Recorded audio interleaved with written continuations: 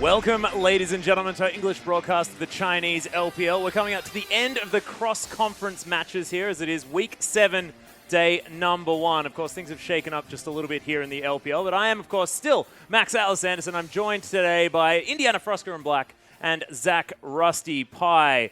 And guys, look, the LPL has done some interesting things now that we've had these cross-group matchups. What have you guys made of it thus far? I think the biggest thing to take away is that Group B is clearly stronger than Group A, and likewise that the mid-tier teams in specific are pretty much encroaching on the top elite. We've had the top 3 or 4 teams kind of faltering a bit. QG kind of the one standout among those, but both RNG, Invictus Gaming, and EDG have fumbled. Meanwhile, teams like Team WE, OMG, and the likes are starting to rise up in the rankings, and we have a real playoff race on our hands. Yeah, we've got some interesting games as well, and some interesting iterations of teams at the same time. I mean, RNG, you did mention them, and I mean, this is a team that's completely changed up their roster the last week that we saw them. Of course, we are going to be seeing them tonight, and we'll see whether they are going to go with that sort of R&B team. But I mean, then you look over to the sides of Snake. I mean, they've had Martin and Crystal. We've had all sorts of teams running different players. Pekko and Uzi come to mind as well. And how do you think this has affected the LPL teams? Because it hasn't happened as much internationally.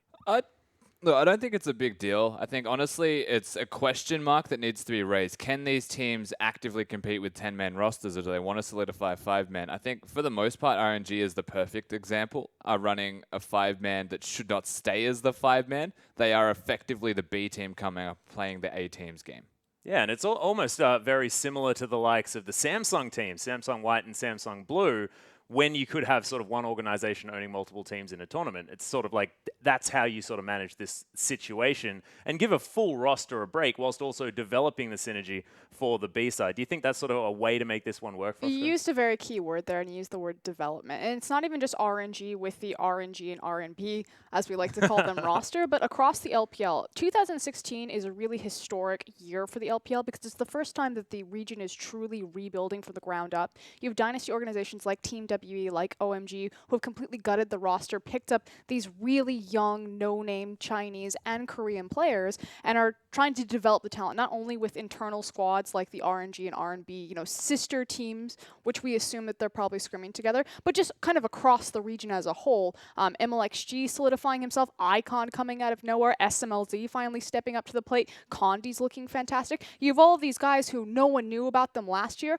are really cementing themselves as the standout players in 2016. Yeah, and I mean, certain teams like World Elite, for instance, are coming to mind there as well. You've already mentioned Condi, but GA there in the mid lane, he's definitely been stepping up. And look, we're talking about sort of switching around players. OMG is another team that we definitely want to talk about because they've sort of blasted out of nowhere. And Rusty, the mid lane, Icon, hasn't been playing as much over the last couple of weeks. Do you want him back? Do you think that the OMG with Icon's the better side? I don't know if it's safe to say the better side. I think that because they picked up Schwen in particular in the jungle role, having a young, aggressive mid laner like Icon probably suits the team better. When they have Cool there and Schwen, it could run a bit awry just because they've got the 2 experienced players. It's almost like adding a second yellow starter Fnatic and not having the extra carry member there. It's essentially what they're going to be doing with OMG, and that's why I definitely rate Icon above Cool for the team itself. Yeah, and we've seen how incredibly good he is in the sort of 1v1 scenarios. We'll see whether he can get to the point where Cool was, where we're sort of navigating things and creating opportunities for his team to follow up on, as opposed to Icon just being a phenomenal mechanical force. And another team that we want to address is LGD, a team that managed to pick up a victory, of course, last week. They are playing tomorrow as well against Hyper Youth Gaming.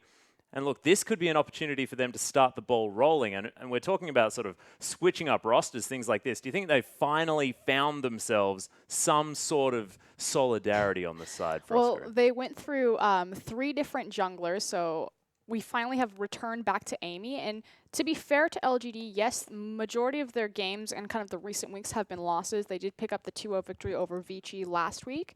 But they've looked far better in their recent defeats than they have. It's kind of like this ramping motion still, even though that doesn't necessarily reflect in their score. And it's primarily Amy really fitting in with the team. We saw for the first time they played 2 different styles of Marin. Marin got to play a supportive, I believe it was Nautilus top lane, kind of like that tank top lane. And then the second game he went to the Quinn, and both times Amy was pressuring on the correct side of the map, shadowing underneath him. We had correct counter ganks. Imp was no longer being caught out by just overextension. Suddenly when people collapsed on Imp, multiple teleports came in from LGD. And they didn't look like the LGD of 2015, but they looked like a cohesive unit. And again, if we're talking about like this really tight playoff run, you have to remember Masters 3 hold the final slot in LGD's group right now for the playoffs. On the other side, it's OMG.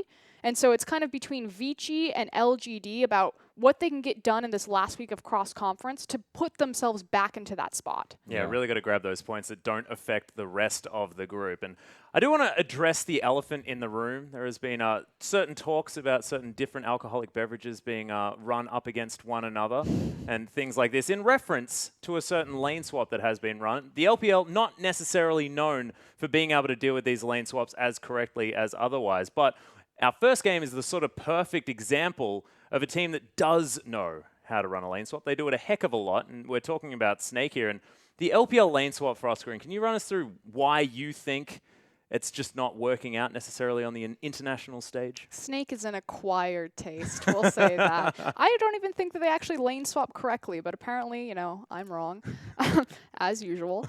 No, so Snake lane swap about 75% of the time. They do what's closest to the Western lane swap, and where you trade the towers, you bounce the waves, and then it's just about how you reset the rest of the map. Why the rest of the LPL doesn't lane swap? I think it's just because the LPL finds strength in skirmishing, and you see that in interviews recently. I believe it was FCZF, PDD, and Wei Xiao all spoke out about, you know, China's international performance and talking about when they go internationally, they don't play like China. You know, why domestically in our region do we prioritize this really aggressive, in-your-face, team-fighting skirmish style, but then internationally we change it up. Invictus Gaming said at Worlds after their pretty cohesive collapse, again, 2015 Worlds, so the last one, that they tried to play like a Korean team. And then the games that they started winning, Kakao said, we decided we didn't want to play like a Korean team, so we just played China. And that's what happened. Yeah, no, there's beauty in implementing a chaos theory is the easiest way to describe it. So for the LPL teams competing internationally, we're a vodka.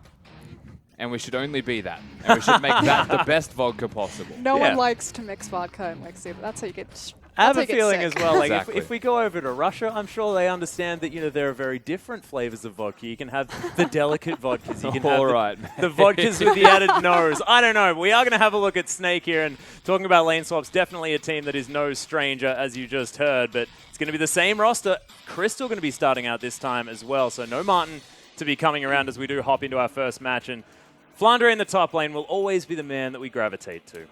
Yeah, Flandre right now, pretty much the stat to point to is he gets 24% of the team's gold distribution, and that's the most out of any top laner in the LPL. So Flandre is getting more gold than any top, and it just goes to show he's the hard carry of this team. Meanwhile, ZZR and Tank actually get the second and lowest gold distributions of their position across the LPL. So no mid laner gets less gold than Tank.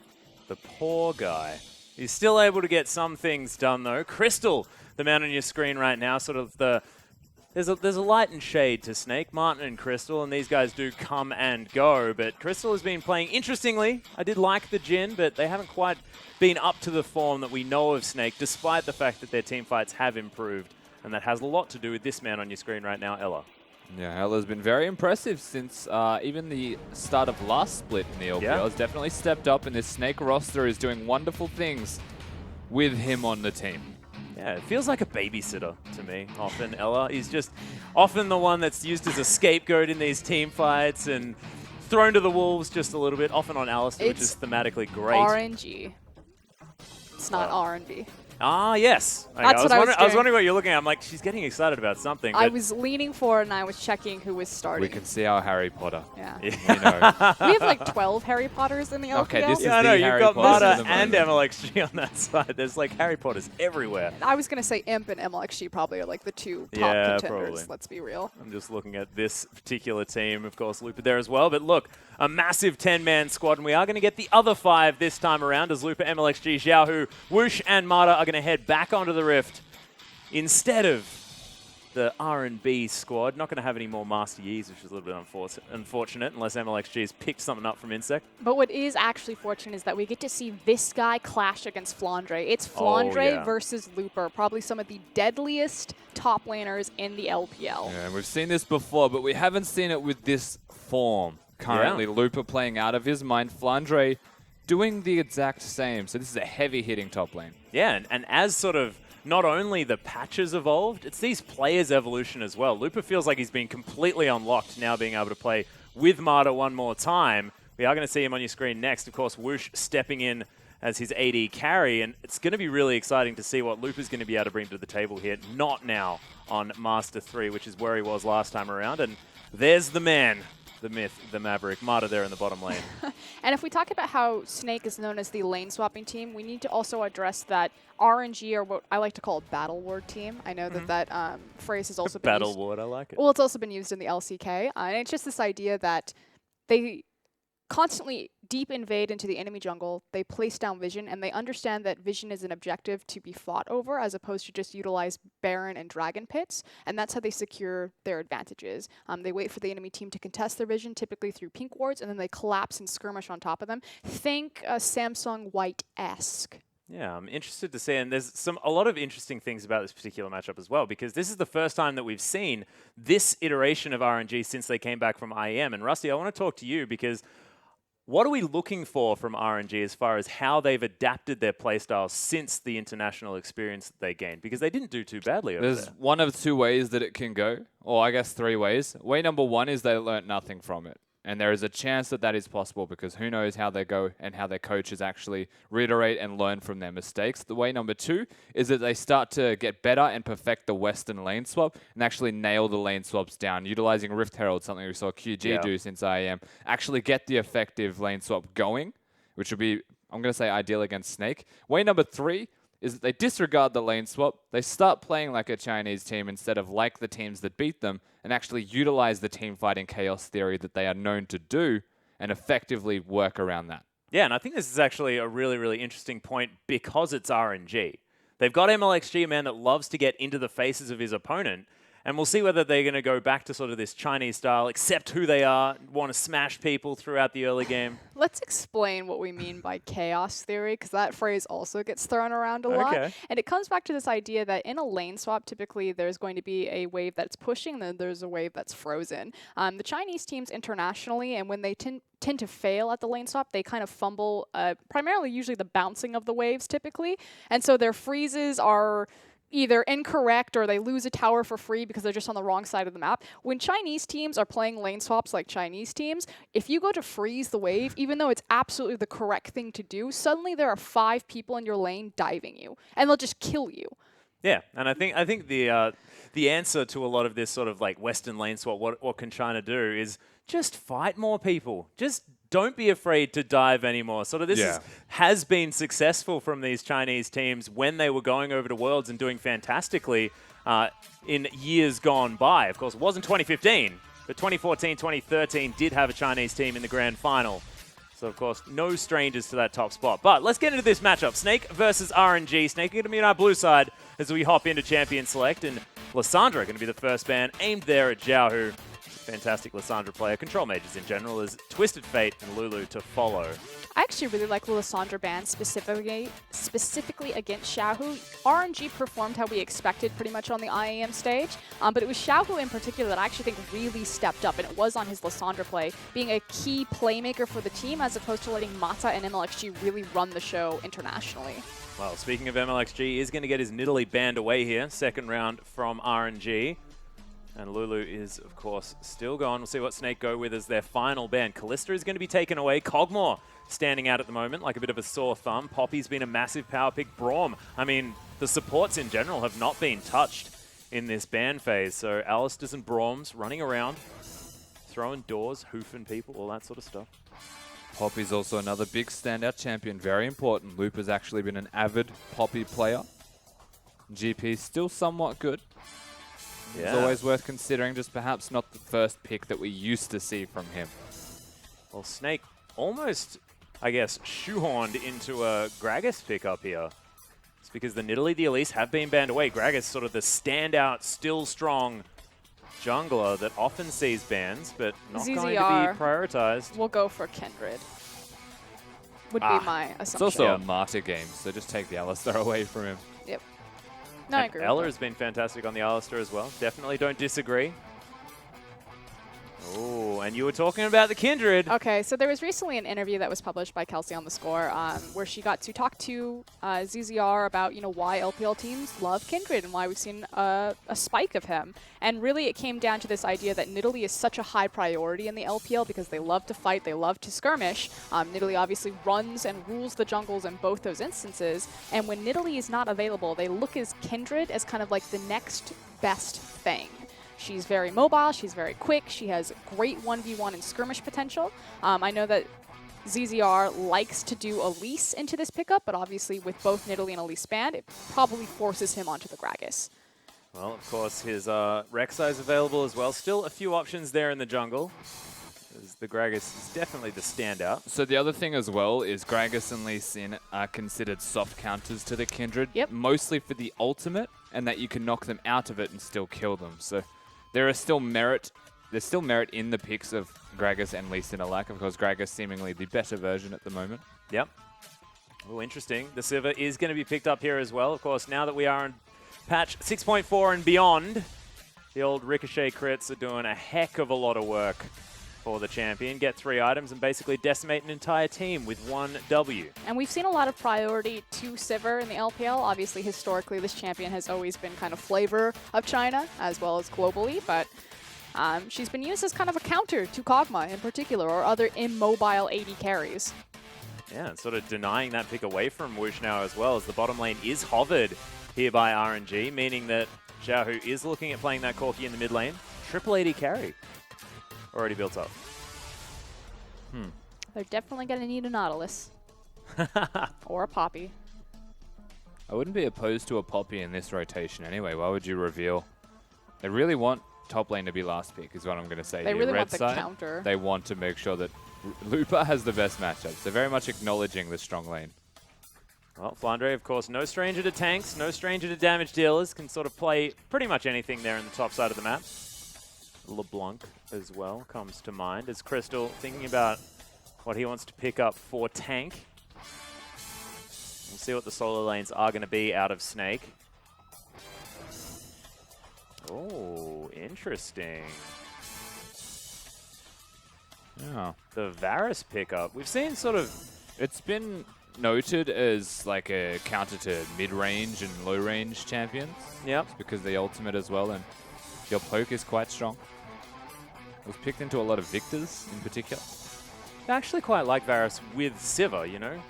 Get the Varus a little bit more movement speed, allow him to get away from stuff, get in the way of stuff, all that sort of thing. But it is going to be the Varus locked in. Tank going for a very poke-oriented champion there in the mid lane. Player that springs to mind is Wayless there, who does very much love to play that Varus. Always standing just outside of vision range and shooting you with those piercing arrows, and it's really, really frustrating. I heard that the reason PYL keeps flashing Talon is because Wayless really wants to play Talon in the LPL. Well, Talon's ridiculously strong. Just prepare yourselves. Yeah. This is what I expect out of Looper, though, either going for the Poppy or the Trundle, and it looks like it will be the Trundle into that Nautilus. So again, Flandre forced into the Nautilus because he's blind picking the top. It's the safest blind pick available to him, and then Looper makes sure that he gets the matchup that he wants and takes that Trundle. Yeah, Trundle going to be completely massive if he manages to subjugate that Nautilus in a team fight as well, not to mention the split pushing power of that champion towards the late game. We'll see what Looper is going to do, which route he's going to take, but I very much like this sort of triple AD carry comp and what they've put with it, because you've got the disengage of the Trundle, and you've, of course, got the catch potential, not to mention the disengage also from Marta's Braum. So I think it actually goes the other way, though. I like Snake's drop. I think it's very hard to kill the Varus. I think there's going to be a Gragas and Nautilus in front of him.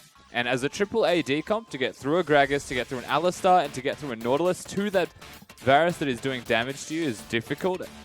Near impossible at best, and they can't catch the Sivir. See, yeah, I agree with Rusty to a point in the 5v5. I think absolutely Snake have this, but the thing is we know that RNG love a 2v2 and a 3v3, and I think that's exactly what this composition is built for. Lucian and Braum should have control of the creep wave, despite the fact that they're against a Sivir. Kindred's going to be jungling far more effectively than Gragas. Booper should be able to push in Flandre, and it's just about opening up space for MLXG to run in and start punching people in the face. Yep, and that's exactly what he loves to do, whether he has a ranged sort of weapon or whether it's something else like his fists. But I'm very excited to see what RNG are going to bring to the table. Of course, Snake ready and willing as well, and we'll see whether it is going to be that lane swap. But, ladies and gentlemen, let's get on to the Rift for game number 1.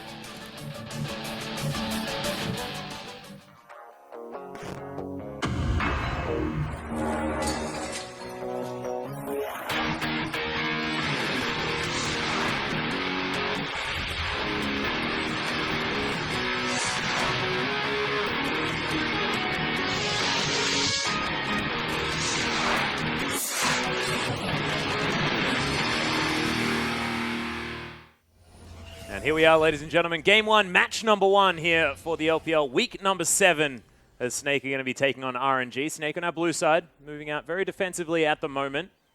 And I really like sort of the clear identities of both of these lineups as well. I mean, you've got the obvious hard engage potential of the Nautilus Gragas, plus the added damage that Tank is going to be providing there in the backline with the Varus. Really wanted to go forward as a 5v5 unit. And you've got RNG, the Skirmish Lords. There's a really cool thing about this as well. Whenever you're against the Varus, you have to go cleanse. Because his ultimate will lock you down, you'll die in a gank, right? Like, Yep. it's a 100% thing. The rest of Snake's team is knock-ups. So the cleanse is irrelevant. Which means, realistically, he's got cleanse for one person on that team, and the effective exhausts. It's running Deathfire Touch as well. Oh, I love that. It's pretty good. Adapting already, yeah. See the Keystone Masteries on the bottom of your screen. Nothing out of the ordinary. I do like the Deathfire Grasp on the Varus, and of course we've talked at length about the Warlord's Bloodlust on Sivir and how it helps bridge her 3-item power spike with Lifesteal. The only other interesting one, of course, is the Bond of Stone for Marta, making sure that he can pick up as many tank minions as possible. Grab that extra 300 Strength of the health. Ages? Yeah, Strength of the Yeah, Ages. Yeah. Sorry, what did I say? The other one. Bond of Stone. yeah. Yeah, never mind. Instead of Bond of Stone, naturally, Instead which of is it. the other option. Yeah. Yeah. So Relic Shield supports can afford to do that. But true to expectations, Snake do attempt to initiate a lane swap. Again, that's 75% of the time that they will look for the lane swap. But RNG have actually matched them in the top side, so it will be standard lanes 2-1-1. Yeah, sort of the upside down laning situation. As Welcome to Australia. multiple minions are going to die. All 3 are going to fall down there as RNG already posturing aggressively, understanding that they've got a very strong lane. And Crystal's health. How did that actually hit, that Winter's Bite under Crystal? I Mata. swear Ella was in front. Just insane stuff here. But level 2 is going to be hit across the board. Nice auto reset there from Crystal, but whoosh, getting all the way in the face of this cow. He's got stunned. That's about 300 health down, but RNG going so aggressive here in this top lane already. My first question is, why did Crystal level W up second when they were already behind in levels and losing minions under the turret? Interesting. And of course, as Roscarin mentioned, they initiated the lane swap. The funny thing about that is Crystal tanked, not expecting to be matched. And so lost a lot of health. Couldn't lane 1v1. Oh, well, there's the flash pulverize here as Marta's going to get delivered to the turret. One auto attack does go off from that one as the barrel comes down. Nice double slow there from ZZR, but they have one thing in mind, and that is kill the Marta, who does use the flash. Whoosh able to get a lot of damage back, and they don't solidify the kill. But here comes MLXG on the back half. Looks like he's just going to duck back into a river, and good patience on Mata to save his flash until ZZR had used the body slam. Well, MLXG actually going to find ZZR here. Cute little auto attack comes down as Wolf's going after him, but MLXG not going to be able to find a kill, but definite control here towards the top side of the map. Welcome to China. Yeah, here it is, the 4-man dive available as Looper. Lots of health. Marta's coming in through the back, but the teleports are going to be matched here as Flandre makes his way in. Lots of health now for the Nautilus as barrels from ZZR are going to escort RNG out of the jungle. So the big thing there is look at the amount of minions that Flandre just lost via that teleport. So that was forced out of Looper, responded by Flandre to prevent a dive, and he now misses like 10 CS for that, and that puts him leaps and bounds behind. Yeah, and that was the wave that he was waiting for there as well, as Tank and Xiaohu just laning it out here in the mid lane, wondering what the heck all the fuss is about on the top side of the map.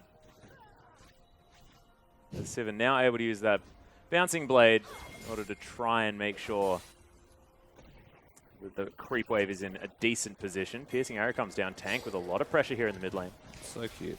Things have calmed down a little bit, but you can already see that RNG have laid down their deep vision on ZZR's top side.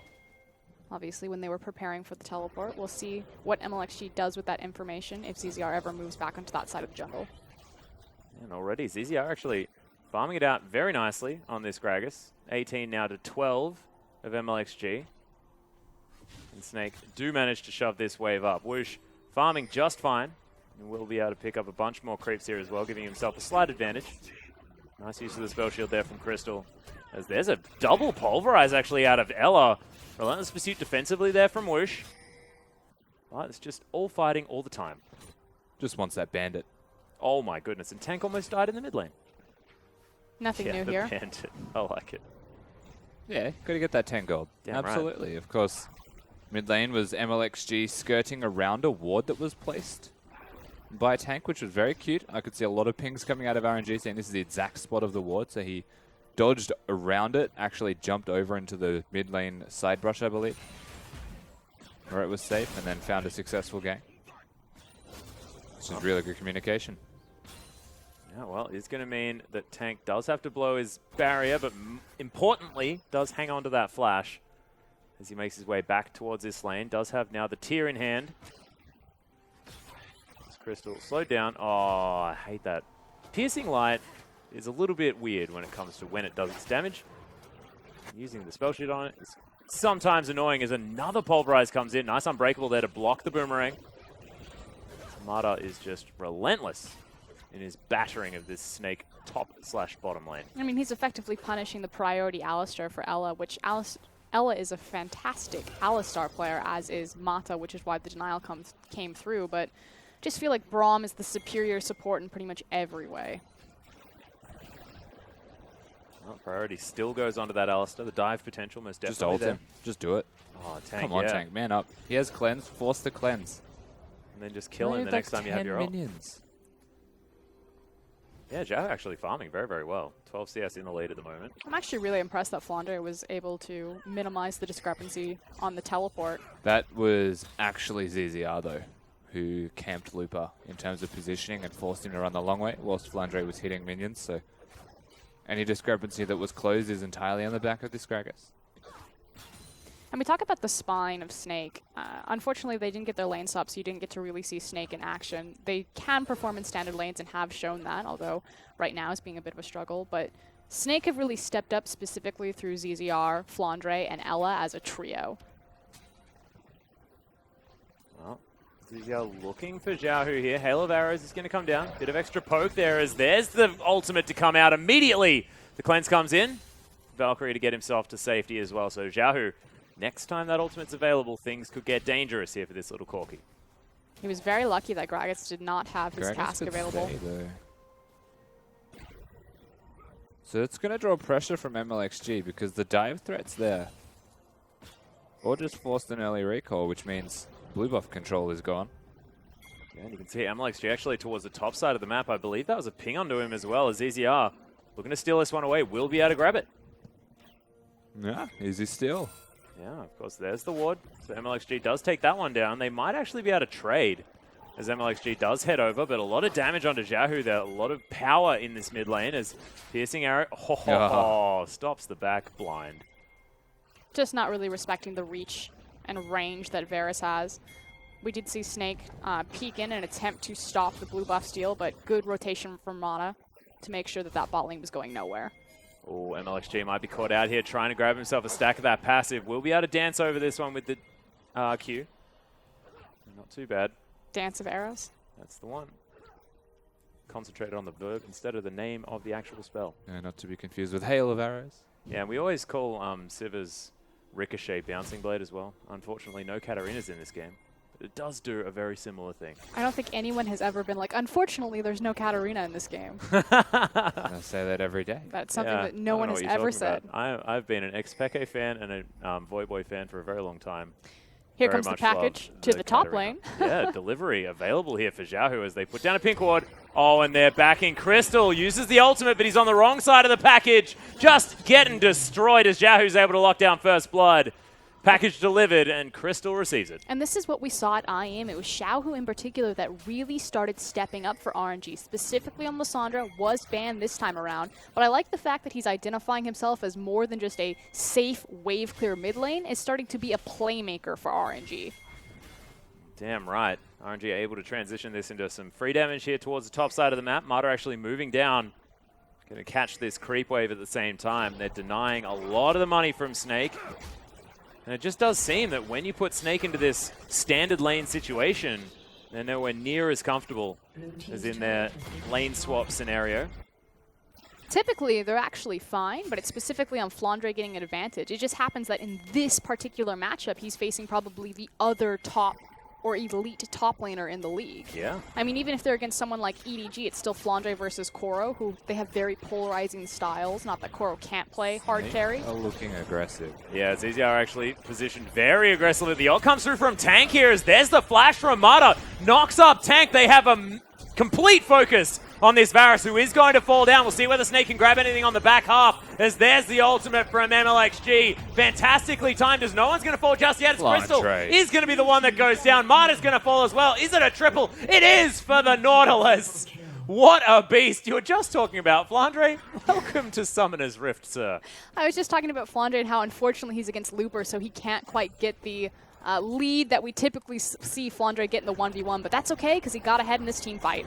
His ultimate in this fight was ridiculous. It was just so well played. I mean, comes in, and the separation from ZZL is fantastic to put Xiaohu within auto-attack range of Flandre.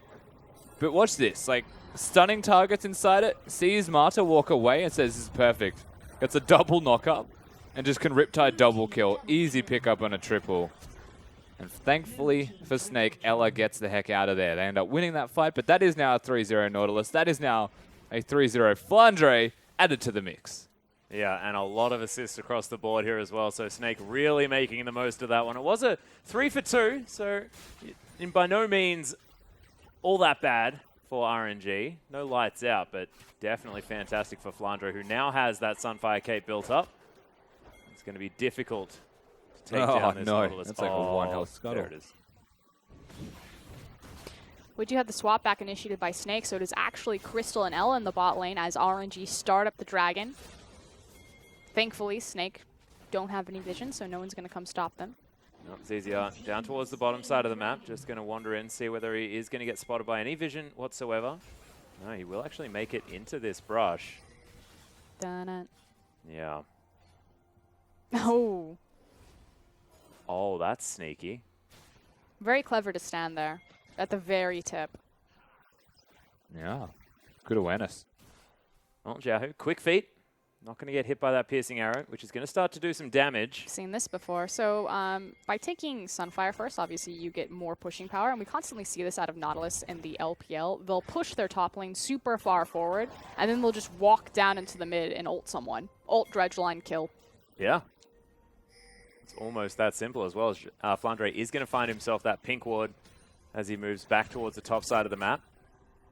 Lupa with a bit of control, considering the very long lane that Flandre has to deal with, but this could be the dive. And the ultimate comes down. Cleanse immediately used as ZZL was looking for it. The ult comes down. MLXG, he still wants more. 4 members of Snake here in the mid lane, but RNG still want it. Underneath this turret, ZZR might get stunned. There it is. That's going to be the kill for Xiaohu, as in comes Looper as well. He will have the traffic cone. Flandre is going to get locked down. Double kill comes in for Xiaohu, and RNG so quick on the collapse. Excellent response from Mata in particular to follow up that dive. We'll see if they're able to commit this to anything.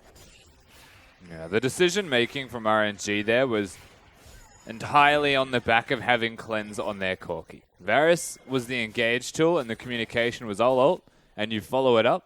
But you can't follow it up on someone that has mobility and Cleanse, because you can't get in range. ZZR overcommits with the ultimate, and RNG immediately just say, no, we can fight this. They used a lot. Yeah, and Tank gets his blue buff denied one more time from LXG off the back of that. So dangerous times here for Snake. 3 to 5 in the kills. You can see about a 3,000 gold lead now for RNG as the dust settles. And RNG is kind of like the next big hurdle for Snake. They took down EDG. Of course, EDG is sitting the lowest that they've ever sat in the LPL before.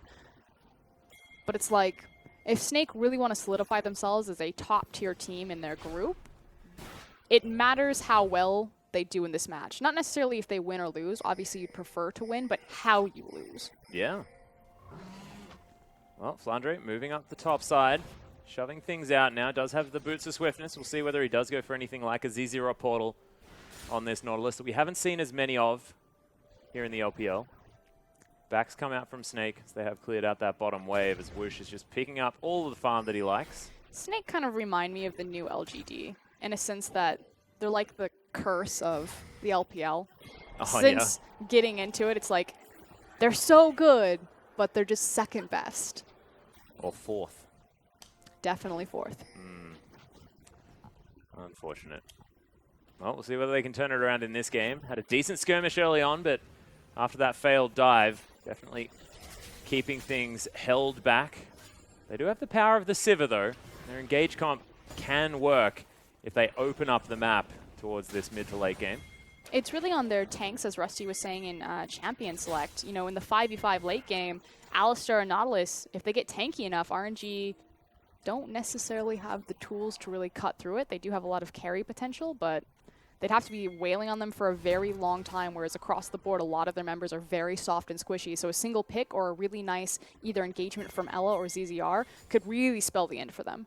Yeah, I find it interesting that their sort of one tank killer is MLXG, using the Kindred passive stacks in order to get through all of that extra health. Whereas Corky probably not going to be known for doing quite as much of it. He's got a fair bit of shred with the Gatling gun. It's just that his itemization isn't necessarily in the way of killing tanks. Much more of the raw damage Infinity Edge rapid fire cannon Essence Reaver build. Whoosh, on the other hand, will still be good. Wow, MLXG, yeah, going for a bit of an engage here, but massive knockups come down. MLXG does still have the ultimate available, and he's holding onto it. ZZR's just going to fall. Whoosh picks up the kill as Crystal has the ultimate running. Ella, now the sacrificial cow one more time, uses the flash. The ultimate comes down, though, from Whoosh, able to transition that into a lot of damage onto Crystal at the same time. Multiple flashes come out from everyone on the side of MLXG, RNG, as Crystal. The Ardent Blaze isn't going to be enough. Oh, heal comes down. Mata locks it in with that Winter's Bite, and RNG just seem to be able to get the fights on their terms whenever they want them. Disaster for Snake. It doesn't matter how strong their 5v5 is if they can't get there in time. RNG continuing to skirmish, continue to collapse, and are now looking mid. Yeah, all of them rotating through his tank, just trying to waddle his best to get out of this one. Oh. Cone comes down, but all they want is that mid lane outer turret. MLXG been tanking that one up, and he is just so confident on this Kindred. Yeah, absolutely is. And of course, has the ultimate that he just hasn't needed to place yet. Plain and simple. When you're a low health Kindred, as long as you're confident in yourself, you can afford to be. And Mata in particular, man, he's giving them those accurate doors. Oh, yeah. Left, right, and center. This guy is on fire. And it is going to be a 1-2 punch from RNG after all of that, taking the collapse as well as picking up 2 towers, the one in the bottom and the one in the middle. So next big objective for them on the map is going to be that mid second tier tower. You can see MLXG is, I believe, sated as well on this Devourer. So picking up a lot of extra stacks from the Dragon that they managed to pick up. He's almost Rift there. Herald there as well. Oh, yeah, very close. One more.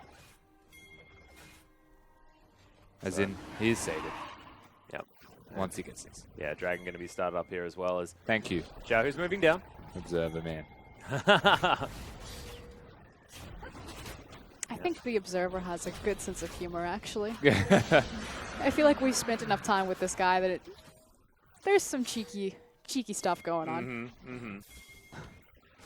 Well, there it is. He's a devil. Yellow crystal to be gained. Otherwise, we have pretty standard itemization coming out across the board. Should be noted that Looper went for the damage before really finishing out major tank items. So continuing with that split push threat. So RNG, again, wanting to make sure that this game is never really a 5v5. The first 5v5 and pretty much the only one that's been in this game so far, Snake did win. That was when Flandre picked up that triple kill. So continuing to skirmish, continuing to abuse their mobility until they probably have a pretty hefty and sizable gold lead. Well, you can see they're abusing it as well by traveling towards the enemy jungle. Picking up everything that they can. Good luck, Luca, Crystal. yeah, he's fighting him. On the hunt, has to be popped as Ella's going to find his way in. Bit of extra movement speed for the cow, but not wanting to go for this 1v2 as they just understood that RNG were towards this top side of the map, taking down this Rift Herald. They had Here we no go. vision. Here's something left over from IEM, however. Chinese teams in particular don't necessarily have a disposition for Rift Herald, but since coming back from IEM as a teleport comes down. Yeah, Loop is actually looking for Flandre here. Very deep teleport, but Flandre doesn't have a whole lot of ZZR places doesn't to even know he's go. there. Yeah, Flandre actually going to move through Xiaohu. And in goes Looper. Does still have the traffic cone available. Knocks Flandre away. And it is going to be Looper picking up the kill, I believe, with a subjugate tick. Just Snake losing at pretty much every turn on the map right here. Yeah, a little bit unfortunate here for Snake fans, but RNG really showing dominance in the wake of IAM and their international experience with this roster. And again, prioritizing the Rift Herald and making sure to use it to siege. It is on Crystal right now. Oh, another cleanse to be brought out there as the piercing arrow does do a fair bit of damage. Of course, long-range wave clear is here for Snake if they want to try and turtle this game out. It's going to be very difficult to deal with the massive troll that's pushing towards the bottom side of the map. Yeah, and of course, Cleanse gets one person out of Varus ultimate. It still hits everyone else as it can bounce from one to another. So anyone in the area is still susceptible to being caught by that spell. So Tank on this Varus is going to be quite content against the triple AD composition as the game goes on. I do want to point out that assist pings just hit the Baron, and we had immediate recalls as well as pick wards picked up from RNG. They have the earliest Baron timer of pretty much anyone in the LPL. They are a very Baron-focused team, so expect this to be their... Snake, no. Yeah. Judging by the There's assist a lot me. of pings, yeah. But does coincide pretty nicely here with Xiaohu's package that he's managed to pick up. He's moving towards the bottom side of the map. But MLXG just going to grab himself a red buff, and we'll see whether he does move towards that Baron pit, whether that is going to be the option here for RNG. Still definitely early days, and they don't have exactly the biggest tanks on the side of RNG. No, it's just set up a clock. Yep. On the Baron clock. But 7,000 gold, approximately the lead here for RNG as we move past the 20-minute mark. Flandre trying to pick up what farm he can, as he has now completed the Frozen Fist, the Iceborne Gauntlet now in his back pocket. And he's been farming up quite nicely on the Nautilus, and we'll see whether he can have another team fight like the one we saw prior. Whether he is going to be able to make this Nautilus do the things that we know Flandre is capable of. Issue for RNG in trying to set up this Baron is the fact that Looper doesn't have his teleport available to him. Again, it was utilized to gank Flandre on the bottom side. But otherwise, they're setting up for it, sweeping out vision, trying to place a trap. They just don't have the necessary pressure point on the bottom side of the map as Flandre is now moving down to push that into Looper's tower. Yeah, that's why Xiaohu is down there as well. Of course, he had the package on that corking. The second they see Nautilus, they may actually force this to at least get a teleport out. Of course, they don't see the one ward.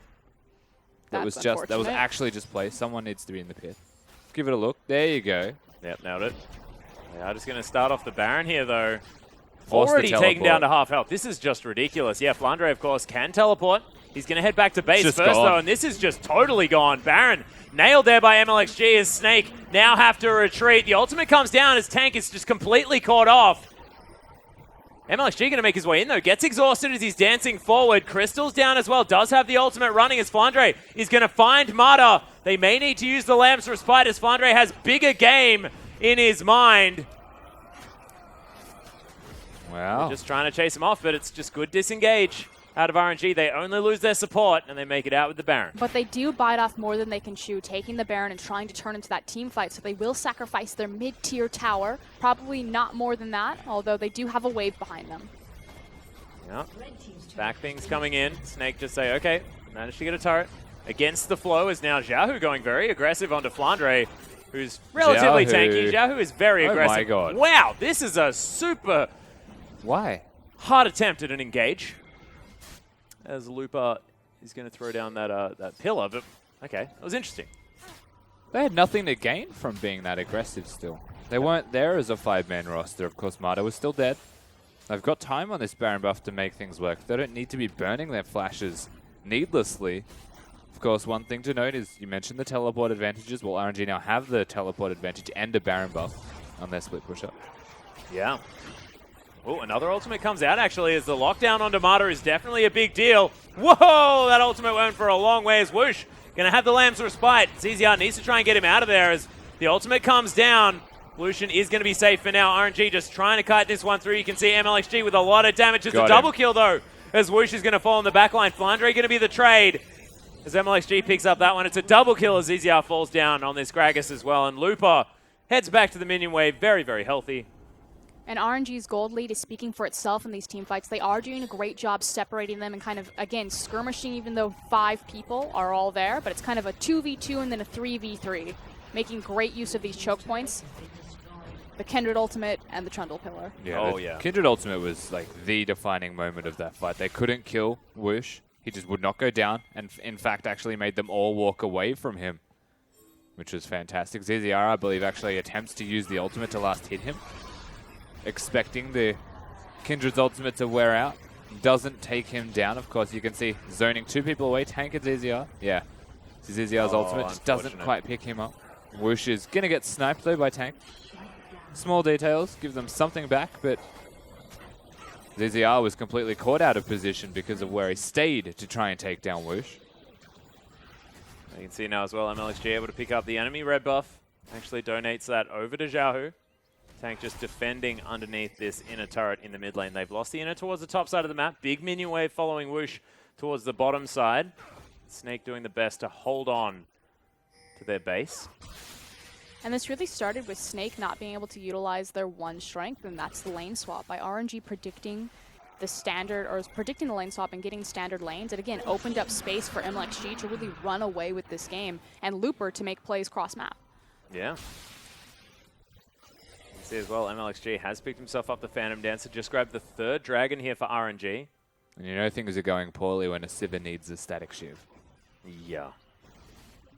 That's a full item ahead on Whoosh as well. That's a longsword in comparison to the entire Last Whisper upgrade. Exactly, and that's against an armor stacking enemy team. So Whoosh is going to be doing damage to all 5 members of Snake. Crystal only going to be doing damage to the backline. In saying that, there's a lot of backline available for him to hit that will be standing in the front. As an example, a package Corki. Yeah. Kind of puts his face in it. Well, Tank now does have the Muramana transform. Ghostblade there as well, of course.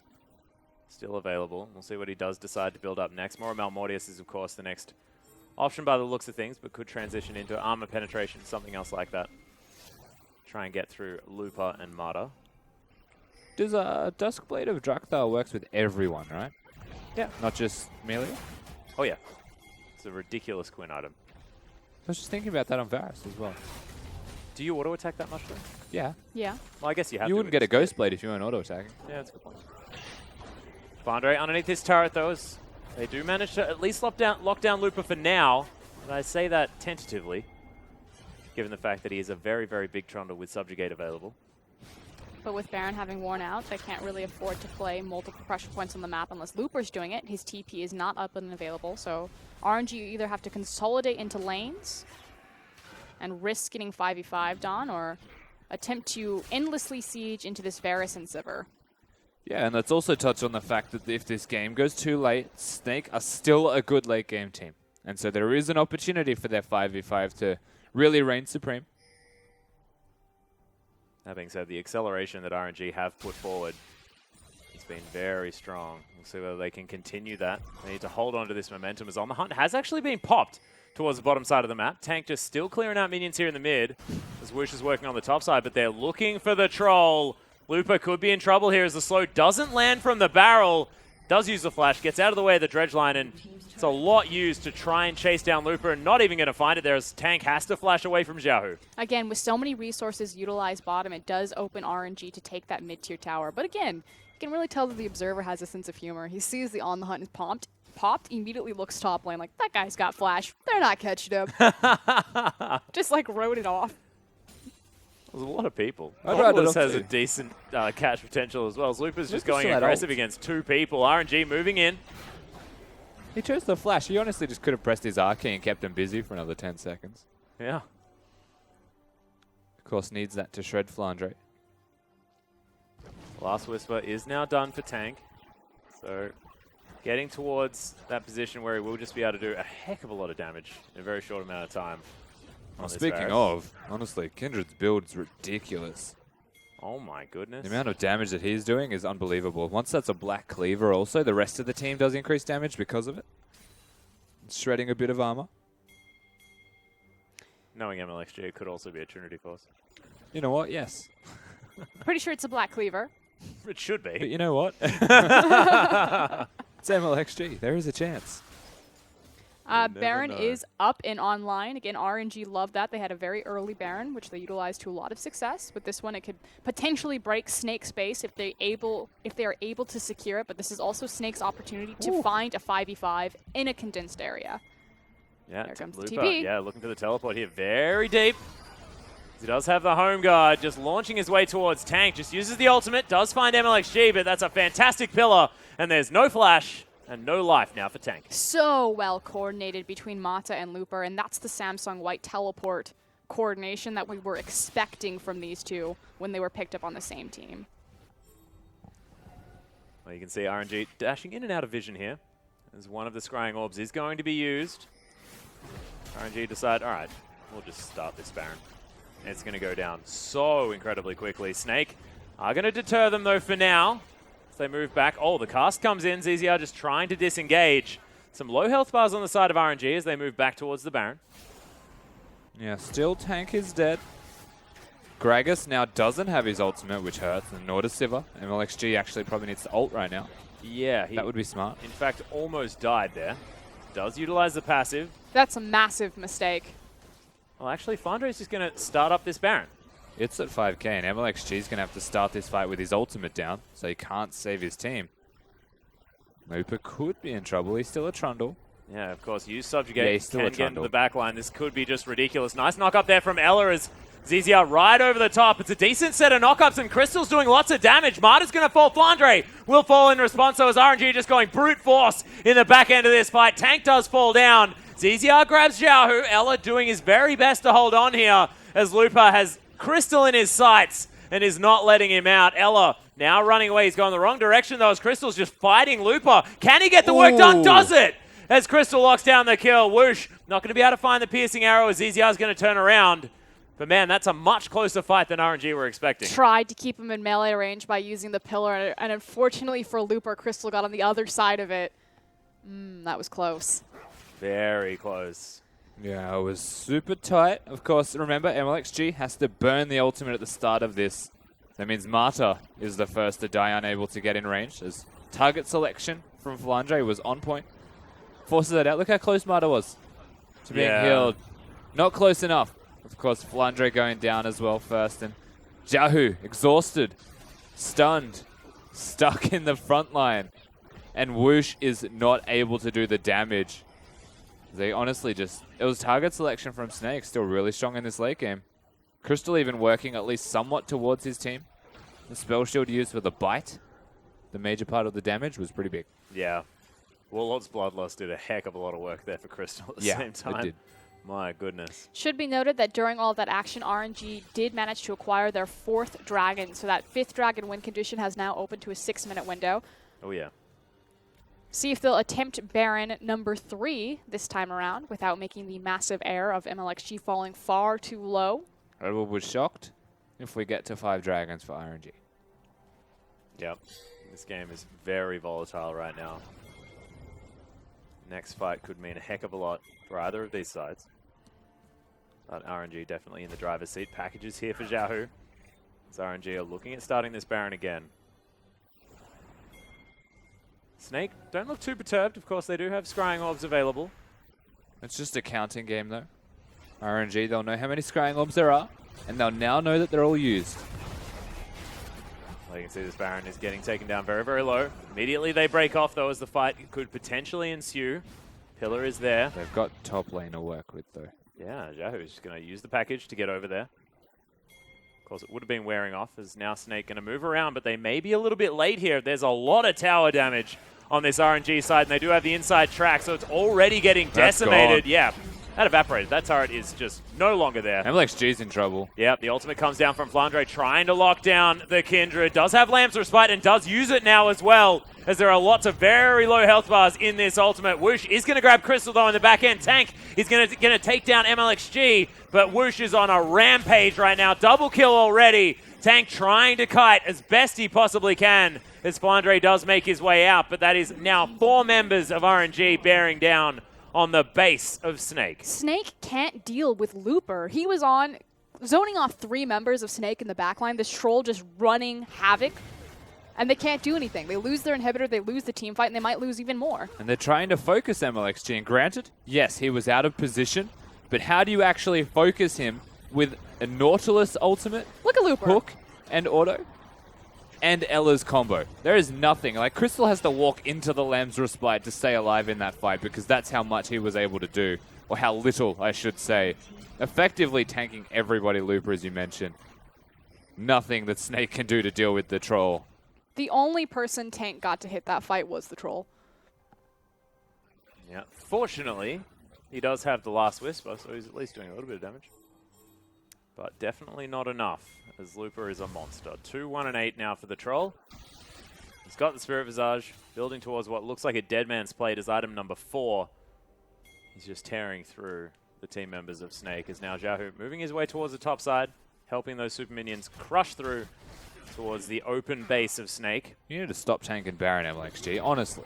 The man loves it. He Look at does him. have the Black Cleaver now built up. Not a lot of lifesteal, though. Yeah, but that's why you have a Mata. He has no life still. Yeah. But ZZ are going to at least deter them from continuing with this Baron. Jahu's quite low. The old Zeke's Herald would have been so good right now. Damn right. Team wow. lifesteal. Why does that item leave as soon as there's like legitimate 380 carry comps? How sad. It's basically used as much as the old Zeke's Herald. Wake up! Hey! Sleepy Cam back online. Oh my goodness. The LPL. They Standard caught him stuff. sleeping. Who is assigned that? I don't know. Who's just like, I want you to scout out everyone who's not paying attention on their cell phone, eating a hot dog, sleeping, find them, full screen them. Oh, this Yeah, is right, cute. they should be. What the Everyone hell? dashing over the side. There is a ward in this pit, though. As everyone is going to break away. Ella and Zizia now in towards the Baron pit. You can see RNG looking to head back. Whoosh about half health as Tank's going to clear out these super minions. To Snake's credit, they have held on for a very long time, and there are now 5 items on Crystal. He has 1 more slot, and that's all damage. I think the issue, though, is that RNG are continuing to look at Baron as kind of their next big objective when they could be looking at, say, bottom-tier tower. Like, they could be playing with multiple pressure points, even though Looper's TP is down, which it always seems it is. But instead, they keep funneling themselves into this one narrow strategy, and Snake are managing to stall the game out simply by peeking their head around the corner. And thankfully, they have a second option alive in a minute. I know, right? Yeah. You said it wouldn't get to 5th It dragon. shouldn't. They should have had the Baron fight. Like, they took an inhibitor from it. They're just not... It's stale. Like, they're not controlling their side waves well enough. Snake are on the ball. Yeah, Snake definitely controlling their side waves. You can see this is a big minion stack heading towards the bottom side. Jahu very happy to pick that one up. Does have a bevy of items here as well. Steric's Gauge going to be item number 4/5 if you're going to include the boots for the Corki. But the Rapid Fire Cannon, Infinity Edge, Trinity Force is a pretty massive amount of items for the Corki. There we go. 30 seconds until this dragon spawns, and there is a super creep wave that will be crashing to Snake's base, probably timed perfectly with this 5v5, so could mean disaster if Snake aren't decisive or don't win here. There's been very few times this game where MLXG has actually been with Mata. Like, honestly, there's 2 people that should be warding together. More often than not, one of them's getting caught out. But here we go. Let the minions win again. Flandre, of course, does have the teleport available now, but the Baron has been started up once again here from RNG. They're moving towards the top side. You can see that super minion wave. Oh, that's the real strategy. End the game. If they see them go back to base, so the way they walked was like we're going to end. They force a recall, they can go straight to the Baron. If they're met at the Baron, they could do the same thing, go to the Dragon. Like there's so many options available to RNG that they're just running Snake around this map. And there's the TP. Yeah, teleport to come in here from Flandre. Snake really need this team fight. They've split off MLXG. This could be an option for them as the body slam comes in. Ultimate comes out as well. Lamb's Respite is going to have to be used eventually as now Tank with a decent ultimate into the back line. ZZR flashed away. It's a 4v5 now as Whoosh with a decent culling over to the side. But you can see Looper, he's on Monster. Crystal takes him out. And now Snake are limping from this one. RNG as well, though. There are some very low members as Whoosh is able to take down the Nautilus. The tanks are dead, but there are blinking lights on the side of RNG. And Snake, honestly, won that fight. And they're continuing to win it Tank's right there. not done. Oh, blind arrows into this RNG squad. He can't face check, doesn't have the wards. But Snake will be able to deny the 5th dragon. This is a massive saving grace for Snake. Like you said, not only do they deny the 5th dragon by picking up their own at 40 minutes in this game, so obviously making bank on those stacking stats, but the fact is that their inhibitor has spawned. They should be able, there we go, Tank gets there in time to make sure that it stays alive, hopefully. Yep. Hit the cannon. Hit the cannon, man. And they deny the Baron. So Inhib came up, denied 5th dragon, stopped Baron, won the team fight. All in all, perfect fight for Snake, and they're doing it from a gold deficit. Yeah. The late game 10,000 gold is the lead here. And this is a question that we had for Snake, is like, when's their late game team fighting going to come back to the stage that it was sort of early 2015? Well, this is definitely looking a whole host better. It's interesting how their team fighting has changed since 2015. Again, we've talked about how ZZR, Ella, and Flandre have really stepped up, as opposed to, obviously, the adjustment from tank to you, or from you to tank, excuse me. So here's the other thing, though. Like, they're not respecting Snake's poke. Just outright not respecting it. They're not building lifesteal. It's a last item lifesteal from Whoosh. He's opted into damage everywhere. Maxed his cooldown reduction, maxed his crit, and gotten the armor penetration before he got sustained. So he's getting poked out from tank. Crystal is still effectively a poke champion based off what the new boomerang does, or the ricochet. I mean, like, they actually have a lot of poke on the side of Snake. It's unnoticed, and that's the trick. Not having sustain right now, MLXG is getting pushed out from dying to Baron more than once.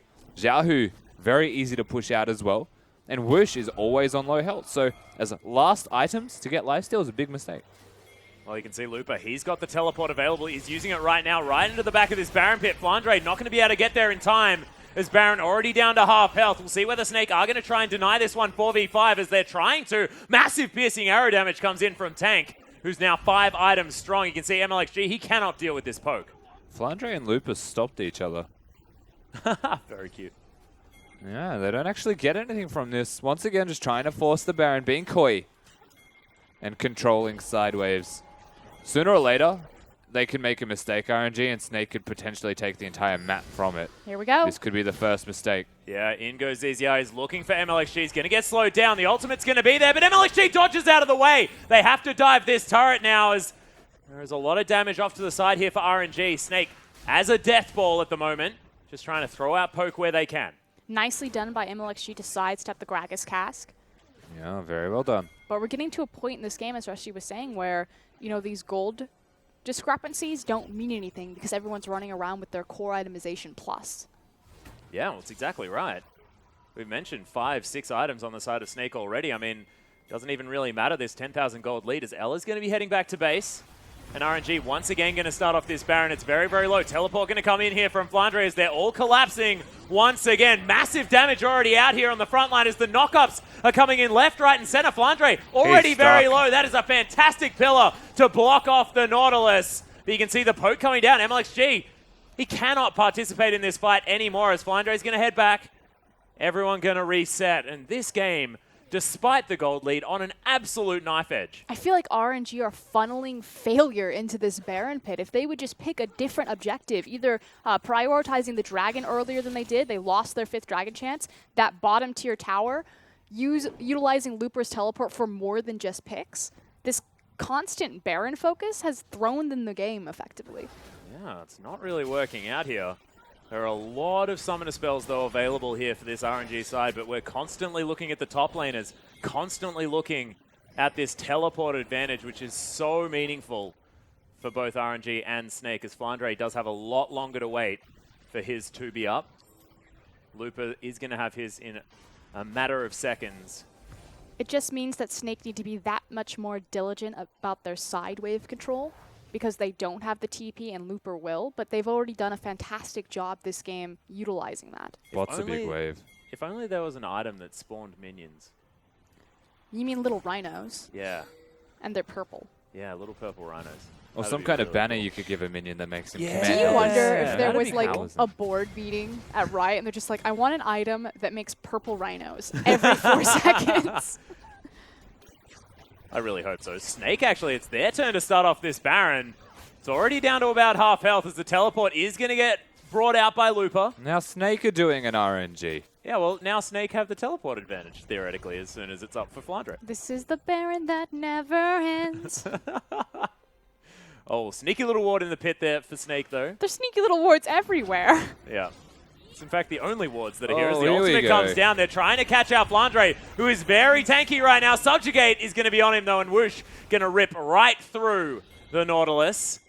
See if that's the go button. Flandre certainly has a lot of their power in this 5v5. Oh, yeah, and RNG are going to start off this Baron one more time. Of course, All full vision eyes on available ZZR. as ZZR is looking for a possible steal. The flash forward comes in. MLXG right on top of Crystal, but Oh, Tank wow. with the ultimate. That is so sick. Xiaohu able to lock down the kill in the end, though, as the piercing arrows are flying down. Nice hail of arrows for the slow there onto Xiaohu, as that's 2 members dead on the side of Snake, and RNG able to pick off so many people, they might be able to make a push. But they stall again.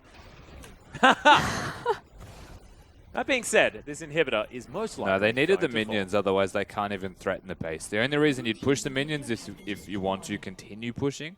So yes, he took way too long to get the minions down. It does mean they have to take the Baron. It'd be nice. And of course, Dragon is up as well. So MLXG is going to solo that one. The rest can threaten Baron and keep Snake there. And this is the play that they should have made 6 minutes ago. Well, it is going to be 5th Dragon available for RNG. If there is any time when they'd feel like they can definitely win a fight, it is now. There are 6 items on everyone. Xiaohu lagging behind just a little bit due to how incredibly expensive his build is, but look at this Trundle, 6 items strong, 6 items on the Kindred. Whoosh is so massive, and they are going to be able to grab their 2nd Baron of the game. So Baron buff, 5th Dragon buff, RNG with an inhibitor down on the side of Snake, poised to take this game. How much do you want to bet Xiaohu will recall? How much? Pushes away, recalls, wastes 30 seconds of his team's Baron because he's getting back in position with them. Oh, he's moving backwards. There's a package, though, like he should be. Let's be honest, he should be a recall. Yeah. Well, you can see Crystal now with the Bloodthirster completed. That's 6 items on the Sivir. Nailed it. Yep, there he goes. Picks up the package as well as The RNG Bloodthirster. moving towards the bottom side of the map. Decent push out here from Snake Look on at the how top. fast he is. And MLXG going to easily deal with this bottom inner turret. Hey guys, we should have been doing this ages ago. It's so easy. Now, they've got one inhibitor, they've got Baron, they've got Dragon number 5. If RNG can't win now, they'll never win. The game will never actually end. We'll call it a tie. They've got little rhinos, too. They've got everything. They've got actually everything. Oh, there it is. Adorable. Picked up by Martyr, I believe. Yep. Nicely That done. moment where it's 47 minutes in the game and your support picks up Zerat. Yep. I love it. We Oh. made it, boys. There is some definite poke coming out here from Tank, though. You can see the piercing arrows really starting to leave a mark, as this tower has taken no damage at all. Martyr loses about half of his health bar. And Snake just looking to try and keep themselves in this poke situation for as long as possible. Flandre clearing out the mid lane, but you can see there are super minions moving in. MLXG going to head back to base. It's working. The Varus is working. Yeah? Plain and simple. Snake, The siege denial. the siege isn't over, but they're holding for now. All they need is 5 seconds and an objective. They did lose one of their my Nexus God. towers, so Oh, the that was- shipping wow, that is was already also been working gone, from yeah. RNG. Well, you can see this mid lane Now the next point of focus, you can see the Baron buff still there, still doing a whole bunch of work. In Stank we trust. Oh my goodness.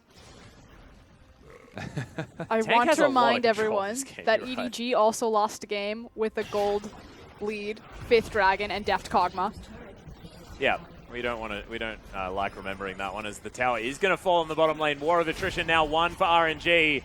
As the fights actually started off, the knockup comes in onto MLXG. Decent slows as the ultimate comes out from Tank. Trying to lock down as many members of RNG as he can. Looper now in the front line, but look at the Subjugate. All of his health back immediately as Flandre has been turned into butter. The inhibitor falls. RNG, they limp away, MLXG especially. See whether they can grab anything else. It's now Whoosh here in the mid lane, then unable to take down that turret. We got an inhib. We're Another chipping inhib. away. Yep. Progress has been made, Slow but Frosker. steady. It's the tortoise. Oh my god. There is no hair, but there is the tortoise. There's actually 2 of them. One's racing to kill the Nexus, one's turtling inside their base. That's 50 minutes into this game. They just refuse to die.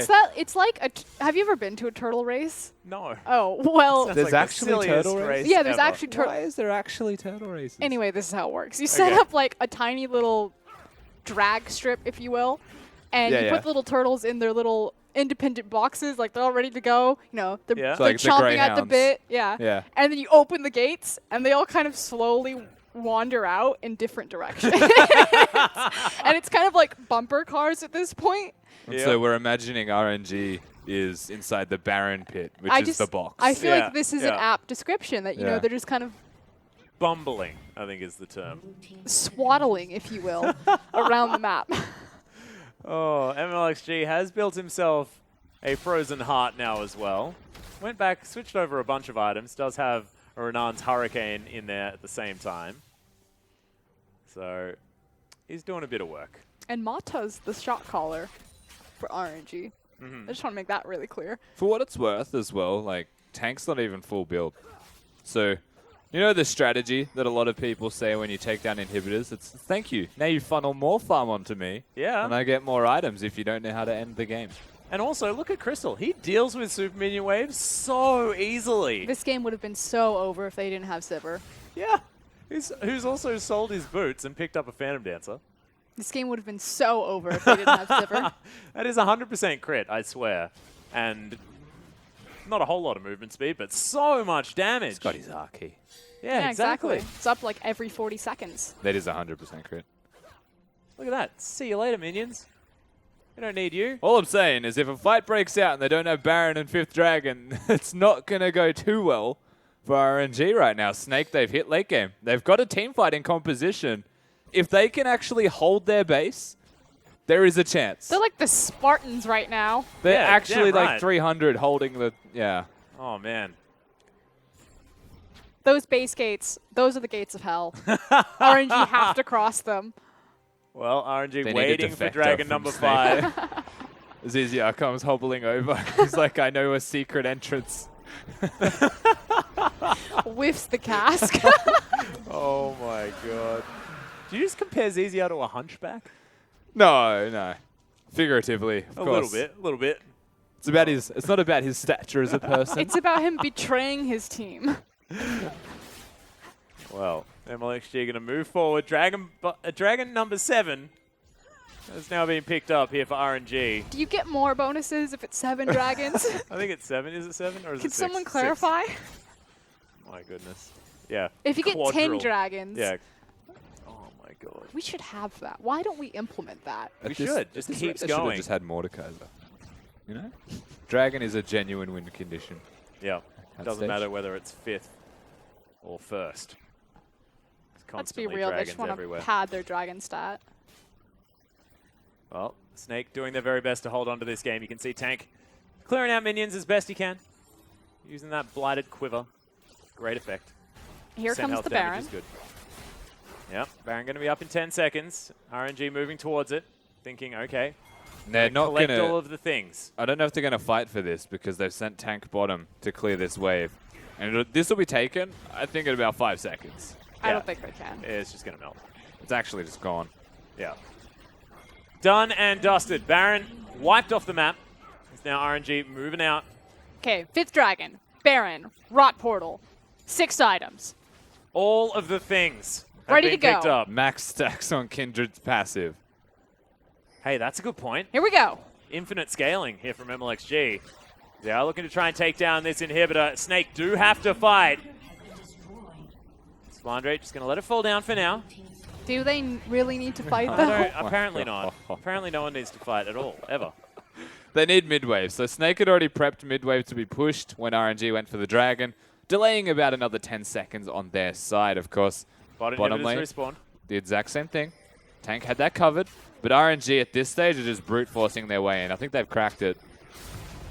Yeah, well, Tank still hurts, yeah, though. definitely going to be able to take down this inhibitor turret as Snake looking to try and engage. They're running away. Yep. They're Okay. swinging bottom. So they're running the safe way. It's to bottom. advancing in the opposite direction. It's not running away. Tactical retreat. Yeah, I'll give Yeah. you that. Tactical recall. Reverse movement. I've got to get my 7th item. MLXG going to get his recall stopped. He needs to stop taking skills. You realize that you have to aim those, right? Like they're not a targetable ability. You would have fooled me. Tank's hitting a lot. He is. He's doing a whole bunch of work. And I, in fact, feel Gotta get red buff. without Tank, this game would have been over much, much sooner. As he's got 6 items. Yeah, he's full build now. Yep.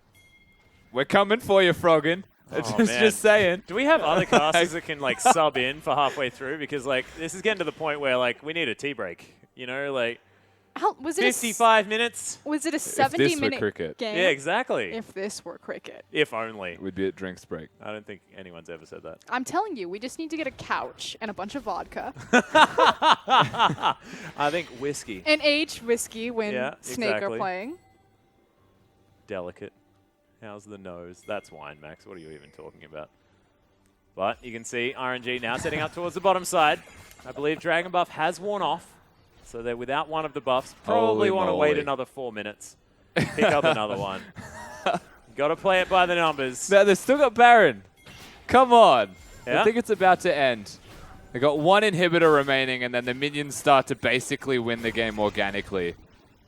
This is Snake's do or die opportunity, There we let's go. be honest. Oh, really nice fill there to stop the dredge line. That was onto Mata or Xiao. One of the two. The tank is just chipping away. Damn you, Looper. Yeah, actually, Whoosh can't make his way towards that inhibitor as Tank doing his very best to try and hold them Ooh. off. The ultimate comes out as Xiao going to get knocked sky high, but the inhibitor does MLXG. fall down. Oh. MLXG going to get caught out of position. Nice use of the Lamb's Respite, though, as this might be the last fight of the game. Tank's ultimate is rifling through everyone. Looper tanking up turrets. Does not even care. Going to get knocked got him. underneath as it is going to be Crystal falling down. This could spell the end as Snake are falling.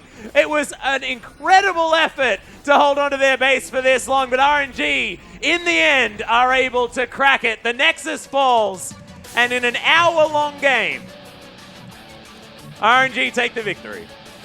It took, what, 3 Barons, 7 Dragons, 20 attempts? There are a lot of like NPCs taken down in that That game. felt like NASCAR racing. Whoa, That's what that felt like. just ridiculous. Like no I pit can stops, only man. make left turns. I keep ending up a Baron. Just ridiculous. Someone needs to remind RNG, of course, that yeah, you don't necessarily need to only go for that Baron buff. There are other things on the map, guys. But, you know, they had a clear plan, and look, in the end it worked, so can't really argue too much about how it went for RNG. Let's talk about kind of like the 3 primary issues here. So first and foremost, we had a standard lane. So Snake did not get to play their lane swap. They did initiate it, but it was RNG that actually countered it out. And typically when standard lanes go through for Snake, it's Flandre that finds a 1v1 advantage. But in this case, because it's RNG, he was 1v1 against Looper, and that pretty much negated any sort of advantage that Flandre could get from the 1v1. It wasn't until the initial 5v5 that he picked up his first triple kill, and it's like, okay, there's Flandre. But that certainly slowed Snake down a ton as RNG kind of ran away with early and mid-game portion of this. Yeah, and RNG were fantastic at denying neutral objectives, making sure that they were all over the enemy jungle, but it felt like they had no idea how to siege anything up. It felt like as soon as it was up to taking turrets, Tank just completely countered that strategy and extended this game so incredibly They were far. just, like, they were AD carries everywhere.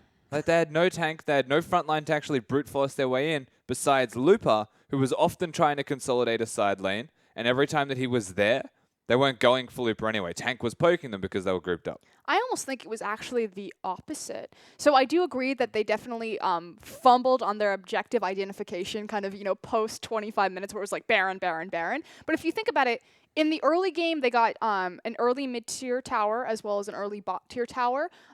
They managed to grab the top-tier tower, so they were pushing towers down early, but then when they moved into Baron, they did a great job washing out all the wards. You had a very early Eye of the Equinox from Mata, so they were able to trade wards for sweepers, denying all of the trinket vision. You remember that blue sneaky trinket where they walked in and got it? But they didn't, they did the opposite of the Chinese thing, where as soon as Snake came to fight them, they completely backed off. If you have so much vision denial, take the fight, win it, but that's actually where Snake won, and then close out from the Baron. But it was because they were unable to take those fights in the Baron pits. They didn't adjust their strategy after that, but I think that was the core problem rather than, just the fact that they were going to the Baron. Well, we'll see exactly what happens. We are going to move to a short break, ladies and gentlemen. But when we get back, we'll see whether our players have another 60-minute onslaught in their back pocket or whether we're going to have a quicker match. We'll see after about 3.5 minutes.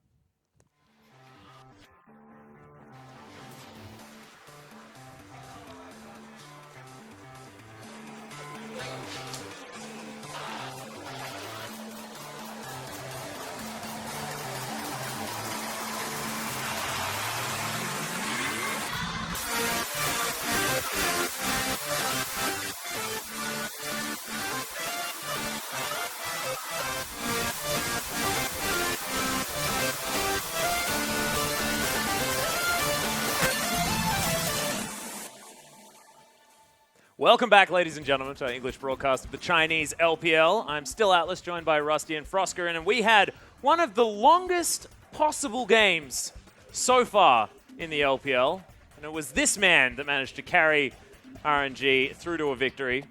What do you guys feel? Do you think MVP going to MLXG makes a bit of sense? No. Yeah. Well, I had a feeling you guys might challenge. Well, It yeah. should have gone to Looper. Yeah, I agree. MLXG or Looper. I think that the decision was made based off the amount of damage that he did, but effectively that damage was dealt to the tank Flandre most of the time. The reason being Looper would use his Subjugate on the right target every single time. So it's almost like the hidden credit should go to the top laner, but realistically, MLXG still played very well. Oh, yeah. Especially dictating sort of the early game and the mid game. I mean, this guy was everywhere that he needed to be, cutting through Flandre exactly like you were talking about, but also making sure that they were able to pick up all of the kills they were looking for. As we have a look through these highlights. How And long are the highlights this going to go Lamb's on Respite is unbelievable here in the back of this fight. Yeah, absolutely. And the funny thing is, even though the Lamb's Look at this Respite was pillar. good, yeah, again, like Whoosh was probably my MVP of this fight because of the amount of damage that he did in the Lamb's Respite. But the Lamb's Respite was there. He's hit the right times every single time. This was good as well. The dodge, just a casual side, Oh, man. glancing juke. Oh, the cheeky glance there from MLXG. Very much enjoyed it. But one thing I want to talk about, the play from MLXG, was in the bottom side of the map. He jumped into the river over a ledge into 2 members of Snake, and then just proceeded to wait for the rest of his team, had the Lamb's Respite, didn't even have to use it, but was dancing around so beautifully. Didn't get caught in too much CC and carried his way through to the end of that team fight's victory. And it's just that level of trust that RNG have now developed with their squad. And is this sort of talking towards this team playing together from the get-go that's really helping them get to this? I think they've kind of gone too far into one direction since IEM. I think that now that they've decided that Baron, Rift Herald are big objectives, they've lost to these things at IEM, they're now only going towards that. They think that that is the holy grail because that's what beat them. But there are so many other ways to attack the map, so many other avenues to approach when playing this game. You don't need Baron, you don't need Dragon 5. You've got a split pusher that's winning. Well, that was definitely the case. I feel like the dance around the old Baron pit was just a little bit ludicrous from the old RNG. But we are in Champion Select one more time. RNG now on our blue side as we hop into game number 2. Twisted Fate once again banned away, as it is Nidalee and Elise to follow up. So instead of one-sided, in fact, it was RNG that banned both Elise and Nidalee last time around. Now it's one team apiece. We'll see whether anything's going to change. Expect that Kindred will still be a priority pick. We'll see if ZZR gets his hands on it this time around. To be fair to ZZR, he's a phenomenal Elise, Yeah. Nidalee, and Kindred player, as Kindred is banned. All 3 of those champions have been banned. He is not a very good Gragas player. This he is was- a tricky situation. Yeah, exactly. So definite focus on ZZR here, even from his own side. As of course, the first pick does lie with RNG. They don't want to give MLXG that power pick right out of the gate, as they only have 3 seconds to go. Need to ban something out. Lissandra is going to be taken away, but that's actually against Snake. So Tank has been playing a fair bit of Lissandra, but RNG just understanding that's a very strong hero, even if Zhao, who is a fantastic proponent of that champion. Callista's been left up, though. Lulu, the last ban here from Snake. And yeah, you're right. The Cogmore's there as well. Callista, Cogmore, Siva. The 3 LPL AD carries still remaining. Yeah. Lots of question marks as to what RNG will prioritize. Of course, Wish does love his Callista. What are you doing? I wouldn't be surprised if RNG, I was going to say, pick some kind of jungler away from ZZR, such as a Gragas. Really put him on something beyond uncomfortable. Yeah, I was thinking that as well. But Ella, once again, is going to be able to go over towards the Alistair. A lot of priority on that champion here for Snake, especially against Mata, like we were talking about before. I guess he'll Rek'Sai. I suspect it'll be Rek'Sai. I'd really like Rek'Sai. Does mean that MLXG will have the Gragas, which he is very, very capable on. Yeah, so it almost has to be a Gragas denial pick. I would honestly prefer that Flandre picks up the Braum for Ella here as well. Yeah. I just think Braum is better, just plain and simple. It does everything Alistar does, but it does it better. Ooh, Corky. Was second round picked up here by RNG last time. He is going to be locked away as ZZR grabs that champion, and Alistair there with him the same time. Crystal, of course, known to play the Corki as well, so Tank and Crystal are going to be able to play some swapsies if they'd like to. But RNG now, we'll see whether they pull the trigger on the jungle pickup, as you generally do on the blue side of the map, wanting to save your solo lanes for the last 2 Nautilus rounds. wouldn't be too bad of a pick either. You have to keep in mind a lot of players are flexing it with mid lane. So if you do pick it early, generally it's because you want to flex it. Yeah. It's also a great counter to Callista. Absolutely, and it should be taken away from Flandre, who played it last game. You could even just pick up both Trundle and Nautilus here, which we've been seeing a lot of, sort of making sure that you grab both of them in the same But rotation. you want Braum. Yeah.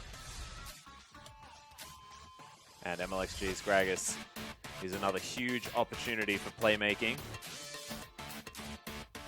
Yeah. The Gragas is good.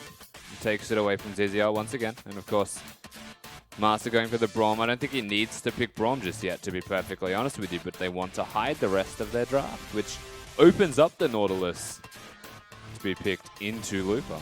I think they suspect that since Alistar was first picked, that there's no way that they can utilize like picking Nautilus and Trundle in the same rotation. So they know that Looper is going to get his hands on either one or the other. We can see Crystal at the moment thinking about the Ezreal. No surprise as we have a look at Rek'Sai being considered by ZZR. Of course, the primary champion that he played as he made his debut in the LPL quite a while ago. Crystal is cycling through a few different options. I'd like to see him go towards the Jhin. Of course, has been spoken about as one of these counters potentially to the Callista. Utilized by Fnatic quite well. Oh, that'd be nice. At IM. Crystal's played it before. Yeah. But the Ezreal is going to be locked in, as is the Rek'Sai. So Snake hiding their top laner in general Snake fashion. Putting Tank on the Corki there in the mid lane.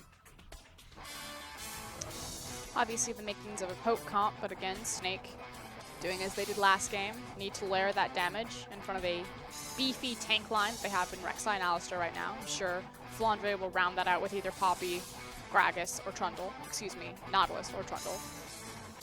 Wow, and if you're looking at single target pick potential, Rammus coming in now as well, not to mention the Braum being able to stun a single target very, very effectively. Could be scary stuff, as that Rammus and LeBlanc were hovered very, very quickly. Yeah, Xiaohu also a massive LeBlanc player. Oh, yeah. So coming into Corki, we should be quite comfortable with this matchup also as a LeBlanc. He's done this a few times.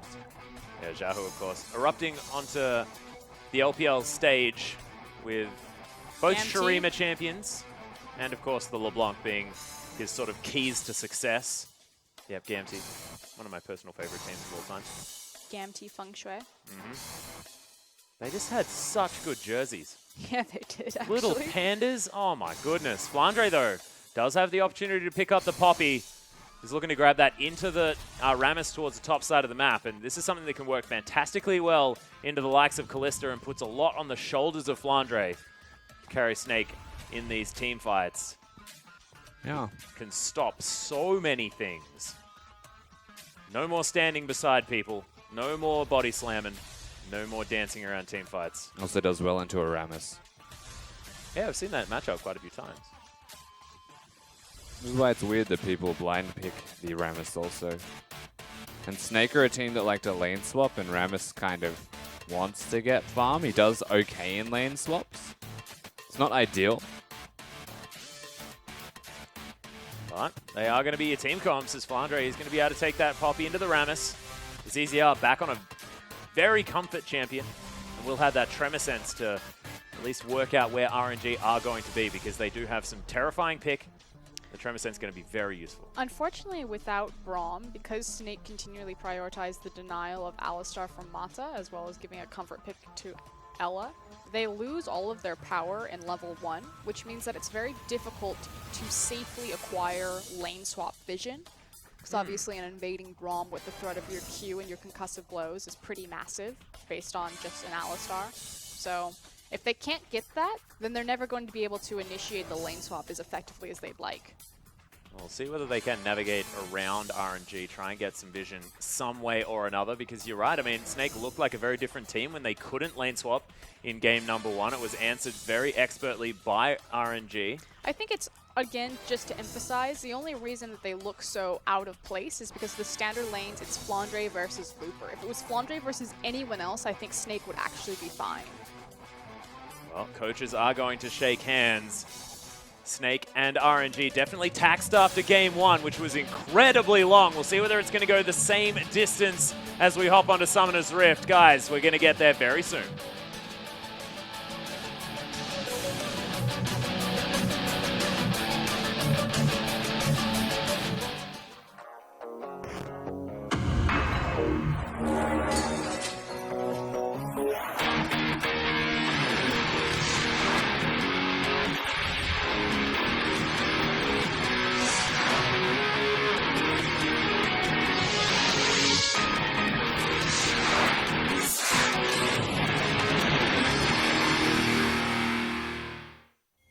And here we are onto the Rift for game number 2 between RNG and Snake.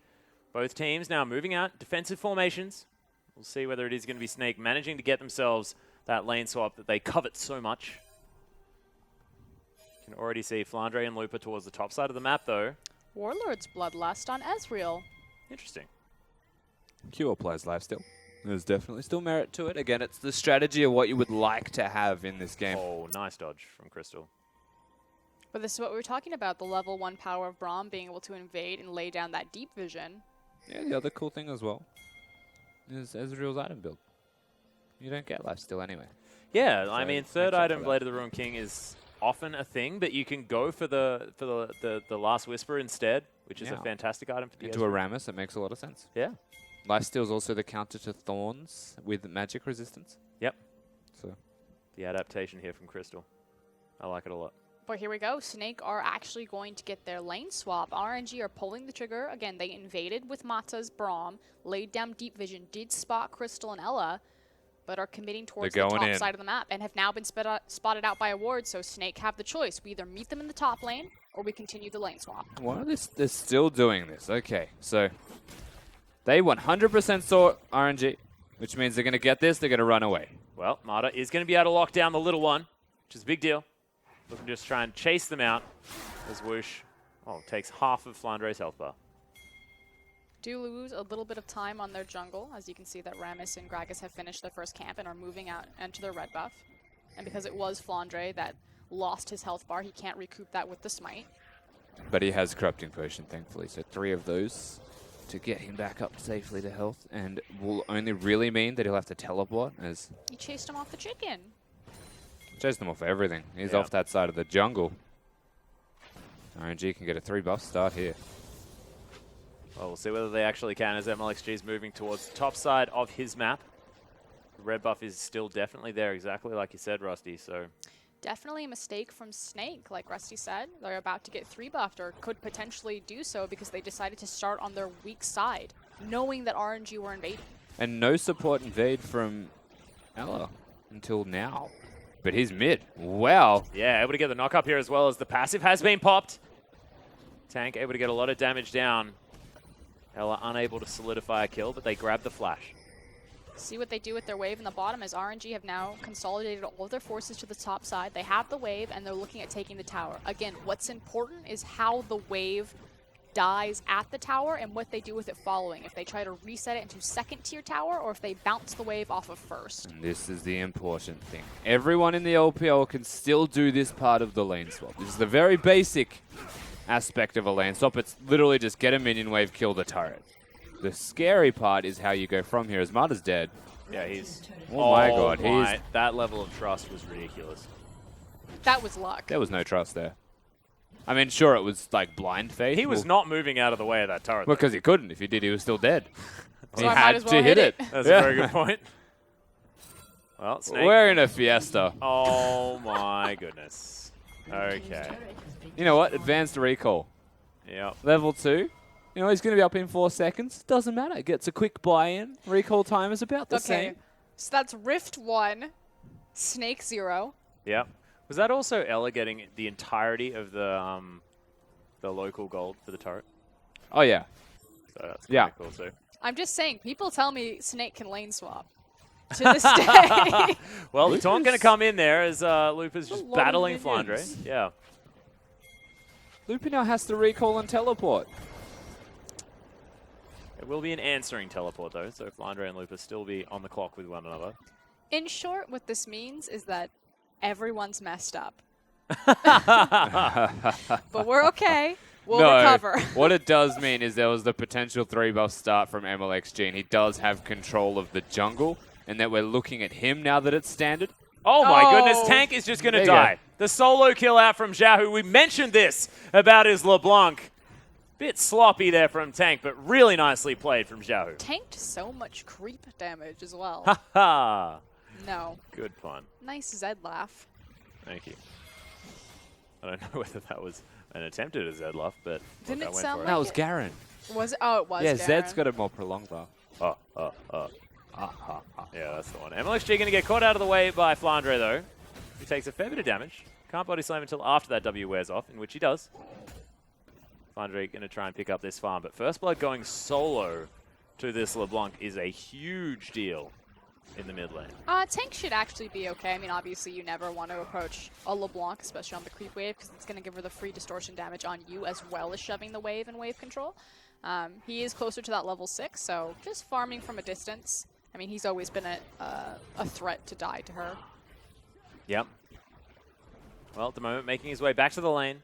It's actually Being got able his to grab, Sheen, yeah, a so bunch if he of money. procs that accordingly, LeBlanc opted into MR as well as the blasting wand.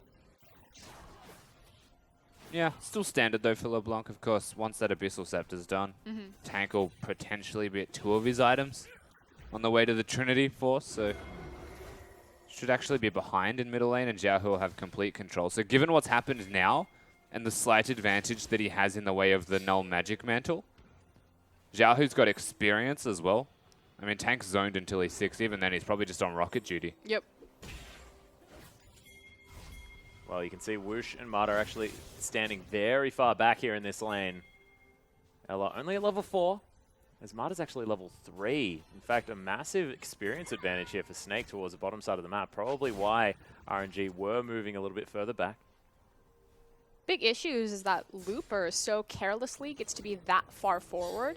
ZZR is on completely the opposite side of the map, so Looper's fine to be this extended, especially with MLXG underneath him. But typically, you wouldn't get that luxury. No. Flandre now going to be able to eat a huge wave, though, as Looper's going to take down that pink ward. You can see Tank trying to defend his popcorn chicken as much as possible, but not going to be able to find it there as MLXG able to lock it down. He loses his Raptor and his pink ward. It's a bad day for Tank. Oh No my cleanse. goodness, yeah. Tank unable to get out of the way of the chain. Ella gonna turn wanders his face into into it. lane, Yeah. triumphant roars, walks away. It's like, you're on your own, buddy. Oh, ZZR looking for it, but Mata just in the right place at the right time. Rift Herald is going to go down, or MLXG, one of the two. Rift Herald is going to be taken here, so Empowered Recall now for the Gragas. We'll be able to nip around the jungle a little bit quicker. I would like to see him utilize this Rift Herald into the bottom lane and help Big stack of minions. push down this side outer tower. Typically what we saw QG doing with their matured Rift Herald knowledge. Yep. Is that an Abyssal Scepter that he's about to buy? Why He's are you waiting still for it. waiting? What are you waiting for? There, yeah. Wow. Goodbye. And good night, Tank. Had to wait. Oh, Trisha Barrage comes down from Crystal, but doesn't find the 30 red gold, buff. Rusty. No, that I will forgive 30 gold. I just wasn't sure on the exact value. And that is still an 8-minute Abyssal Scepter completed Yeah, Tank's pretty...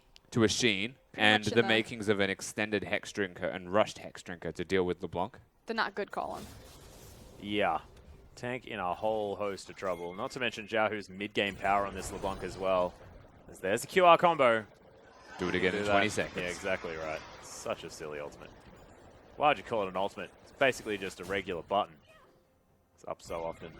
Sensing Tank, yeah, once again going to get hit by a chain. I have to die. some pent-up regression against LeBlanc Atlas. Well, it's actually not Look, it's an happened ultimate. before. Let's be honest. It's Yeah. a mimic. Yeah, it is. I mean, I'd like... Viger's baby cage is like the same. Like, I don't understand. Who calls it that? I call it the Jet. Thunderdome. The Thunderdome? Thunder depends on the skin. Not there's babysitting anyone. there's a lot of NASCARs and stuff like that going on Could today. Final actually. Boss Vega I'm be just like the saying, GameCube? if it's a baby cage, what are you doing to the babies?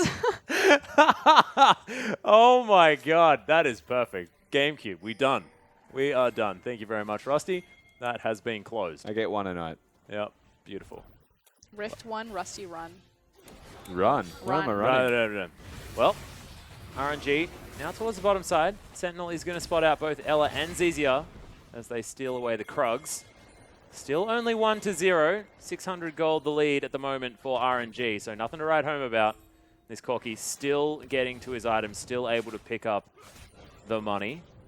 Went back, grabbed himself a Ruby Crystal, so it might just be a Null Magic Mantle sitting there so he can complete that Trinity Force with a little bit of added MR there. It's not a bad idea, but I would still advise that he gets the Hex Drinker. It's not that he's not going to ever get a Hex Drinker either. Yeah, Would accelerate the taking as little burst as possible. I think the Health Crystal is almost to just make the Null Magic Mantle more efficient as well. Yeah, also maybe all he could afford when he was back in Yeah. the shop at the same time. Costs like an extra 200 roughly for the Hex Drinker opposed to the Health Crystal. He needs something because he's being forced back is the main point. Yeah, well, you can see Crystal building towards that Iceborne Gauntlet as item number 2 after the tier has been picked up. So Manamune going to be coming an item later. So that's the other thing, right? I'm looking at this mid lane, and everyone who looks at the score says that Tank's not losing.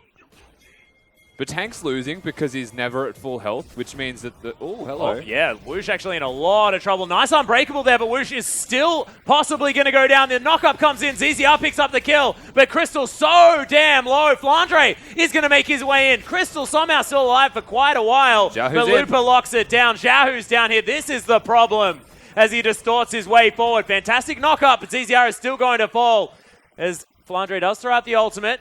Oh, MLXG, sorry, is going to be delivered to relative safety. As Xiaohu once again trying to deal with Ella, who is going to fall down. One last Q is going to do it. Tank falls down sort of in the interim as MLXG is able to grab that one. But RNG all over this scrappy fight.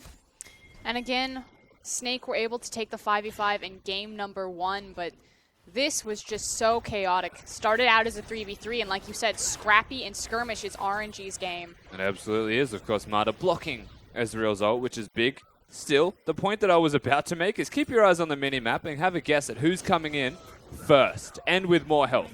Xiaohu. Now, funnily enough, W gets interrupted. It gets interrupted again, but it still doesn't matter because he does ridiculous damage and is super far ahead. And once this separation from MLXG occurs, it gives them the next kill onto Ella. Very easy stuff here from RNG. And of course, MLXG on the back end. And they pick up heaps of kills there. And this again, he's not losing mid lane. He's not losing farm. But because he is so far behind in health and control of the lane, Xiaohu is unlocked. And RNG, they benefit from that.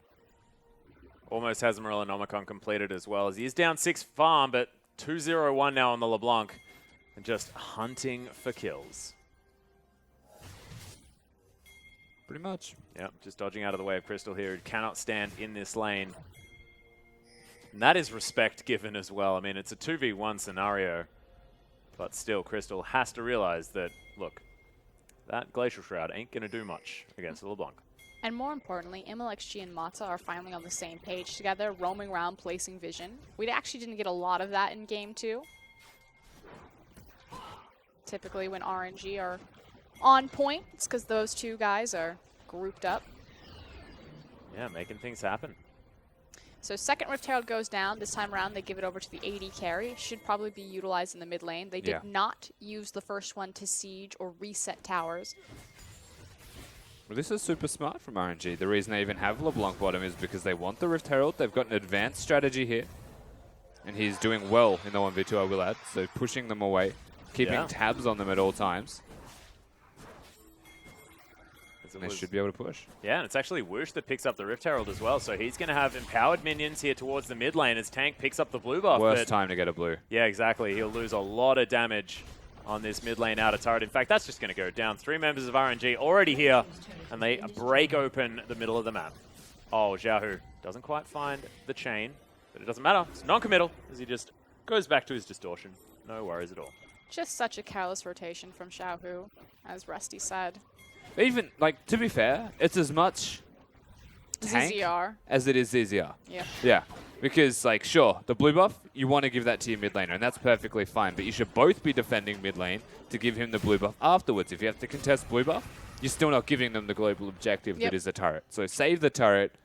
Instead, they actually let that go down. They unlock everybody on this map now because all of the outer turrets are gone. RNG can just establish vision control. They can try and utilize that vision control, make more picks, and as such, break open the map. You can see Xiaohu playing very, very up close and personal here in the mid lane. He's not too worried. That's a decent QR combo onto Tank, who now has the Hex Drinker, able to shrug it off relatively. Crystal really wants to be able to hit some Qs, especially with that Iceborne Gauntlet now completed for this guy.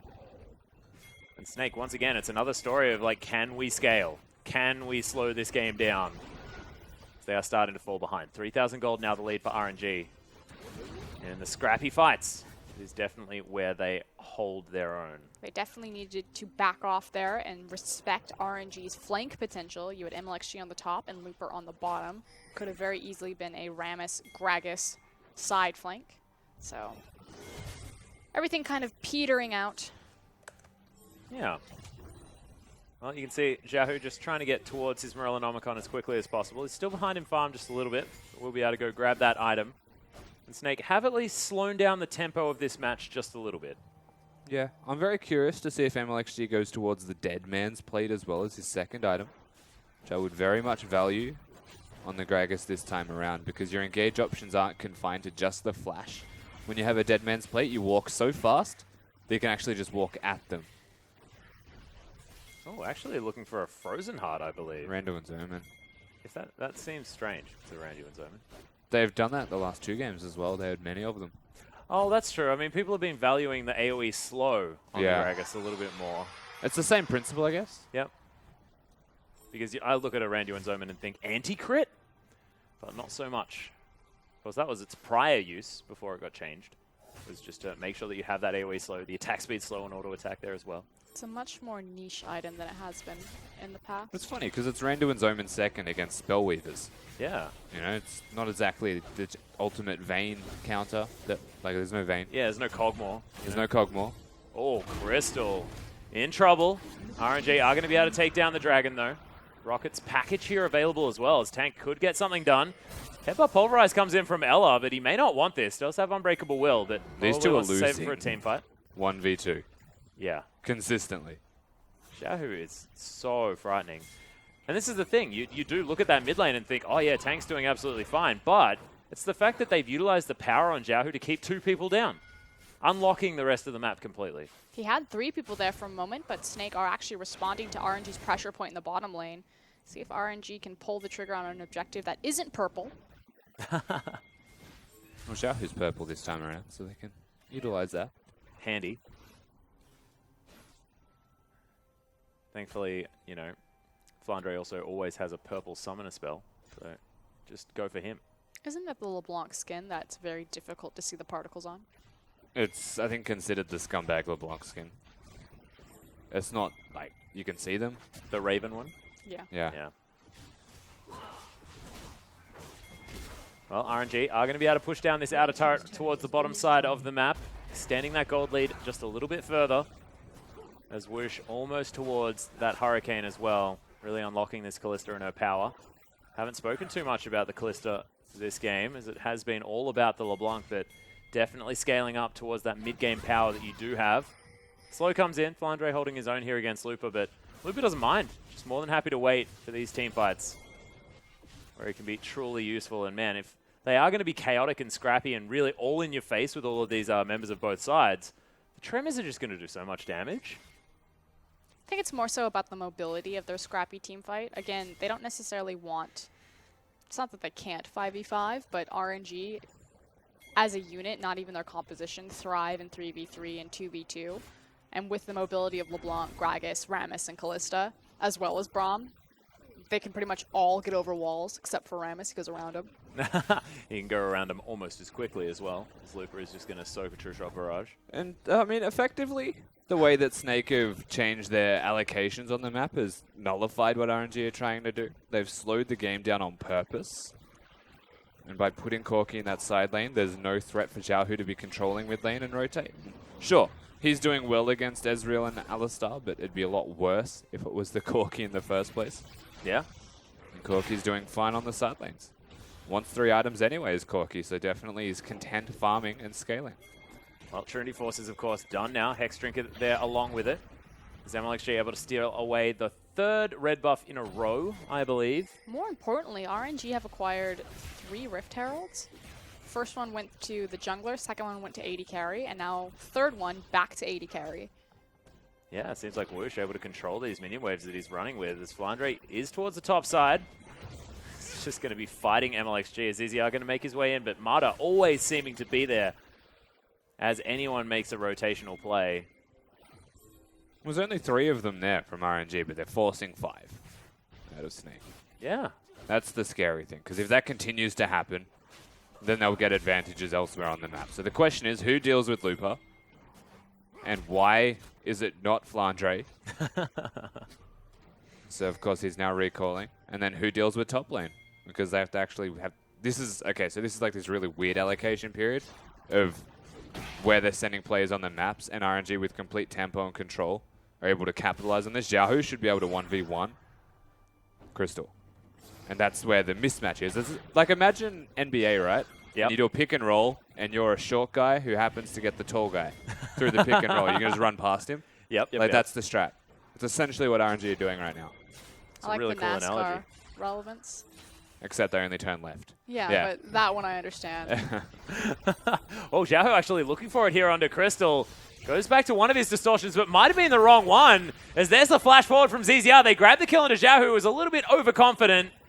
Not going to find the kill into Crystal either as he throws out the True Shot Barrage. That's why you take Warlord's Bloodlust on Ezreal, everyone. Because it saves you from that particular engagement. I don't think the ultimate actually saved him, but that certainly was the mentality there. Well, yeah, no, it wasn't the ultimate. That was a bit of a weird way to transition into it. It was But also if he the didn't have heal, the so- thing, he would have been probably dead. But Crystal gets out with his lap. And of course, Xiaohu doing the opposite of what I said he could do. Thank you very much. Tries to 1v1, but of course there was 3 people there, to be fair. So I think it was a misclick. Went back to the Mimic Distortion instead of the Distortion. And we can call it a misclick.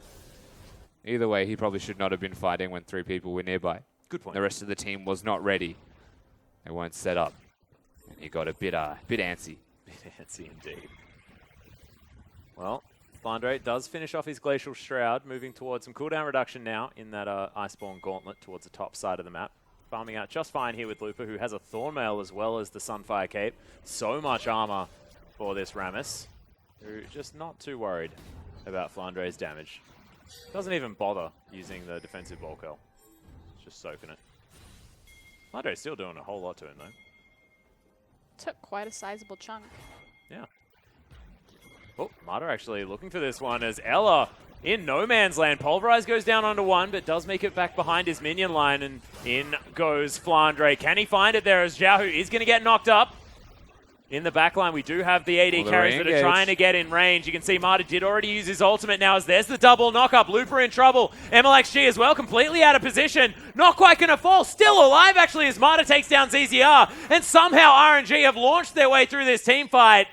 Not even going to pick up the kill onto Mata as he limps away in the back of that fight. It's a 1-for-2 in favor of RNG, but that could have gone so much worse. Still taking these small advantages and skirmishes around the map. RNG did a great job disengaging from Whoosh. Kalista got a lot of work done that team fight, but it was because of people like Mata and ZZR. Excuse me, MLXG. This was horrible. Now, this engage was not ideal. Flandre, unluckily, I will say, only hits 1 member. Just didn't hit the right direction with the ultimate. Doesn't lock them all down. Of course, Mata blocks the Ezreal ultimate as such then. And MLXG, whilst caught, still has his flash available, still has his ultimate available, and barely gets it off. And then flashes, of course, gets healed from Whoosh. That was super clutch. So clutch. From RNG to even keep him alive. Looper dies to the package. Dang package. As we hop back into it, blue buff now going to get contested here from RNG as the QR combo goes down onto ZZR. got a little bit of no magic resist at all yet. I like So the take void that stuff, though, from Xiaohu. Because he is just poking. Yeah. Do as much damage as possible with the Abyssal Scepter void stuff. Well, you can see this blue buff taking a while to go down. As RNG really want to take this one away. Dragon is, of course, available. They can grab their second if they'd like. Snake have already picked one up, so it's not a similar story to last time around where the monopoly was in favor of RNG on that particular objective. BF sword done for tank here as well towards that Infinity Edge by the looks of things. It's going to start doing a fair bit of damage. Now extended that gold lead even further as well, which is nice. As Snake now with an inside track towards this outer turret. Over the wall goes Xiaohu as Crystal almost gets taken down by 2 spells. They are going to take the turret, but MLXG does want to find something. Marta, yeah, looking for the flank. There's the knock-up onto Ella and Flandre, but not exactly the targets that they want. RNG moving into position now as Marta right in the front line. Snake still wanting it. The ultimate comes out from Flandre, making it a 4v5, but look at the stuns. Look at everything. Whoosh doing so much work there in the backline, already picking up a double kill as he's dancing forward. Crystal, he's going to die. That's going to be the triple. No, it's not. What are you doing, locks Ella? it down as Ella, yeah, going for a hero play, delivers the triple kill to the Kalista, and that is 4 dead for nothing for RNG. And immediately RNG turn onto the Baron. There's not much to contest against them. Tank is still relatively healthy, has a full mana bar, and could choose to poke in on this, but it's going down far too quickly. Yeah, Tank actually just saying, all right, I'm just going to push up the mid lane. Not a whole lot I can do here as RNG grab their first Baron of the game. Rend not even needed, as it is going to be LNLXG locking that one down. Let's look at this one again. They're effectively losing 4v5s here, Snake. And, like, to be fair, Flandre's target selection was onto Looper. And that's not exactly the target that you want to have because, let's be reasonable, the taunt already went off onto Tank. So his job was effectively done as the Rammus. It does unlock your backline. But if we're comparing backlines at this state in the game, RNG are doing a lot more. Damn right. See MLXG battle cries in the middle of that team fight as well. This man is looking terrifying at the moment on this Gragas. 2-0-7. 9 out of the 11 kills participated in for this man, and he's doing a whole bunch of work. The only undying member on the team at the moment. Gragas is certainly much more a comfort pick for MLXG than it was for ZZR. Though ZZR should be doing work on his Rek'Sai. Yeah, this is his comfort Trying. pick. 100% kill participation. But unfortunately, he has the kills. Yeah.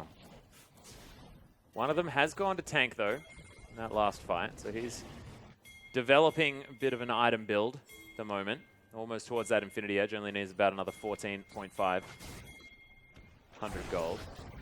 Looper just not scared at all. Just wanders towards tank. Lost a lot of his health, though. Yeah.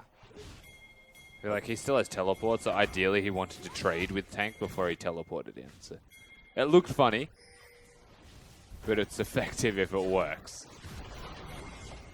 Yeah, you can see Snake moving forward, trying to deal with these Baroned up minions. This inner turret is not long for the world, though, as there's the body slam. Flandre actually going to lock MLXG up. He's knocked into the sky. Immediate pick, actually, as Flandre does pick that one up. Fate's Call comes down. Whoosh, able to throw Marta back in if he wants to. There he is, right underneath that turret, and they do manage to take it down. They lose their jungler, but they grab the objective. But immediately the pings go down for bottom, and there is a creep wave waiting for them. With Baron still left, they can try to siege up another objective. ZZR trying to play defense. Yeah, Tremor Sense actually spotting out Xiaohu. So no surprises here for Snake. We'll see whether this RNG squad can actually find something. No knock-up for ZZR there either. So fending it off for now as best they can.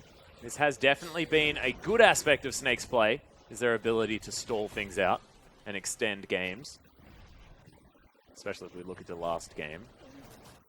It's going to take a lot for them to do so this time around. The lead looks very strong from RNG, and they have a whole lot more tools for starting off these fights and stalling things out themselves. Well, the issue was that MLXG was picked off, and so if he had still been alive, they could have easily translated that into the bottom tower as well.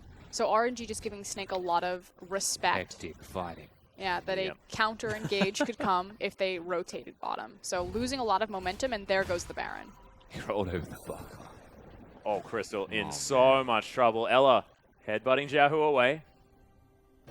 But this Ezreal so close to falling down. Blade of the Ruined King is going to be third item for the Ezreal. Might be able to grab it as he heads back to the base as well. He needs actually. a Hex Drinker. He needs a lot. He needs a Hex Drinker. I think we should start with one of those, yeah. Well, he also needs a Mercurial Scimitar. Still needs a Hex Drinker. Yeah. Needs more items, Frostgrain is what he needs.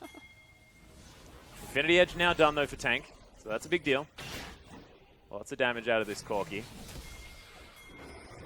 Probably wants that rapid fire cannon still. The extra poke, extra ability to fight from range.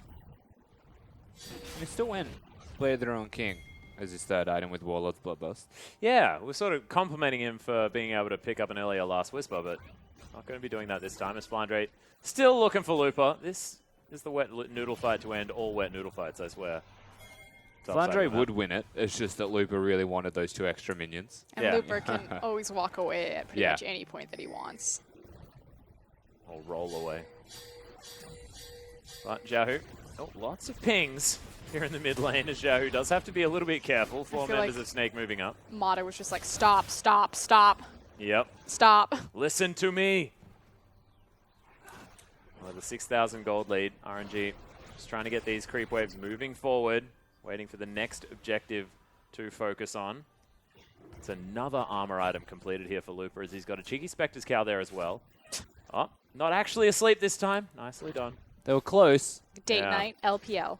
Well, it's not a drive-in movie, you know? Like, it's League of Legends. I think it would have been cool. Drive-in league. You're not going Watch to take that. all of your dates to a League of Legends match. Oh my god. Okay, Crystal. Time to go back home. True Shot Barrage is going to get thrown out. Crystal just letting them all know that he's still alive. But not very much. I mean, it's got Carnage. It's got Romance. The bromance of MLXG and Mata. Well, it's got structures, explosions as well. Yeah. It's definitely good. Or Michael Bay in here. Damn right. Flandre actually taking a lot of damage as well. Bloodshed, saving Private Ryan, things like that. That got dark. Yeah, it did. All right, I guys. I went the wrong direction. I apologize. Marley and me with Looper. Oh, no. I get it, okay? No, I'm that's- not taking anyone to a drive-in league. All right? You all need to calm down. We're past that phase. I just don't know why you brought up Marley and me. That's so sad. Because Looper's adorable, and if he keeps spending his time up here, it's going to get sad. Well, Flandre clearing out all the minions. As the little armadillo that could is going to head back towards his base. Is there a dog champion? There's Nasus. Yeah, Nasus. Anyone Susan else? and Renekton. I guess the Renekton's a crocodile. Renekton's definitely a Susan. crocodile. Susan. Who's an alligator? Whoa, that's true. Yeah, Depends think which about skin it. you Yeah, use. think Depends about which it. skin you use. If you use Outback Renekton, he's got to be a crocodile. Oh, Ultimate Yeah, comes both. down there, trying to lock down difference is the Crystal. Doesn't nose. have the Arcane Shift anymore, and doesn't have the Flash now as he's going to use that to get out of the way. Oh, That massive was big. ultimate out of Flandre as Looper now finds himself a little far forward. Snake seeing whether they can actually consolidate a fight. Dun, But dun, MLSG's dun. waiting on the side. I thought he was going. He didn't go. Yeah, didn't quite find his way in, but RNG able to disengage. Well, of course they were. Dragon's 12 seconds, so it's pretty much where they're going to rotate to next. Yeah, 7 seconds on the Baron as well, which is a big deal, of course. Both of those cooldowns coinciding perfectly. Is now Flandre actually looking for his way in. Chains land, moves out of the way, but doesn't quite break the tether. There's now Mata looking for it. There's MLXG, massive barrel to come down as Whoosh starts it off with a kill onto Ella. Crystal now has to deal with Xiaohu, who's quite low actually in the backline here. Crystal's There's a now few kills flanked. for Snake, but Whoosh is just dancing everywhere he wants in this team fight. Crystal kiting backwards as best he can, but RNG are closing in, and Flandre is going to fall down. Crystal against the world is what this one's going to be called. Now, yeah, MLXG able to lock down on top of him. It is going to be taken by the jungler, and Xiaohu is just pushing up the mid lane. RNG looking fantastic in this game, and it may actually be a quicker one. I've actually seen this movie before as RNG rush towards the purple worm. Yep. This time around, though, I think they're going to get it. But They've ZZR, worked it okay, out. ZZR's alive. He is right there. There is a chance. Suspense. It's warded. Oh, the ward is there. He gets over the top. Oh my Steals God, the he Baron. got it. Naturally. No worries at all. MLXG is actually quite low here, but they do manage to take down the rec side. I didn't want to get your hopes up or anything. You know, ZZR is nearby. This is a perfect date night, Rusty. He just stole Baron. Well, Let's- we're in the middle of the movie, Okay, Froskerin, okay? okay. This is where everything turns around. Let's take stock of what happened when they won that fight. Zhao Hu was like spamming the assist me ping in mid lane. There was 6 of them. And 3 people run to Baron to take it down with the jungler alive when they could have gotten inhibitor.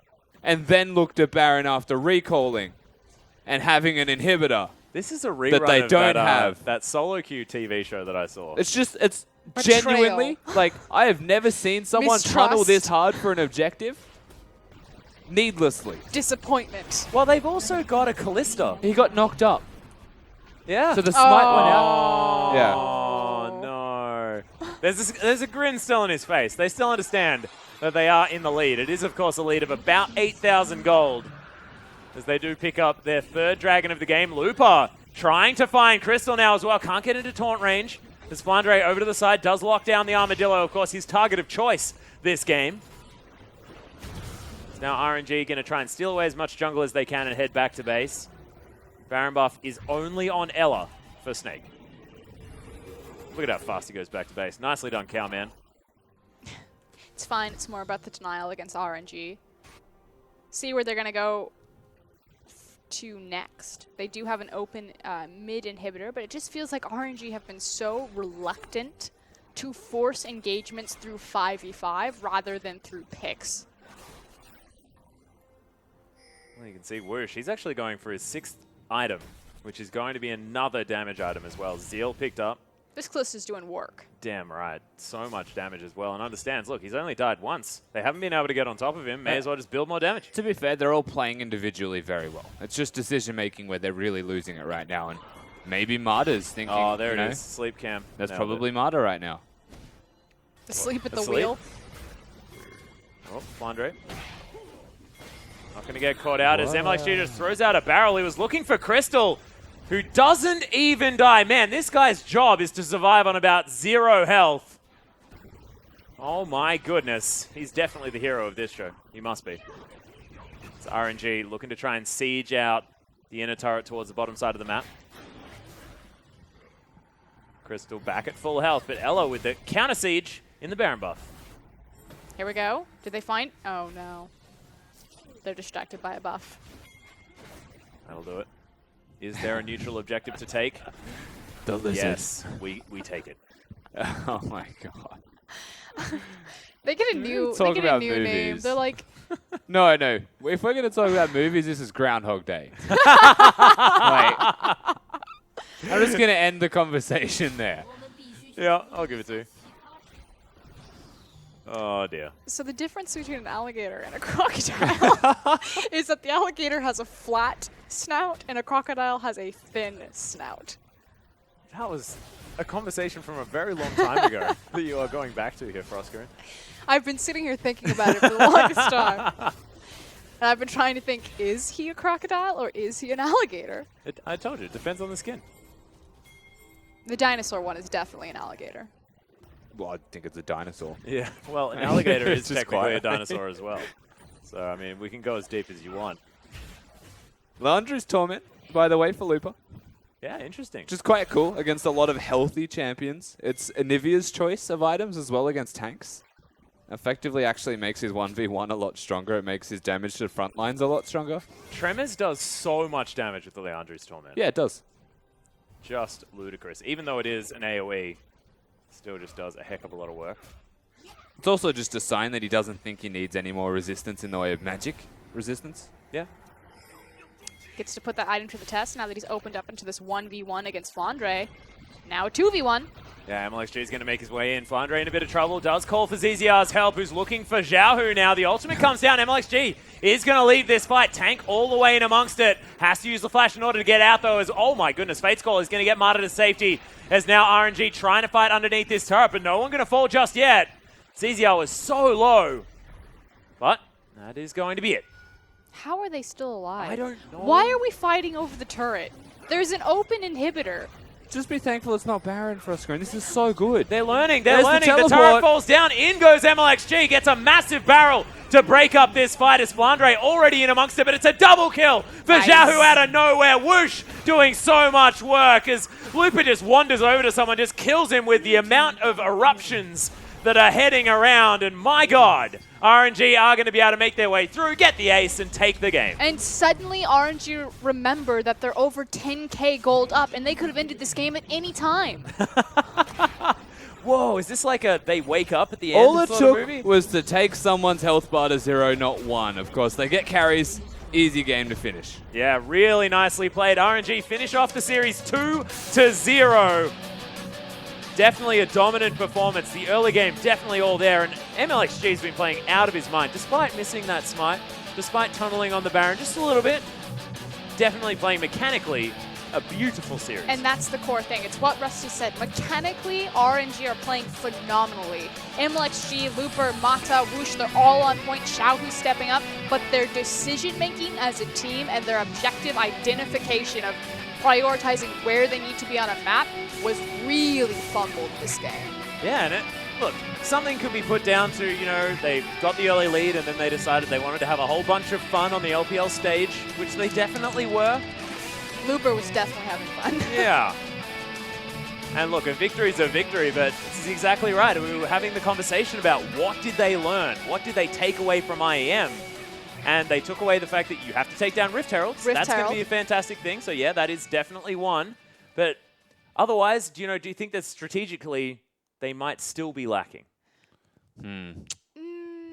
It was almost like being on the Baron wasn't incorrect, especially in game 1. Like, obviously, continuing to go back to the Baron was incorrect. Living in the pit, not so great. But the idea of we're ahead, we're going to deny vision, we're going to bait them to the Baron pit and then make a pit, like that's all correct. SKT made that famous when Faker played the big Ahri and they would hide in the pit, they'd make a pick and like the support would be deleted. That was fine.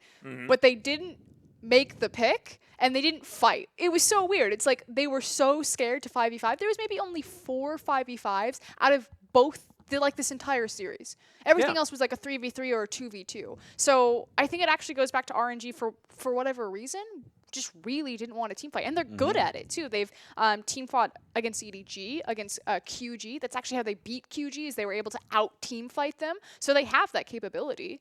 Yeah, just not quite being able to execute it at this stage, or not necessarily having the confidence in order to do so. And is this sort of another story? I mean, I'm going to look to you, Rusty, of them identifying that as a team comp, that's not exactly what they're good at, and so therefore they're going to focus on making the picks and moving around the map? Is that sort of what their mentality might have been? They had a team comp that could still definitely 5v5. I think they had a very good team fighting composition. I think the biggest issue in regards to what RNG are doing right now, even though they managed to handily win both of these games, is that they just don't say go. There's no one actively saying, we can fight right now. Go in. Like, engage. And that, to me, is the problem. And that's unusual because Mata is still effectively shot calling the early game. The ward placements, everything, the setup is still there. This is still the same RNG. But when it comes down to the crunch, no one is pressing the trigger. And we also need to remember that it was RNB that played last week after coming home from an international. It could have been just a scenario that RNG are just, a little bit rusty out of practice. We don't know what they did in their time off or why RNB was playing. It could have just been to rest the primary team. They could have just gotten off rest. And, this is kind of the upswing back into form. So I don't think we take this game and say, okay, this is for sure the new style of RNG. This could just be like the start of them ramping back up into the team that beat QG. Yeah, and we also saw the players as well on the screen, and it was MLXG having a big laugh after losing the smite on the Baron, and they might just be having a whole lot of extra fun now that they're back on the LPL stage. Of course, it's been a couple of weeks since they've been there, bit excited. And look, you got to shake your sillies out somehow, and they handily won that series despite the fact that there might be some shadows in their strategic play. So, look, sometimes you don't need to go all out. Game 2 was definitely having fun. I will say that much. And they feel, I guess it's a reinvigorated feeling being back on the stage in the LPL. It's a local audience, local crowd. They won their first game already, and that was where the biggest decision-making errors actually came out to me, because that was a very serious game. That was taken legitimate. They had 7 Dragons and 3 Barons, and they still couldn't end. But Game 2, pretty solid. Pretty damn solid. Really solid, and definitely solid by this man as well. Mata, especially in the early game, exactly where he needed to be. Denying the lane swap, making sure that he gathered the 3-buff start for MLXG as well, who was relentless there in the enemy jungle. And look, this is the man, the brains behind RNG. I'm sorry, what? Really? Not a fan? Whoosh had such a good game. Oh, well, Zhao that's who true. won them the early game. Like, at what point was he the MVP? Yeah, I completely agree.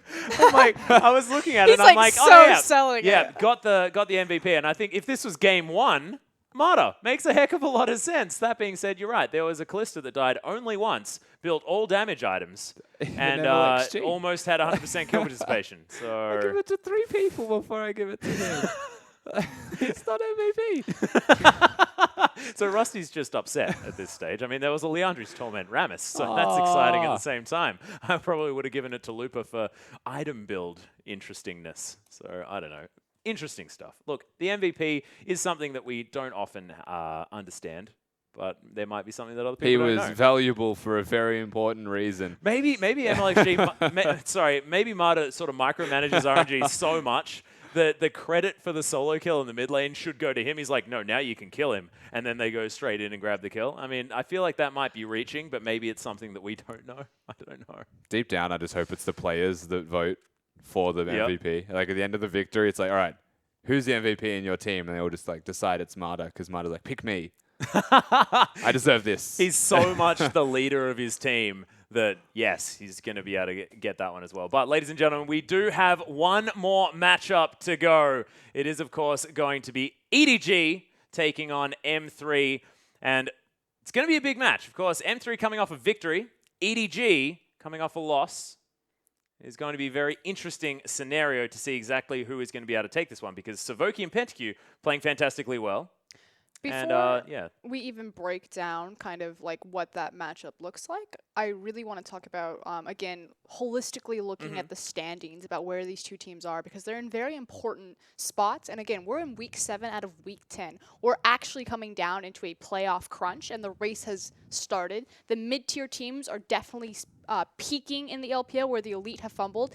You can see that reflected in where EDG stand in the standings. This is the lowest Edward Gaming have ever been since their creation. They have truly fallen from grace, had the throne ripped out from underneath them. QG like shoved them on the ground. Masters 3 on the other side are sitting in the last spot. So, because again, you have groups of 6. It's the top 4 of each group that get to go into the playoffs. So 8 teams go into the playoffs. Masters 3 have secured the last spot in Group A. And EDG are right above OMG, I believe. So if they continue to flounder and lose, they'll actually be in a threat of falling out of playoff contention. Yeah, and if you actually place the group that EDG has been in sort of week to week, it looks like a sine graph. It is honestly a sine graph. They have been up and down throughout the split so far. And we'll see, are we on an upturn? Are we on the downturn? I mean, where is it for EDG at the moment? Because they haven't found the consistency against any of the teams either. They're sort of like losing here and there against teams that you don't necessarily expect them to. Very, very odd. They're also, I think it's safe to say they're also in the hardest group. So Yeah, well, that's true. the problem is they're now in a position where they are in jeopardy of going out of playoff contention for like the first time ever against hard teams. So like realistically, they need to win now. They need to set themselves up for success as they move forward through the games, through into the playoffs, so that they are at least in them. Because Group B is dangerous. Group B is very volatile, and at any moment you could get pushed out of it. Whereas Group A, QG are on top, World Elite, they're rising. There's teams that are getting better, but honestly, it's not as dangerous. Like that, we pretty much can secure 4 teams. Yeah, that's true. And sort of the 4 teams that you get in there as well are the teams that you'd understand as well. So we'll have a look to see whether Group B can sort of sort itself out, because an EDG that's not domestically dominant is an EDG that we don't even understand. The organization has kind of shifted their priority and their focus. So EDG, like a lot of Chinese orgs or LPL orgs, have shifted over into this idea that it's about developing new talent. EDG have a flagship organization and standard of how they go about developing that talent and the facility that they develop it into. So again, you think back to their coaching staff, the fact that an amazing coach like Aaron, probably one of the most achieved coaches in League of Legends history, moved out of the head coaching position of the team to be the head coach in terms of the organization. EDG just believe that right now they have the best iteration of their current team, but their plan is for the future, and they are developing talent for the future on a roster that is much larger than just the 5 starting members. So it could just be a little bit short-sighted in terms of the current goals to overlook their current team's position to sacrifice that for future gains. Yeah, well, we'll see exactly how it is going to happen, as ladies and gentlemen, we are going to go to a short break. When we get back, it is going to be Masters 3 taking on EDG for our final match of day number 1 of Week 7.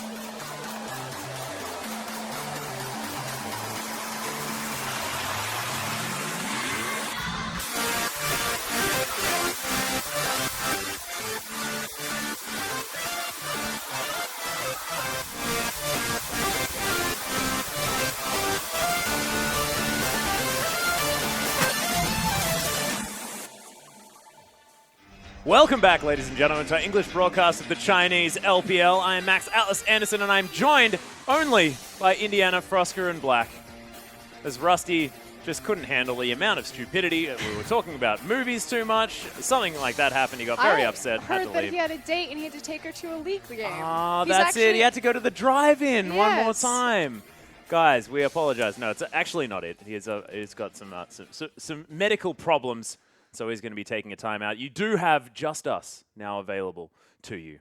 So we are going to take you through EDG versus M3, which is going to be our second matchup of the night. And we were going through and we were talking about, like, what's the identity of these two teams? What are these two teams going to be bringing to the table here? And we've always sort of thought of Master 3 as being the best team out of the worst teams.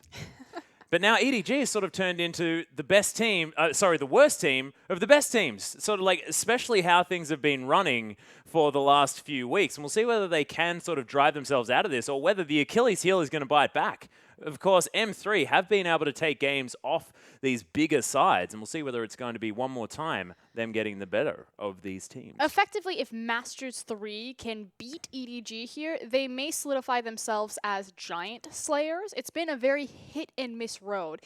They'll take games off of, I believe, Snake and Invictus Gaming, and then they'll fumble. I think it's Snake, Invictus Gaming, and LGD, but then they'll fumble and lose to Hyper Youth Gaming or something like that. So if Masters 3 can bite back here, they definitely start to solidify themselves in some sort of cohesive identity. And kind of speaking of identity, the cool thing about Masters 3 now is I actually feel like they have a blueprint for how to win games. And it starts in their bottom lane with Sevoki and PentaQ, and specifically Tom Kench. Yeah, and this has been sort of what they've discovered. This is what I really, really like about this side, especially discussing this, whether they're going to be the giant killer type situation.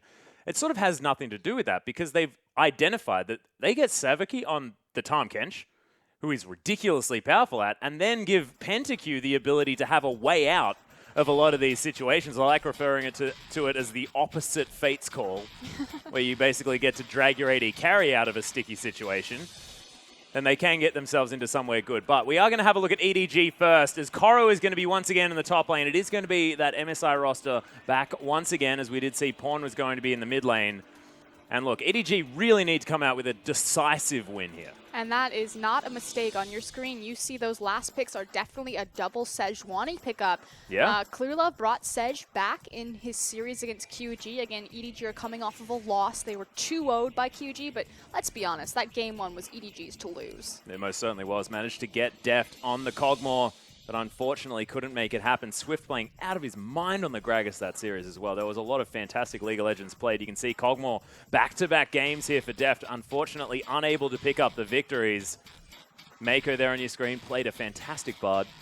Really, really liked what they did as far as the team composition for that series against QG, but like you said, 2-0 victory for QG. The side looking very, very dominant as a unit as well. I mean, we were talking about MVPs before. After a QG game, especially recently, you haven't really been able to decisively say it was this guy that carried because they play so well as a team. Nope, I completely agree. But on the other side, we are going to take a look at Masters 3 and see kind of what iteration of their roster that they're running. They've had a couple of swaps in between their jungle and their top lane in particular, but again, it's really been their bottom lane and the success that's come alive there in their draft, Tom Kench and Jinx in particular, that have led them to their most recent victories. Yeah, we can see them on your screen right now. There's Sevoki, the man of the hour. And look, we've been looking at a lot of these sides that have a lot of emphasis on the bottom lane, especially RNG with Mata down there. Sevoki he feels like the heart and soul of M3. That guy just, whoa. Whoa, okay. Brand new top laner. Well, welcome back, Scenery. Definitely a fantastic jungler. Formerly known as Shui Shui from OMG. Yep. Or Juju, as I like to call him. But here's Lazarus in the top lane, and we have absolutely no idea what he's going to be bringing to the table, apart from a fantastic hairdo. It's actually a pretty legit name as well, but Damn there's right. Scenery on your screen. I was actually really surprised that they subbed out Scenery because he was having a phenomenal tear kind of in the middle of Masters 3 season, subbing between YOLO and him. So glad to see him back. Raphael, he's the Victor staple of the LPL that we've come to know and love. Yeah, damn right, of course. Bringing the Victor into the LPL and continuing to play it for the entirety of that time. I believe it's almost been a year and a half now of just Victor whenever he possibly can. But here's PentaQ, and you see those last two Jinx picks. This is what has unlocked M3. So it's really important as Savaki comes up on your screen, and it's real. He just has a Tom Kinch expression. Like, just look at his face. I know, he looks, it's just like, yeah, he looks like that humble frog. Yeah, pretty much. But it's been the bot lane. Like, PentaQ has the highest CS discrepancy at 10 minutes negatively. So no other AD carry falls as far behind in CSing as PentaQ does at 10 minutes. His lane phase, to say the least, is not very strong. And so I actually think that's why it matters so much that Savaki gets his hands on Tom Kinch. Because as you said, it's kind of the inverse Fate's Call Kalista. And it's like, hang on a minute there, buddy. Let's reel it in. Yeah, look, the thing that we want to sort of preface this with, though, is the fact that they did take the victory against Invictus Gaming last time around. And one thing that we know about Invictus Gaming is the fact that they leave their bottom lane to die. They just leave it on this weird oasis and say, look, you just do whatever the heck you can because we're not going to help you at all. That being said, they're now up against EDG. This is a team that has had a lot of bot lane focus in the past, most definitely. Of course, Deft and Mako, they often have Clear Love just set up a tent. Yeah, their AD carry has the highest kill participation on the team. Yeah. So it's pretty weird when your AD carry has the highest kill participation on the team. Typically, it's the jungler or the mid laner. Yeah, exactly. And it either means you've got an incredibly aggressive AD carry, or they just start fighting with him very, very early on in the game. You know, the casual roaming AD carry. He's like, Yeah. sit in lane and farm, or I could kill people. This is the LPL. Of course I want to be killing people as we're getting through these bans thick and fast. Trundle, Tom Kench, and Gragas have been taken away on the side of EDG. And look, Savaki not going to be able to get his hands on the frog this time around as Lulu Kalista have been banned on the side of M3. Something that I'm going to be examining and looking out for are EDG's draft phase. So with their restructure of coaching staff, Rapid Star on your screen right there. He's the handsome devil and little tie. So incredibly well dressed as well. He looks like Pulse to me. It just every time I see him. I mean, that speaks to being well dressed. If there's anyone that's well dressed, it's Pulse. And has fantastic hair. Oh yeah. Rapid Star, though, is entirely in charge of draft. That's all he does is the draft phase for EDG. And I have some criticisms. I think it was really reflected in the QG set. Yes, he was able to get his hands on Kog'Maw, but not without trading very high priority champions. So we'll see if this one goes a little bit better, as Braum is the priority pick. Yeah, Braum priority picked, but Nidalee is available. There are a lot of junglers still on the board here, as Gragas was actually the ban away on the side of EDG. Of course, without Trundle, a Nautilus is a big deal at the moment. And if Master 3 pick it up, I wouldn't doubt that it would just go to Savoki as well. As it is going to be hovered. Look at the Prophet.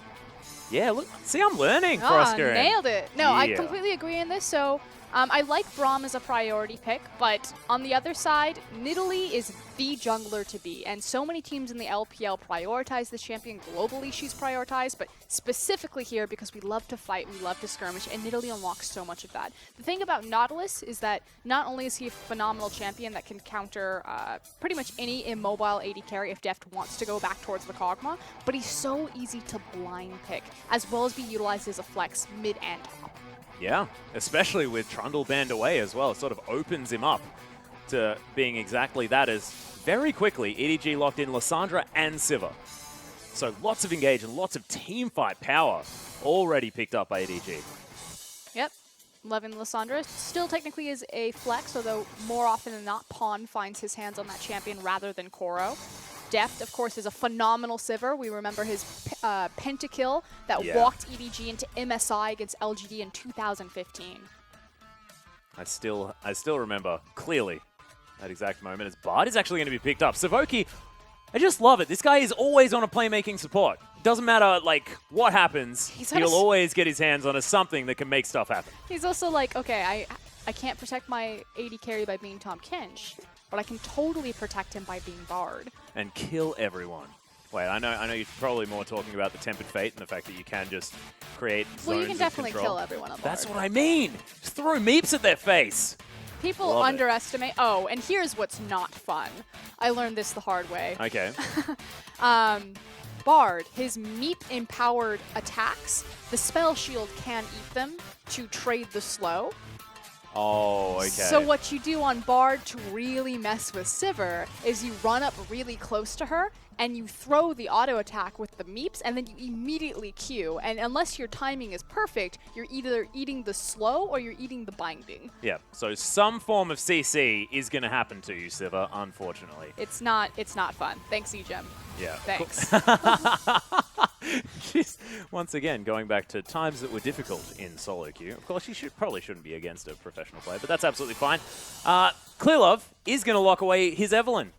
So this is a huge deal. The flanking plays from EDG that are possible right now are insane, And with Poppy as well. He's able to do that. Actually, no, never mind. I thought he was able to do that because Victor was locked in, but no. Raphael hovered Victor, and then we already went on the Bard tangent, did not pick it up. Typically, Clearlove will only commit on Eve if Twisted Fate is banned or if the mid laner has already been revealed, because obviously TF would be the #1 counter to Eve, able to destroy her stealth, but Raphael actually looking for some Shurima action. Yeah, we have seen Azir sort of make his way back into prevalence across the regions, as Raphael going to head straight on to the Birdman in the mid lane. There is a lot of yellow being emphasized on the side of Master 3. I like that. The issue that I have with this composition, though, and typically we see Azir in tandem with the hyper carry, because he's going to be itemizing into Rylai's and just kind of be this force of this massive AoE in front of him as Sand Soldier's proccing slows,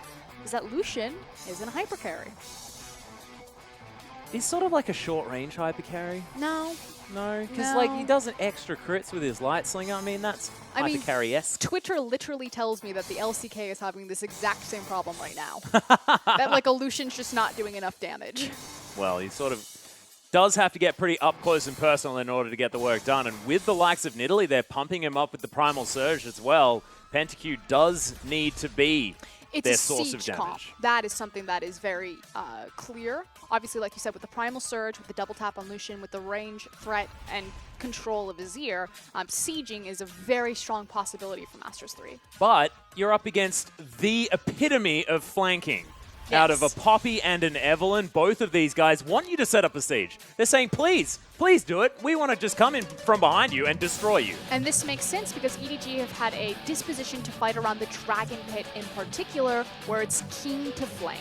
Well, we'll see exactly what happens as we hop onto the Rift.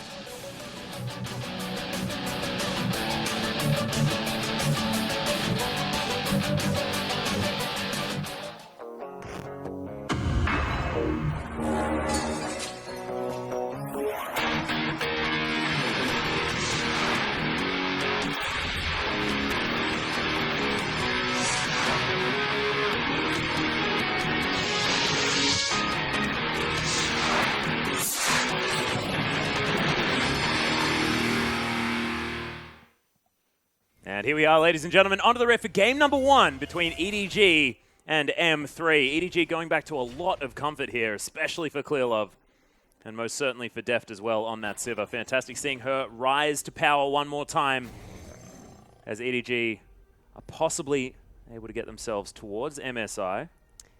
The masteries, or excuse me, yeah, Keystone Masteries appearing on the bottom of your screen as they're actually setting up an invade here. Lazarus, Oh, there's the flash into the wall. Lazarus is dead. Welcome to the LPL, sir. Your screen is grey. Yes, his very first game, first foot out onto the Rift with Masters 3, and he feeds first blood. Really unfortunate. Yeah, but that was a flash heroic charge from Koro to make it happen.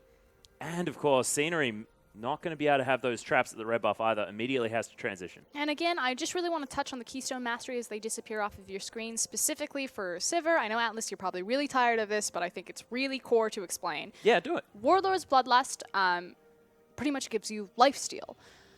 Why this is important on Sivir in particular is because of her itemization. So Kalista and Ezreal have so long ruled the kind of global competition with a 2-item power spike. Sivir coming back into the fold means that it's 80 carries with a 3-item power spike. So you have your Essence Reaver into your Zeal upgrade into your Infinity Edge. And what that means is that lifesteal isn't coming in at the earliest until the 4th item slot.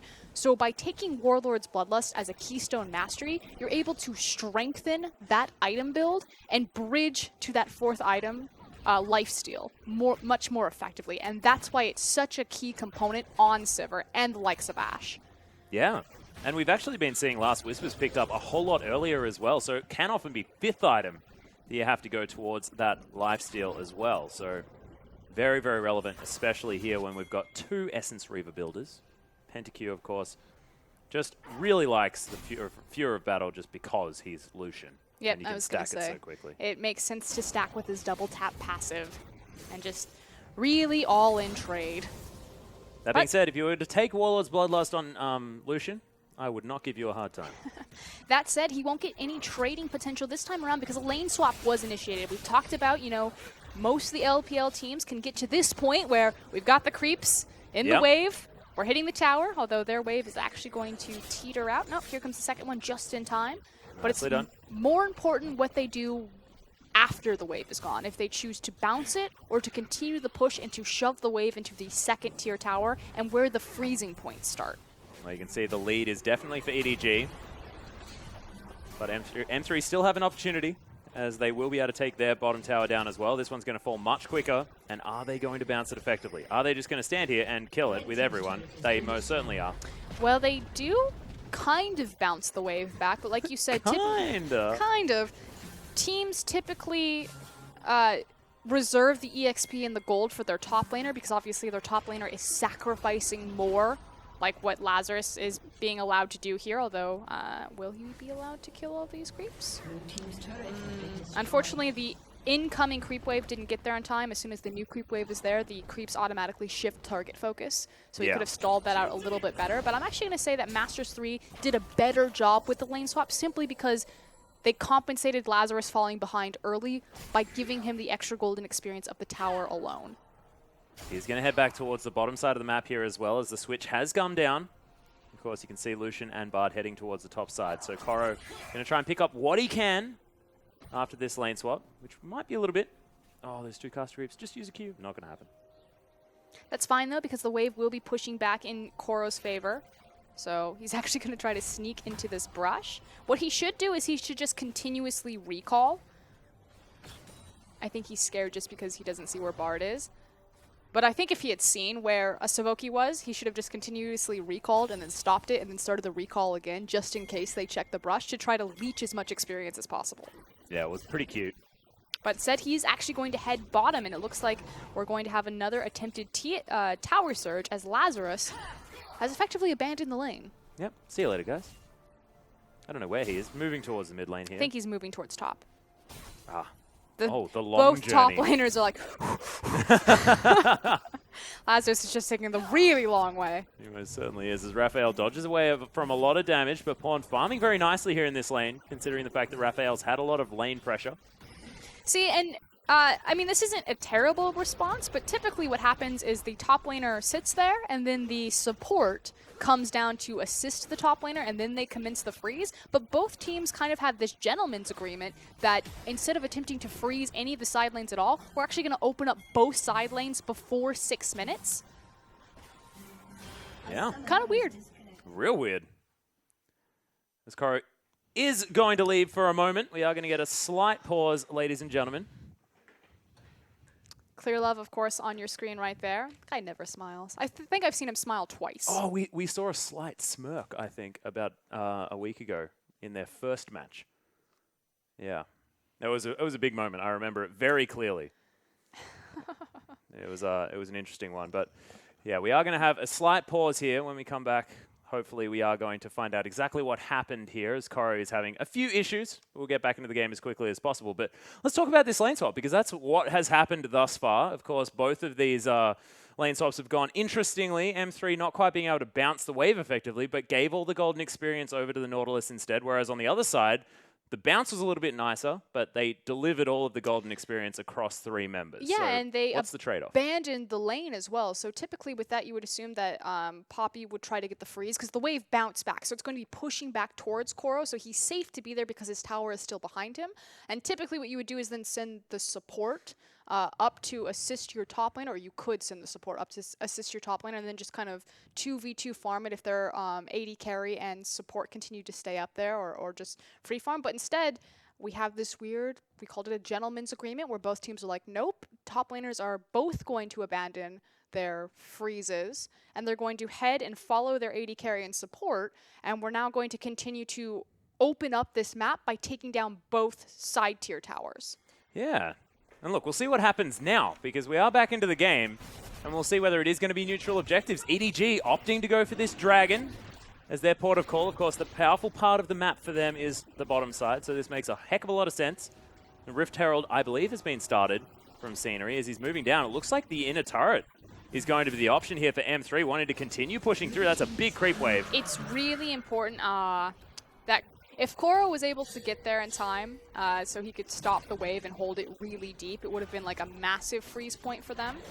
But we'll see what happens now as Masters 3 are going to go ahead and take this Rift Herald. So Dragon for Rift Herald, definitely going to give the advantage to M3 here. Yeah, sort of early on. Unless Rift Herald is able to take down Savoki, who uses a magical journey to get him to safety, is going to be locked down here as Scenery grabs the buff. First one does generally go to the junglers here, as Clearlove is just counter-jungling on the other side of the map.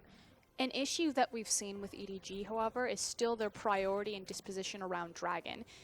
If EDG played around Rift Herald how they play around Dragon, I think that they would be leaps and bounds much better suited for this meta. But Yeah. 2015 EDG had a much better grasp on the meta than 2016 currently.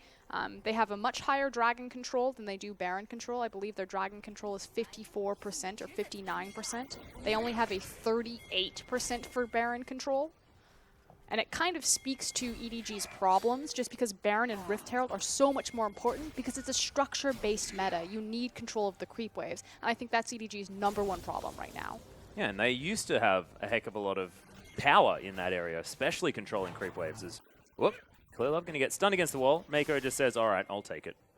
Never mind. But everything should freeze out on the side waves here, even though we have a very open map. There's no champion like Twisted Fate or anything like that to punish it. There is Eve, so obviously that invisible paranoia, relatively strong. Yeah, very true. As you Double see, teleport for EDG as well. So yeah, Lazarus definitely really respecting the fact that Evelyn could be there. The wave too far forward in EDG's favor. yeah, Mako was down there as well. So definitely a 3v1 would not be something that you'd want to opt into as far as Lazarus is concerned. Cull was picked up by both of the AD carries as Lazarus has actually found Mako. He's just clearing out vision. He's going to get stunned for a little bit. The Scenery is actually going to steal away the blue buff. Very cheeky. EDG have full understanding that their blue buff was traded, however, which is why Mako's so confident and moving on to this side of the jungle, knowing that Nidalee's on the other side of the map. Yep, Lazarus as well. Moving around here, Raphael looking to try and get his hands on a blue buff. This is dangerous. Pawn has actually backed, and because of that back, EDG might have to sacrifice this. Well, it's been started. Scenery has, of course, made his way over. Traps are down. Clearlove has been seen. Skoro is just charging the ultimate, but the blue buff goes over to the Nidalee. It was a 3v4. Neither Deft, because Deft's busy with the creep wave bottom, or Pawn were there to participate. Pawn with just a really untimely back. If he had just waited and moved over with them, they could have very easily traded that over. Well, you can see Pawn actually using his claw here as Savoki's going to find his way in. Doesn't actually land the Cosmic Binding, but Pawn's so far out of position. Does still have the flash available, just ults himself now as EDG. The cavalry has arrived. In goes Koro. Lazarus has to be quite careful now. He's not the tanky Nautilus that he wants to be. And EDG saved their mid laner, but man, Pawn was just so ballsy. Yeah, the collapse really does cover for Pawn's blunder, and his last few games have been kind of a question mark here. Pawn not playing up to the standard that we really expect of him. Yeah, it's really true. Really true. Raphael has been playing nicely on this Azir, but you're right. Sort of almost disrespectful play out of Pawn. Yeah, entirely. Like you said, to use the Glacial Path that aggressively to farm, immediately Azir just has the go button to press the Emperor's Divide. You see that he has the ultimate, so why would you even risk it? Well, Deft has a freeze towards the bottom side of the map here. Just holding onto it is the Sivir. You can see Pentacuse is going to push out a little bit more quickly. As Lazarus, he's just... has to farm jungle camps, as does Koro. These top laners on welfare right now. Koro definitely has a CS discrepancy ahead of Lazarus, though. That is 48 to 15 right now, My so goodness. this Nautilus is very much hurting. Got himself the Dark Seal as well. Wanting to get as much out of that Corrupting Potion as possible. I like it, the combination. I'd like it more if he picked up a Magi Soul Stealer as well. What a beast. Whoops, Savoki going to get slowed down, speeds himself up with a little shrine. EDG not going to commit. We'll see Clear Love now, level 7. Agony's Embrace is, of course, available for the man. Looks like we've got a light Clear Love on our hands, prioritizing that jungle farm, although he has fallen behind Nidalee, but that's to be expected. Yep. And we know this, like, Clear Love, he is the Evelyn player. Yep. If you ever think of an Evelyn player, you think of Clear Love. It's his, I like to call, there's signature champions and then there's legacy champions. So if Yeah. you think of someone like Faker, his legacy champion will be LeBlanc or Yeah. Zed. But Clear Love, it's definitely Eve, even probably Nunu. Yeah, well, Eve just feels synonymous, honestly, with Clear Love at the moment. Seems to be the one always capable of going back to her. Diamond Procs as well. I'll give it to Diamond Procs, a bit of an Eve player. Scenery going to pounce his way out, but Winter's Bite from Mako not going to find him. As in Italy just farming up a storm. And But here look we at go. this! EDG! Learning! And I promised myself I wouldn't cry. We have started off the Rift Herald. Will it be stolen by Scenery? Yeah, they do actually have some vision here. Clear Love is going to lock it down. Mako just tanks himself the spear as Deft has the buff given to him. So some pushing power for the Sivir. We'll see whether they can crush down this inner turret. And this is really smart. So they're not putting the Rift Herald into the mid lane. So they're not just free pushing more waves into Azir, who's going to easily wave clear it. They say, who's the weakest member on the map? It's this 25 CS Nautilus, Lazarus, new to the Rift, new to the team, and they're immediately applying pressure to him. And no one is coming to save him because they just took the dragon. Yeah, and look at these cast creeps doing a bunch of work now as Mako and Deft getting cheeky hits onto this turret. Savoki's going to find his way around, and Clear Love looking for the counter engage.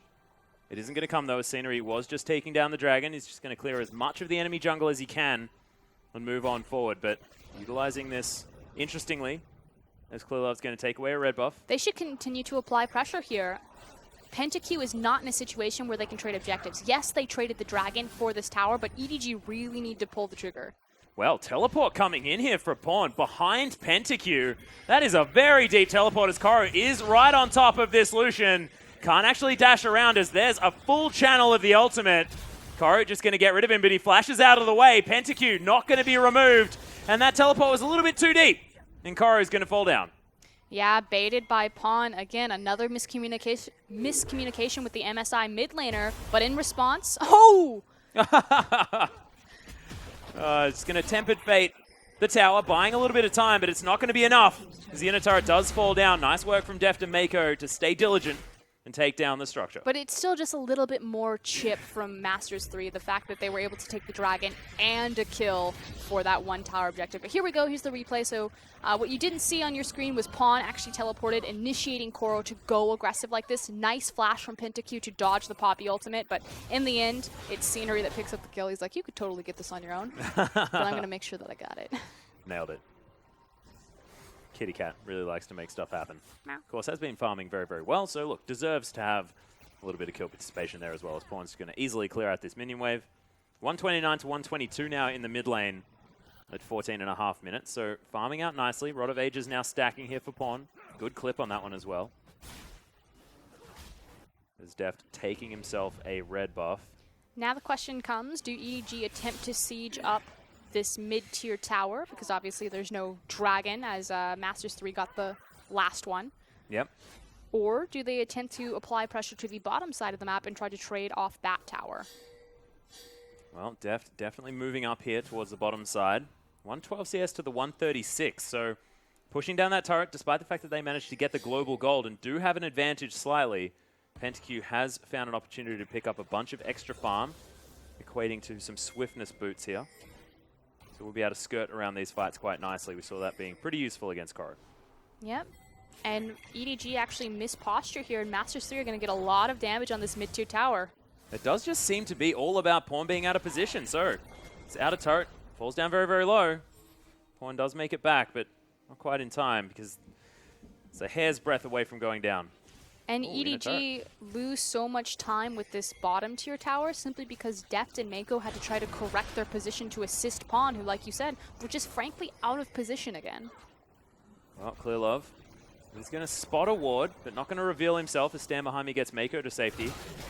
Seems like this bottom lane from EDG knows exactly what they want to do. Clear Love as well, always flanking them. But Pawn seems to be on a different planet today.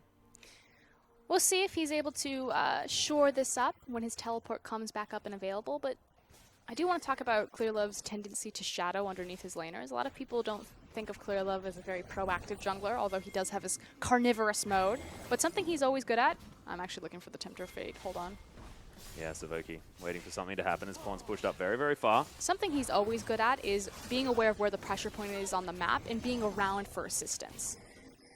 Well, Raphael successfully defends this outer turret as Koro is just farming towards the top side of the map. More than happy. Glacial Path once again used for farming. Pawn just more than happy to throw out his buttons, it seems. Scenery is here to throw out some spears, but of course Mako's there. Oh, Pawn might be in trouble now. Does have the ultimate, uses it immediately as Emperor's Divide does slide through. Raphael very, very low as Clear Love still looking for it. The ultimate's being channeled from Koro, but he's gone down very, very low right in the front line. Agony's Embrace here as well for Clear Love as he soaks up a lot of damage, and somehow Koro survives. Somehow everyone walks away from that. I thought for sure Pawn was cut out. I wanted to say that his Glacial Path wasn't as punishing that time around simply because he has so many other people behind him. So obviously EDG's protection trumping right there, but they continue the siege. Yeah. Nice Unbreakable there from Mako as Deft does use his spell shield. Oh, Savoki! Sniped off by the Boomerang, and EDG are going to lock down the turret. Just really not aware of the type of damage that Sivir can do. Always have to be respectful. Also, the ricochet coming off of the tower. That's the primary problem with Sivir right now. Is she hits the front line or the tower, and she crits the back line for no reason. Yep. Doesn't even have that much crit yet either, so just ludicrous. It wasn't the scenario of what happened there, but yeah. Have to be aware. Well, Berserker's Greaves actually picked up from Deft, so doesn't want to go towards those Boots of Swiftness, which have been an option. Of course, nerfed just a little bit on the patch that we are currently on, so not going to give you as much movement speed and going to cost a little bit more. Because it's 60 movement speed instead of 65, which is a big deal. Zeal now completed as well as he goes back home, so some relevant crit available. I believe that's about 13% cooldown reduction as well with just Zeal. Oh wait, no, 20%. But more importantly, EDG are prioritizing this. Harold, can you calm down? He's very confused. He's been drinking too much. He has. Look at that big eye on his back. It's just part of the LPL. I don't even understand. Well, Scenery is going to be able to grab his red buff. I like how they just give up on it. Yeah, no one wants to go near that thing. It's just being silly. Pawn does have his teleport back up, which is why he's now been allocated towards the bottom side of the map. So definitely look for the teleport flanking play, which is something that Pawn and EDG have been successful at from 2015 to 2016. You can see as well, EDG able to lock down the Rift Scuttler, getting their vision around this Dragon Pit as it is available. And M3 now moving in, trying to get themselves into position. Raphael just clearing out minion waves.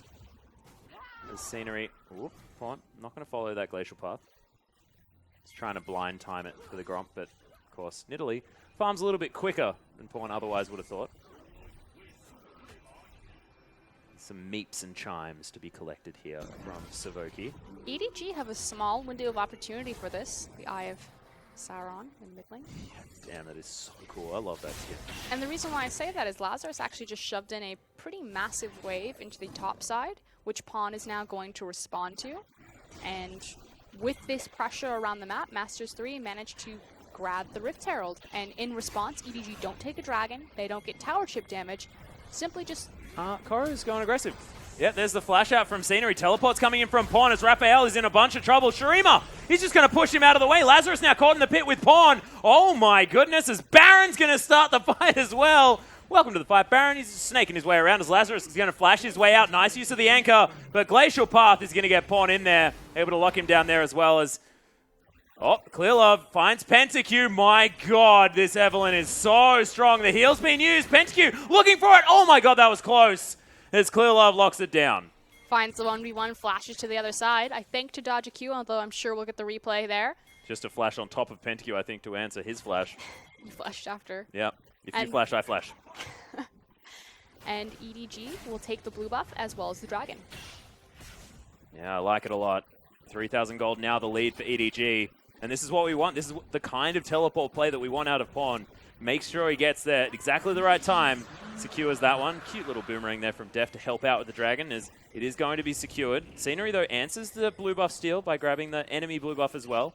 And it looks like, you know, we've divided the map a different way this time, because it seems like the top left half belongs to Scenery, the bottom right half belongs to ClearLove. Well, the established strong side of the map has been true since the beginning for both of these teams.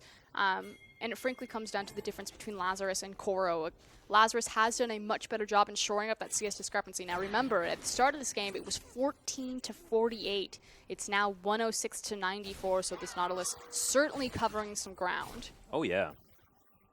Here in the mid lane as well, Pawn still with a slight advantage, but Raphael doing okay. Does have the cleanse on cooldown, which is a problem, especially against the Lissandra, but having the flash is going to be important. And he's got his 2 core items, the Abyssal Scepter there as well as the Nash's Tooth. So 20% CDR as well as that magic resist. So this Azir scaling, and we understand that Azir, always known as being this sort of hyper carry late game threat from the mid lane. The Sand Soldiers just start to do a heck of a lot of damage. I'm really curious why Pawn is on the bottom side of the map instead of Koro, as Koro has his TP available to him, but it looks like it's because of the priority. So this is why. I assumed that, like RNG, EDG would want to prioritize Baron, but instead EDG are prioritizing the tower. So they're putting their TP on the opposite side of the map, or the top side, and prioritizing bot side, which I like. Well, you see, they are going to be moving forward here. Bottom lane of EDG plus ClearLove, waiting in the wings. Lazarus could be in trouble as in goes M3 for a very cute little Baron play. That being said, they are going to be spotted. Oh, so many pings coming in. Yeah, exactly right. This Baron down to half health, though, as M3 may have actually got the jump on this. EDG are doing their very best to try and move around as Koro. He's going to find his way in first, but it's down to 2,000 health. 1,000, the smite comes in. They lock it down. The ultimate was used, but that's a fantastic Tempered Fate to stop the re-engage from EDG. Sneaky Baron, but successful here for M3. And it wasn't even sneaky because EDG knew that it was happening. And this is why, again, like from my confusion to the, why is Pawn in the bot side? Oh, I see, because they're prioritizing the bottom tower as opposed to the Baron. But you can't be bottom side of the map with all 4 members without a TP to stall. Because exactly what just happened happens. A team takes a Baron for free. EDG do get a mid-tier tower in response, but... yeah, that was just a little bit sloppy. Shrug? Yeah, and you've also... it's a Baron buff now for M3, who are only 2 turrets down in this game. In comparison to the 6 for EDG, if they manage to clear out a lot of this... oh, as there's the flank from ClearLove. They lock down Scenery immediately, and EDG deny at least one of the Baron buffs. What I was saying was that there's standing gold on the map for M3 to pick up. It's going to be more difficult now without the Nidalee. Effectively, what this means is EDG still have the lead. It's very clear also in their team fight with their pick right there.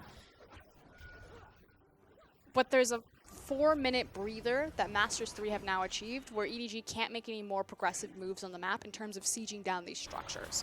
And it's just a lot of momentum and time wasted for EDG's lead that Masters 3 now get to kind of recoup. Well, Pawn just clearing out minion waves here in the mid lane. Over and over again, Koro dealing with a massive one here towards the top side, which could have been utilized, actually, by M3, but unfortunately, without the Nidalee, just couldn't get there. I think at this point, it's still a lot of respect given to the flank and the fight potential from EDG. And again, it's more so like a breather Baron, a stall Baron, as opposed to a let's go aggressive Baron. Also gives you a bit of money there as well. So needlessly large rod completed for Raphael. He's scaling. Ah, the Skrilla Baron. Skrilla Baron. What? No. Never mind. Pawn going to be throwing out Qs left, right, and center. As Scenery and Lazarus trying to set up for some sort of siege here in the mid lane, but everyone abandoning ship. M3 sort of just milling about at the moment as Dragon's going to be available in a minute and a half. But at 25 minutes here, 4,000 gold the lead for EDG, but a Baron buff circling M3. They need to make something happen with it. As there's a stun on a Mako. Spear lands as well. The Braum in a bunch of trouble as in goes Scenery. The exhaust goes down. Knockup comes in, but Mako's still in trouble as EDG now trying to turn this one onto Raphael. He's down so low as Koro's right underneath this Sun turret. Deft flashing forward, picks up the kill. Pentakill in trouble, but Deft is going to fall down. Pawn going to get stunned immediately and taken out as Koro somehow able to survive for way too long, but it's not going to be long enough as it's a 2-for-3 trade in favor of M3. And I don't know what EDG had for breakfast, but it's giving them something that they probably didn't need for that fight. And it looked so good initially because Scenery was off playing with Mako in the bottom side, which obviously you want to make that trade to support Braum for the Nidalee jungle. But the issue was Azir Raphael had a phenomenal Sun turret as Savoki. Just starting these fights like a god, using that magical journey to get underneath the turret. They don't lock it down, but damn, that was nice. And let's have a look at this fight again. So again, Scenery wasn't with them, he's chasing them. But here's the real winner, the Sun turret. The Sun turret effectively splits up EDG. Clearlove has just flashed out of the Tempered Fate, but now he's indecisive if he wants to go across or not. That Bard stun on Lissandra. Stupid. Absolutely stupid. I would have rage quit right there. But again, the Sun turret just split EDG's team fight. Yeah, just couldn't do anything about it. And it's been a while since players have played against the Azir. Of course, Pawn was definitely a fan of the champion. Like, good job on Raphael, but Savoki's a beast this game. Oh my god, Not only the pick on Clearlove, but he zoned Clearlove that last team fight with the Tempered Fate. That Bard stun on Lissandra. I don't even know if he planned that. I'm going to say no, because that interaction was silly. It was very silly, Oscar, and I'm really glad you used that phrase. Koro now clearing up another huge mini wave towards the bottom side. He's getting further and further ahead. Banshee's Veil was actually what he decided to go for, so not the Spirit Visage, which we often see. Opting to try and avoid that one pesky spear that can come in and ruin the day. Baron buff has worn off, but M3 are going to be able to take the outer turret here in the mid lane. And they are very slowly but surely evening out this gold advantage that EDG have accrued for themselves in the early game. EDG, of course, trading the Dragon. I don't know what EDG's obsession is with Dragon. It's weird, too. In 2015, EDG actually had one of the worst Dragon priorities of any team in the LPL. They were much more about the Baron. But then it's almost like they went away for the week, and Aaron was like, Dragon.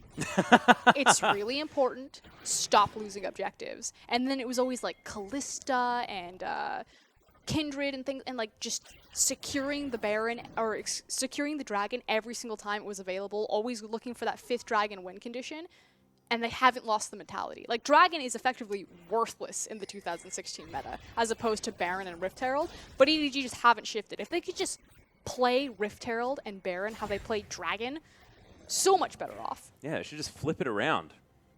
Well. I need to come to Australia where everything's just upside down. Yeah, we even sleep upside down. Basically vampires. I thought you were going to go bats there. Yeah, well, I mean, I sort of went halfway there, didn't I? That's one of the things that I haven't seen since being in Australia. I haven't seen a bat. You haven't seen a bat in Australia? No. Wow. Fruit bats. We've got a lot of fruit bats on the eastern side. A few others in the middle. As EDG are going to move towards the bottom side. Probably don't need to talk about the ecosystem in Australia as much as this video game currently. I'm a big fan of environmental talks as the engage button is pressed. Yeah, Pawn's actually looking for it. Goes very aggressive, but Pentakill able to cleanse himself out of it with the QSS. Scenery might be in trouble as Pawn's able to get a lot of damage down. Pentakill now separated from the fight. Claw of Doom locks down the kill as Lysandra still doing work. Tempered Fate gets Mako out of it as Koro going to be pushed out of the way. Clearlove just evaporates here in the back line as Raphael's able to do a lot of work, but it's a double kill for Pawn. Deft doing work in the back line as Savoki has to use the magical journey to get out.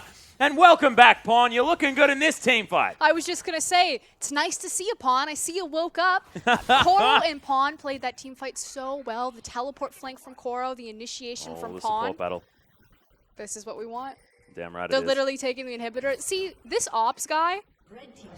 This is what we want to be talking about, man. Magical journey taken. Oh, the flash. The Winter's Bite. And he secures the 1v1. Look at that. I Battle love this supports. observer. Oh, so good. Who cares about the inhibitor? That was going down. No, I mean, he did I love this guy. I can tell he's just like, the support battle. Oh, yeah. That's what we want. Magical journey to support freedom. Okay, check out the teleport. So the TP is going down the river right now. Pawn starts this up, and then Pentakill burns the cleanse, and Koro's like, hello, heroic charge. Right in the mouth. Separates Pentakill. He's going to get deleted. Clearlove, of course, will go down here. Tempered Fate only hits one, so this is not a well-played team fight from Savoki. Can't be perfect all the time as we come back to Baron. Yep, Baron is going to get taken down very, very low. It is secured, though, by Clearlove as Koro over the wall, able to lock down Scenery. Now Koro trying to find his way back in, as now Deft able to get a nice boomerang on top of Pentacute. Koro's going to survive for now.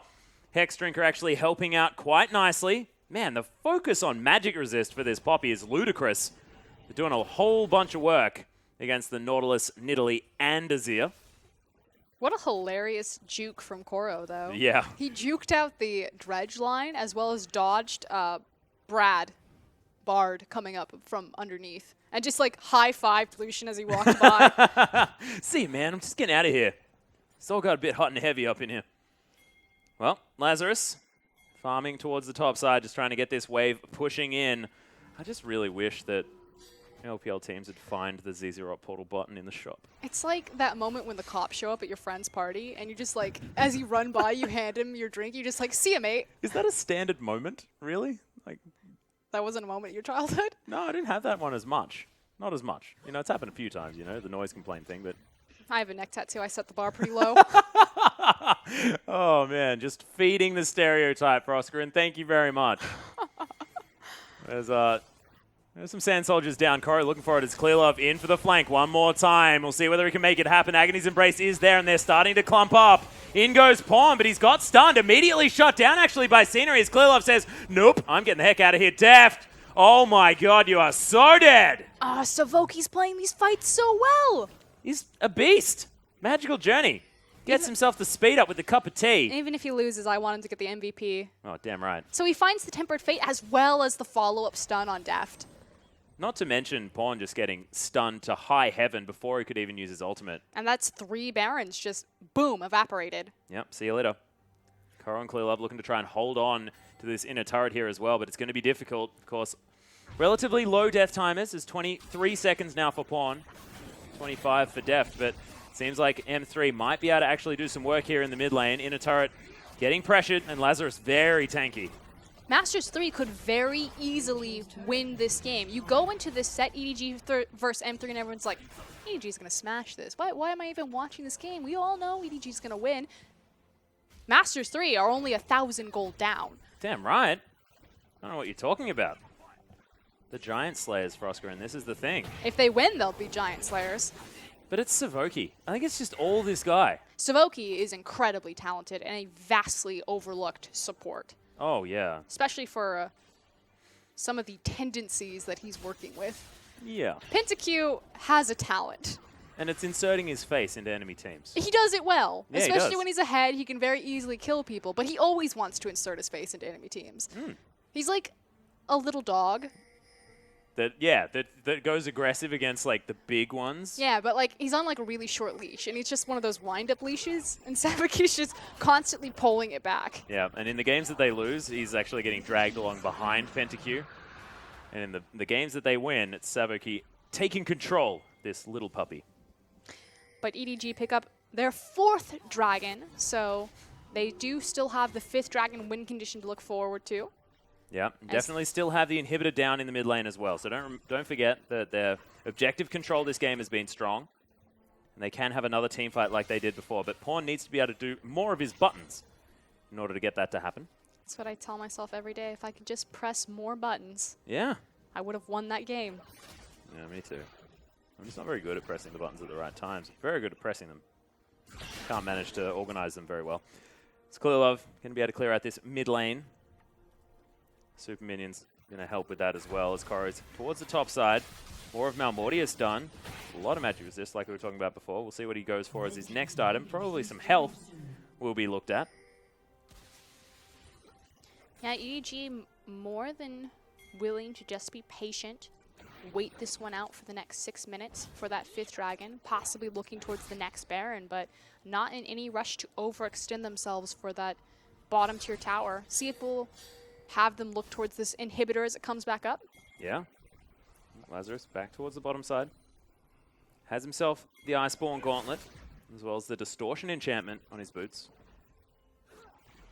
And Raphael actually opting into some Alacrity as well as the Boots of Swiftness, so going for a lot of movement speed, a lot of control in these fights with that Rylai's Crystal Scepter as well. The Scenery just clearing out some Krugs. Void Staff now done as well as the Abyssal Scepter and the Zhonya's for Scenery. A strong Nidalee right now. We sort of glossed over Clear Love's build because I don't like judging him when he plays Evelynn, because of course he's played so much of the champion that I'm not willing to say that I know more about it than him. But it's a very, very squishy build, Froscarin. Well, I mean, these fights, you're effectively getting your sustain damage out of Sivir more than anyone could ever want. So with the flank, the idea is just to immediately burst someone, I think. Uh-huh. And then probably die yourself. Well, it is definitely what he's been doing. And he doesn't necessarily need to be another front tanky member, since you have, we didn't see it, Koro and Mako on Braum and Poppy alike. Yep. And Rylai's is tanky. I mean, he's got some work treads. Yeah. Yeah, no, exactly. We got some health. Yeah. There it is. That's what I do to tank. I'm just like, I got Merc treads. What do you want? Yeah, but you've then got 3 Bloodthirsters. Alistar, why do you have a Deathfire? Rip Deathfire Grasp. It was so good on AP Alistar.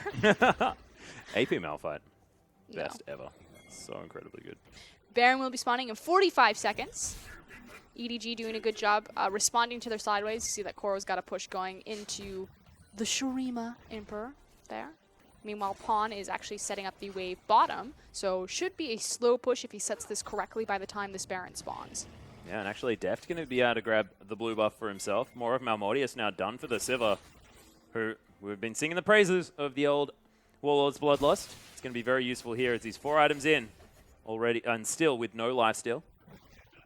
And does want to be picking up that Last Whisper item for his last one here as well for the armor penetration. Definitely bang for your buck. I do want to point out that Mako has, which item is it, Atlas? Chaos Crucible? No. Equinox. The Eye of the Equinox, yeah. That one. I can never remember which ones The they Locker are. of the Iron Solari. Versus the Sight Stone on Saboki. And the reason why this is important is because they're setting up for the Baron vision. And having 1 extra ward while being able to utilize all 3 wards on your map means that you can trade that 1 extra ward for more denial. Yeah. Either a pink or a sweeper out of Masters 3. But Saboki as well going for the Iceborne Gauntlet. What a beast. He understands what his role is in this Doesn't game. even have like the Frost Queen's claim. I mean, that is still a Spell Thieves. Here comes Pawn. Yeah, in for the teleport as well as Pentakill has to be very careful. But Saboki, he's the one making the plays. He's the one that is going to die. That is 2 ultimates used on the support. Yep, but he's dead, Frosker, and that's the main thing. Got the Iceborne Gauntlet. Yep, success has come in. They've taken down the carrier of N3. They cannot start up Baron. That would be a definite no against the likes of Nidalee Poke and Shurima Reach. Shurichma. Yep, he definitely sounds cool. Pretty excellent. You know what his name means in Chinese? No. Golden chicken. Amazing. That's what they call him. Well, you mentioned it's going to be hard against the Nidalee Poke, as it does definitely prove to be so. EDG are going to back away. Yeah, there's just no way that they can go into tight corridors like that as long as the Zero is alive. I mean, Scenery's Poke is going to be an issue, and likewise, you don't want a 50-50 against the enemy jungler. Although, oh no, they're at the same level, so smites are just as powerful. But the big thing is Raphael on the Azir. Oh, yeah. He's got a death cap now as well. Really, really scary as this Azir. Here comes the 5th dragon, though. 30 seconds. EDG don't need to respond to the wave just yet on top, but it will be pushing against them. Koro is prepping the wave bottom, and Pawn's picking up mid. An untimely back could mean a free objective. Yeah, and look, if M3 decide to focus on denying that 5th dragon, might give EDG room to go towards that Baron, which they have now gathered the exclusive vision control of. Mako, of course, there. Koro waiting for a teleport. EDG looking to try and lock this one down. Of course, Kulilev's got a heck of a lot of damage. And they will be able to do this very quickly once it is up, and it is now. And let's see what EDG decide to do. Pawn just clearing out the minion wave here in the mid lane. Lazarus just holding onto that one as best he can, denying the vision of those minions as they move forward. Koro does not have a lot of opportunity in terms of TP. He's got 1 ward in the mid lane that he can TP to, or several throughout the river, which is why I think he's choosing to pull the trigger on just walking towards the Dragon Pit, simply because Masters 3 didn't put themselves in a situation where Koro would have gotten maximum effectiveness off of a TP. Man, a Zizera portal in that top lane would make such a good idea. Dragon is going to get started here by EDG, though. It's already down to below half health as now the flanking play comes in. Koro's going to move forward. Pawn's here as well, but the Dragon taken away from Scenery. Uses the Zonyas as well. Is able to keep himself alive. Heroic Charge comes down. Tempered Fate is huge, but Deft still able to move around. Clearlove takes down Scenery. You can see EDG living up this fight right now as Deft right in the back line, able to get free auto attacks off. Lazarus is going to go down. Koro takes down the Azir as Savoki moves forward, but Red Buff might actually secure the kill, and it does. Triple kill comes in for Deft, and EDG secure the ace. And it looks so well played by Savoki to try to set that up, give his team enough time to get in position to look towards the back half of that fight, but Lucian doesn't do enough damage, and Sivir is running through this team. And Sivir wasn't caught in the Tempered Fate either, so able to reposition himself was Deft and get into exactly what he needed to do. Of course, Deft, if he's known for anything, it's teamfight positioning. The inhibitor falls down, and EDG look to be just going for the win. My goodness, this is aggressive. They do not have a creep wave, which means that they should not be able to end the game, as Koro cannot tank up the second Nexus tower, but they're going to try. Well, Clearlove does have a Lich Bane. They use the ultimate now as they're trying to juggle this aggro. This turret is very, very low.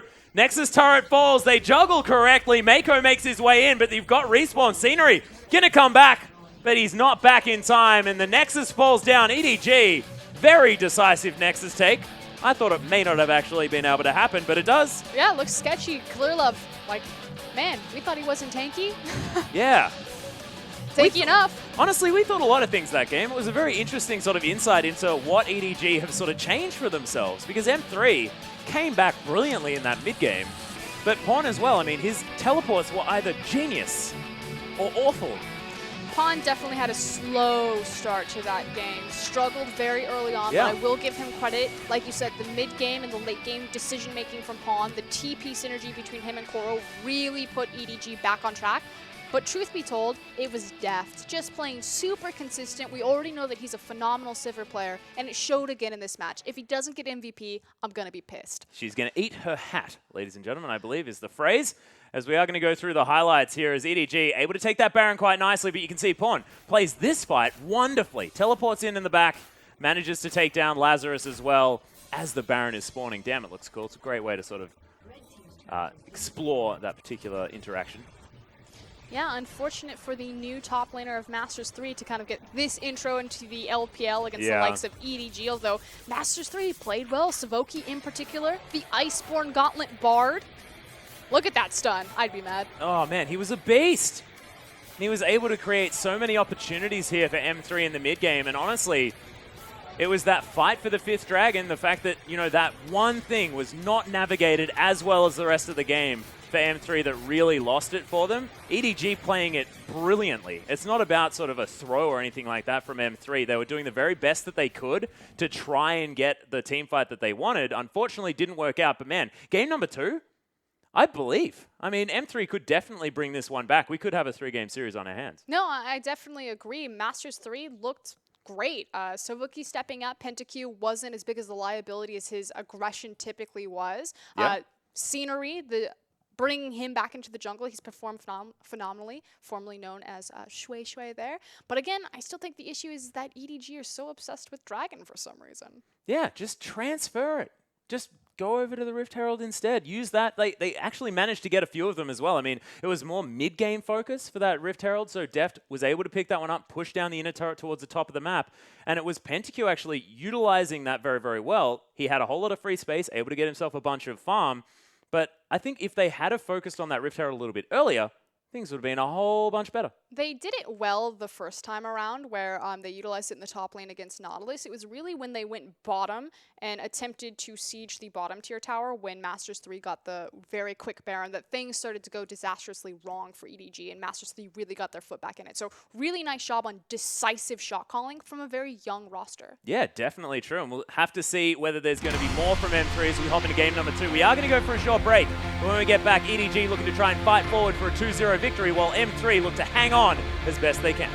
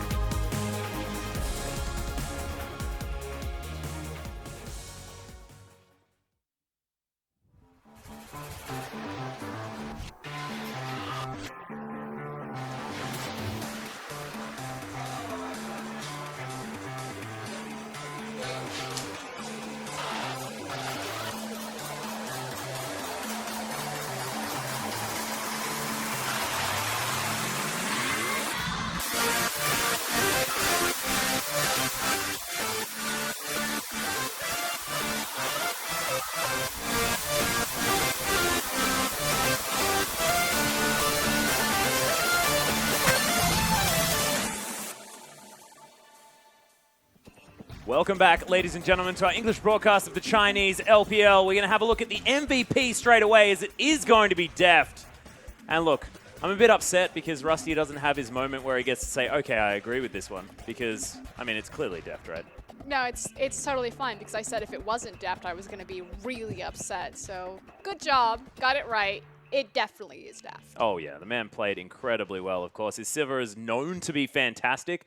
Most of the times anyway. I mean, just slips back into playing her one more time, and it just looks easy as you like. Fantastic positioning in the team fights. What Deft was always known for.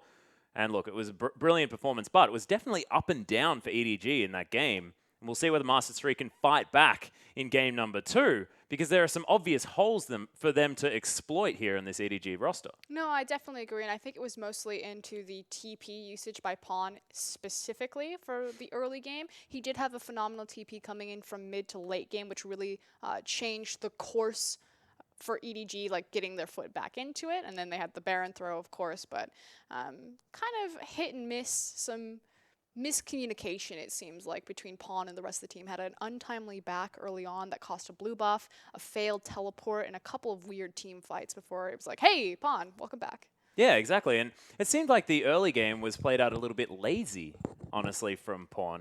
And maybe EDG as a whole, maybe they just thought that their team comp was just really, really strong. They didn't really need to try as hard in order to get the victory. Of course, they did in the end, but they had to actually earn it against M3, who played it very, very well. I mean, obviously, their team comp, we talked about this in Champions League, that I thought there was going to be issues in the fact that Lucian wouldn't have enough damage to deal with the tanky members of EDG. Yeah. Because they went for an Azir who can hypercarry late game, but we knew that it was going to be a Rylai's Crystal Scepter coming out of his build path at some point. He's really just a facilitator at that point.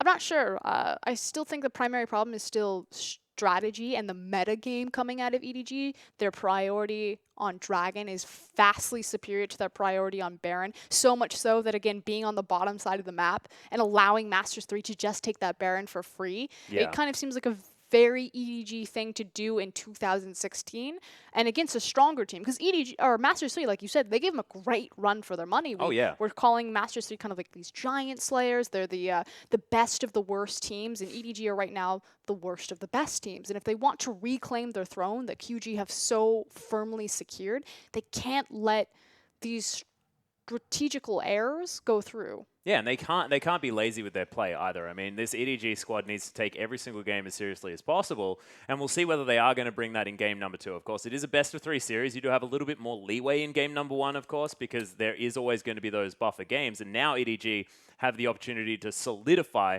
an easy 2-0 victory and cruise their way through, because I think they have to. I mean, it comes down to making sure that you're confident in your games. And I mean, they were very confident, but it was almost to a fault there, especially in the mid lane. And we'll see whether in game number 2, they are going to be able to really take control as they move forward.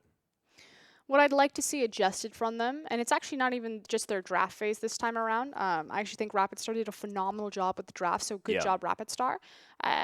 Just like you said, playmaking, individual decision-making. This is now 3 games in a row where individual decision-making by multiple members, not just Pawn, on EDG have almost cost them series. It cost them big in their 2-0 loss to Xiaogu, and I would hate to see it cost them here against Masters 3, especially already a game up. So they need to tighten it up, clean it up, and really make a strong presence here. Yeah, they certainly need to. One thing I do want to talk about is Koro.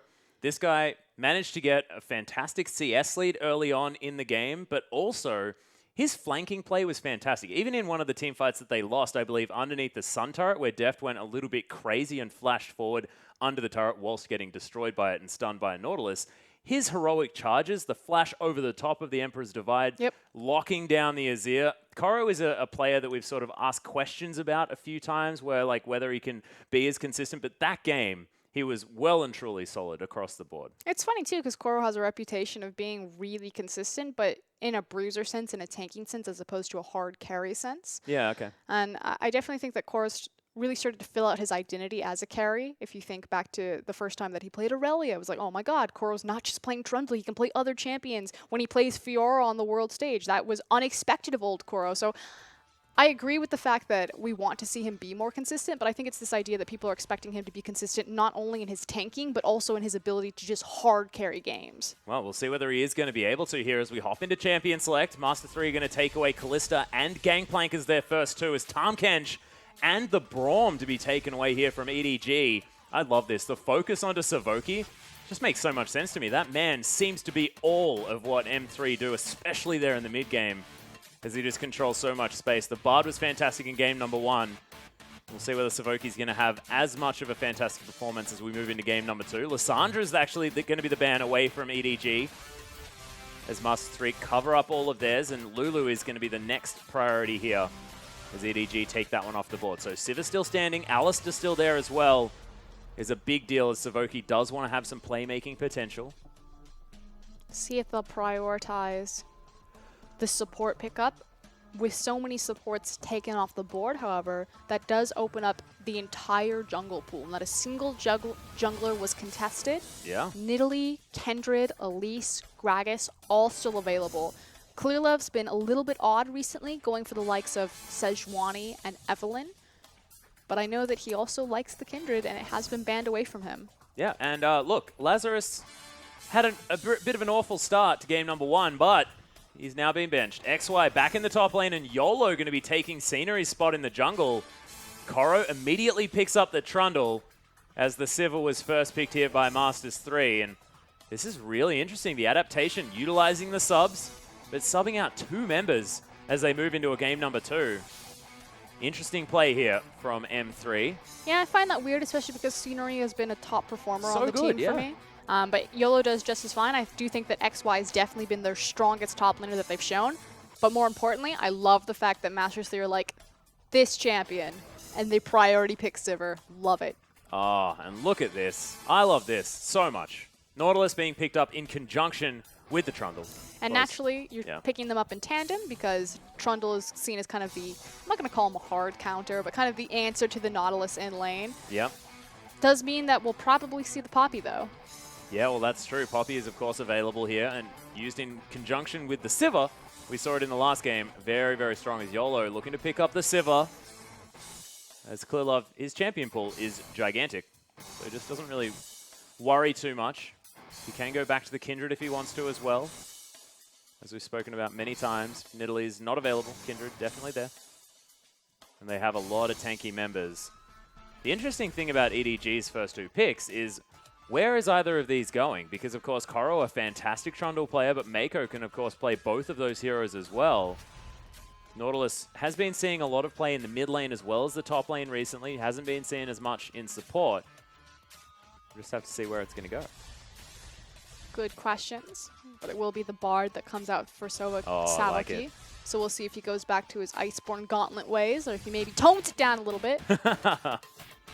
Or whether he actually finishes off a support item. He had a Spell Thief's Edge for a very long time. Was actually out of control. He was, in a very, very good way. Loved that Bard play out of Savoki. So once again, soaking up 2 bans. As there's the Kindred being hovered. Deft, we'll see exactly what he wants to go towards. Of course, the Jinx has been picked up into Sivir a lot in the past, but it is going to be the Lucian this time around, as PentaQ played that one into Deft last time. See his shoes on the other foot now, and we'll see whether Deft can play this matchup just as well in the lane swap situation, especially early. But there's the Kindred that we were talking about. LPL teams across the board. ZZR spoke at length in an interview about this, that they think that Kindred is the only option into Nidalee in terms of the dueling potential and the ability to keep up with her. They don't think any other champion can match up. Wow, Clearlove opting into the matchup, and we'll see for ourselves exactly whether or not that's true. The solo lane is now being hovered here from Masters 3. Poppy and LeBlanc make a fair bit of sense. A lot of ability to go forward in this comp. Really, really frightening stuff. That's a Corki as well. Very strong pick here for Raphael, but EDG, of course, have the opportunity to counterpick that mid lane depending on where that Nautilus and Trundle are going. Still a lot of question marks here on EDG's draft. I have a feeling if he locks in this Corki that it's going to be LeBlanc, which is why I think Raphael would be much safer to go LeBlanc himself. Yeah, well, he does pick that one up. We'll see exactly where EDG's champions are going to go. Haven't seen Pawn on the Nautilus as of yet. As it looks like we are going to see it for the first time here today. I believe first time. Correct me if I'm wrong. Yeah, from Pawn. Yeah.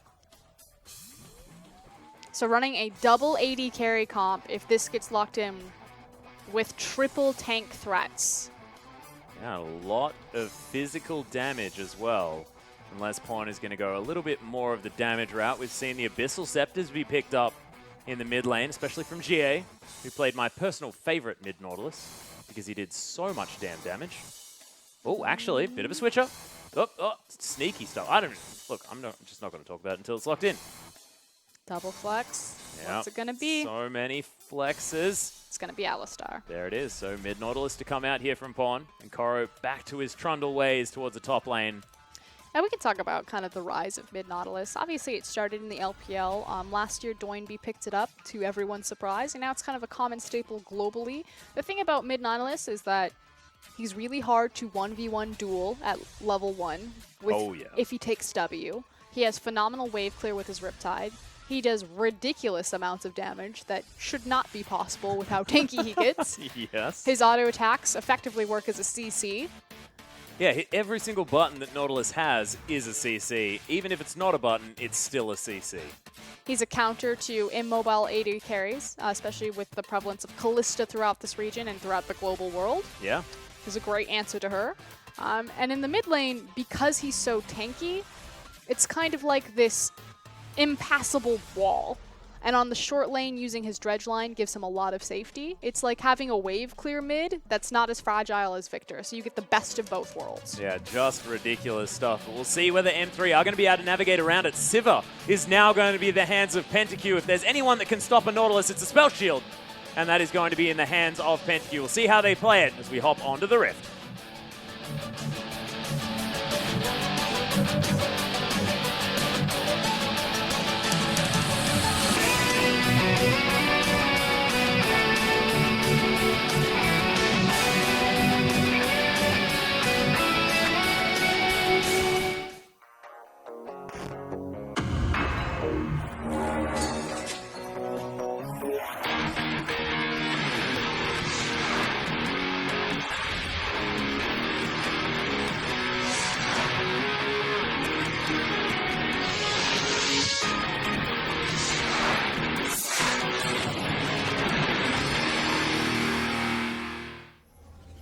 And here we are, ladies and gentlemen, onto the Rift for game number 2 between Masters 3 and EDG. A little bit of a roster change-up here for M3 as they've got XY back in the top lane and YOLO back in the jungle. Scenery and Lazarus are going to leave. It was nice to see you, Lazarus, for the first time.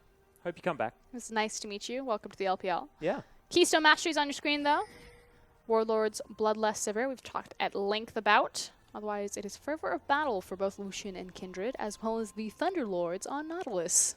Yeah, and I actually like Strength of the Ages on Kindred. But I understand the Fury for Battle, just because Clearlove likes battling people. We're going to see if we're going to find Dark Clearlove. Again, in China, Clearlove is known as light and dark forms. His light Clearlove is kind of the herbivore Clearlove. He likes to farm. He's very passive. The agriculturalist. Yeah. And Dark Clearlove is a demon. Mm-hmm. Very, very angry man. We'll see whether that is going to be the case. Typically is with the Kindred. They are spotted out by a ward here, so Pawn is actually cheekily waiting around the corner for this delayed invade, as is Mako. They're trying to set them up. Will they fall for it? And here they go. And here's the collapse. Yeah, Pawn looking for it as Mako flashes forward. Nice double pulverize there as there's the Light Slinger from Deft. So much damage. Everyone flashing. Savoki in so much trouble. One more auto attack. There it is. Deft locks down first blood, and that is bad news for M3. And a well-manufactured trap from EDG, placing that cheeky ward in that river brush to see the delayed invade, and then pulling Pawn and Mako accordingly. Oh my goodness, and YOLO actually expects this red buff to be available. No dice, as Clearlove did actually start on that one. YOLO just going to have to settle for some Krugs here. So far, this early start from EDG is fantastic. And this is the EDG that we really expect, kind of this next level, pushing the strategy, engineering these perfect scenarios around the map for you. We'll see if they can continue from here. Deft got first blood. Yeah, and as well, Savoki dies first, uses his flash immediately. Clearlove uses that passive, says, if you're ever out of lane, Mr. Bud, I'ma kill you. Yep. And now cut PentaQ, out. he actually might die as well, as Mako takes a bit of damage back. Savoki trying to throw some meeps his way, but it's only for the first couple of auto attacks. Needs to empower it. There's nice stun lands onto Deft. But a lot of control here in this lane now for EDG. Are they meeps or chimes? The meeps are the ones that follow him around. You have to collect the chimes from the areas. It just seems so awkward to say meep. I just like meep. I love want the to say word. meep for everything. He's going to collect some meeps, throwing some meeps around. Every ability is called a meep. Oh, there's the meep fate. Very early teleport out of pawn to pick him up his first Doran's Ring. Typically, Nautilus in the mid lane, even in the top lane, will go double Doran's Ring because it gives you enough health to be really tanky, but also enough AP that you start to do some serious damage with your Riptide. Yeah, Deft showing his newfound laning dominance as he's just landing all of these Light Slingers. Piercing lights and the auto attacks there as well. They're coming down, dodging out of the way of auto attacks from that turret, as well as the cosmic bindings from Savoki. But the cups of tea Savoki are going to be able to put down for him are going to be very, very useful here as PentaQ takes all this poke. And he gets to have the confidence to be that aggressive in the bottom side because Clearlove made sure to take the Scuttle Crab on Dragon River. Yeah. Well, you can see Savoki able to keep himself relatively healthy. PentaQ there with the potion running. He's back to full health again once more, but Deft, a lot of the damage has been done. 25 to 12 is that CS margin here early on in this game. And Savoki and PentaQ are actually playing this lane incorrectly. There they go, they've swapped it. Sivir should actually be standing on Lucian's side, and Bard should be standing on Alistar's side. Obviously, you have a ranged support, so you can really punish the melee support, but more important, it's about utilizing your spell shield before Lucian has level 6 and he's able to just eat it with Gatling gun by trying to catch that piercing light. Which is why you continue to see Savoki and PentaQ trading spaces in the lane because they're trying to match up with their corresponding opponents. Well, so far, has worked out for EDG. YOLO waiting in the wings though, looking to see what he can get done here for M3. Savoki's going to head down as PentaQ's going to get exhausted. He might die before they even make their way in. Has to use the heal, but Mako's going to get slowed. He's in a whole bunch of trouble. Doesn't have the flash as he used it earlier on. Immediately Deft has to get out of there. Of course, not a whole lot of summoner spells available. Meanwhile, in the top lane, Koro getting very angry at XY. Unfortunately, Koro doesn't have the mana to follow up there, but he goes aggressive knowing where scenery is on the map. Excuse me, where YOLO is on the map. Yeah, we don't know who's going to be in the jungle here for M3. They rotate everyone out. It's just kind of a weekly thing. Yeah. In response, though, Clearlove will go ahead and pick up his wolf camp. Rude. He's going to take the Gromp now. This guy's out of control. What is this, light Clearlove or dark Clearlove? Because he's counter jungling, but he's doing so very aggressively. There's lots of pings come down. Clearlove just going to lead the Krog everywhere, but decides instead he wants to grab himself a stack. And that is definitely exactly what he wants. Wolf says, we want to take down the Rift Scuttler. And Clearlove says, okay, Wolf, we'll do that. Is Kindred they, or is it she? I think it's they. It should theoretically be they. But we see Kindred a lot more than we do Wolf, because he's sort of just a bit of a spirit guy. Well, Chain's going to land on a Pawn. Pawn just doesn't care, as he's got a Null Magic Mantle already changed into that Negatron Cloak. Yeah, so not going for the double Dorns, but instead grabbing that immediate MR. Makes sense. He's against a lot of magic damage on the enemy side. And I would like that. I just like Negatron Cloak, because the two options that it turns into for a Nautilus are A, Abyssal Scepter, which is awesome, or B, Zezora Portal, which I want so badly in the Fairly LPL. certain it's going to be an Abyssal. I know. Like 99% on that. Well, there's the Dredge line, actually. Raphael might be in a bit of trouble. Thunderlord's procs. And he out-trades the LeBlanc as Nautilus. We've actually seen a lot of Nautilus mids not go for all the way up the Cunning Tree, because instead it often is the Grasp of the Undying. Instead, Pawn going for the aggressive option. Surprise, surprise. Here comes Clearlove, though. So YOLO has spent a lot of time giving attention to this bottom side of the map. Clearlove now sneaking in through the lane. This Pawn takes a Spirit Face.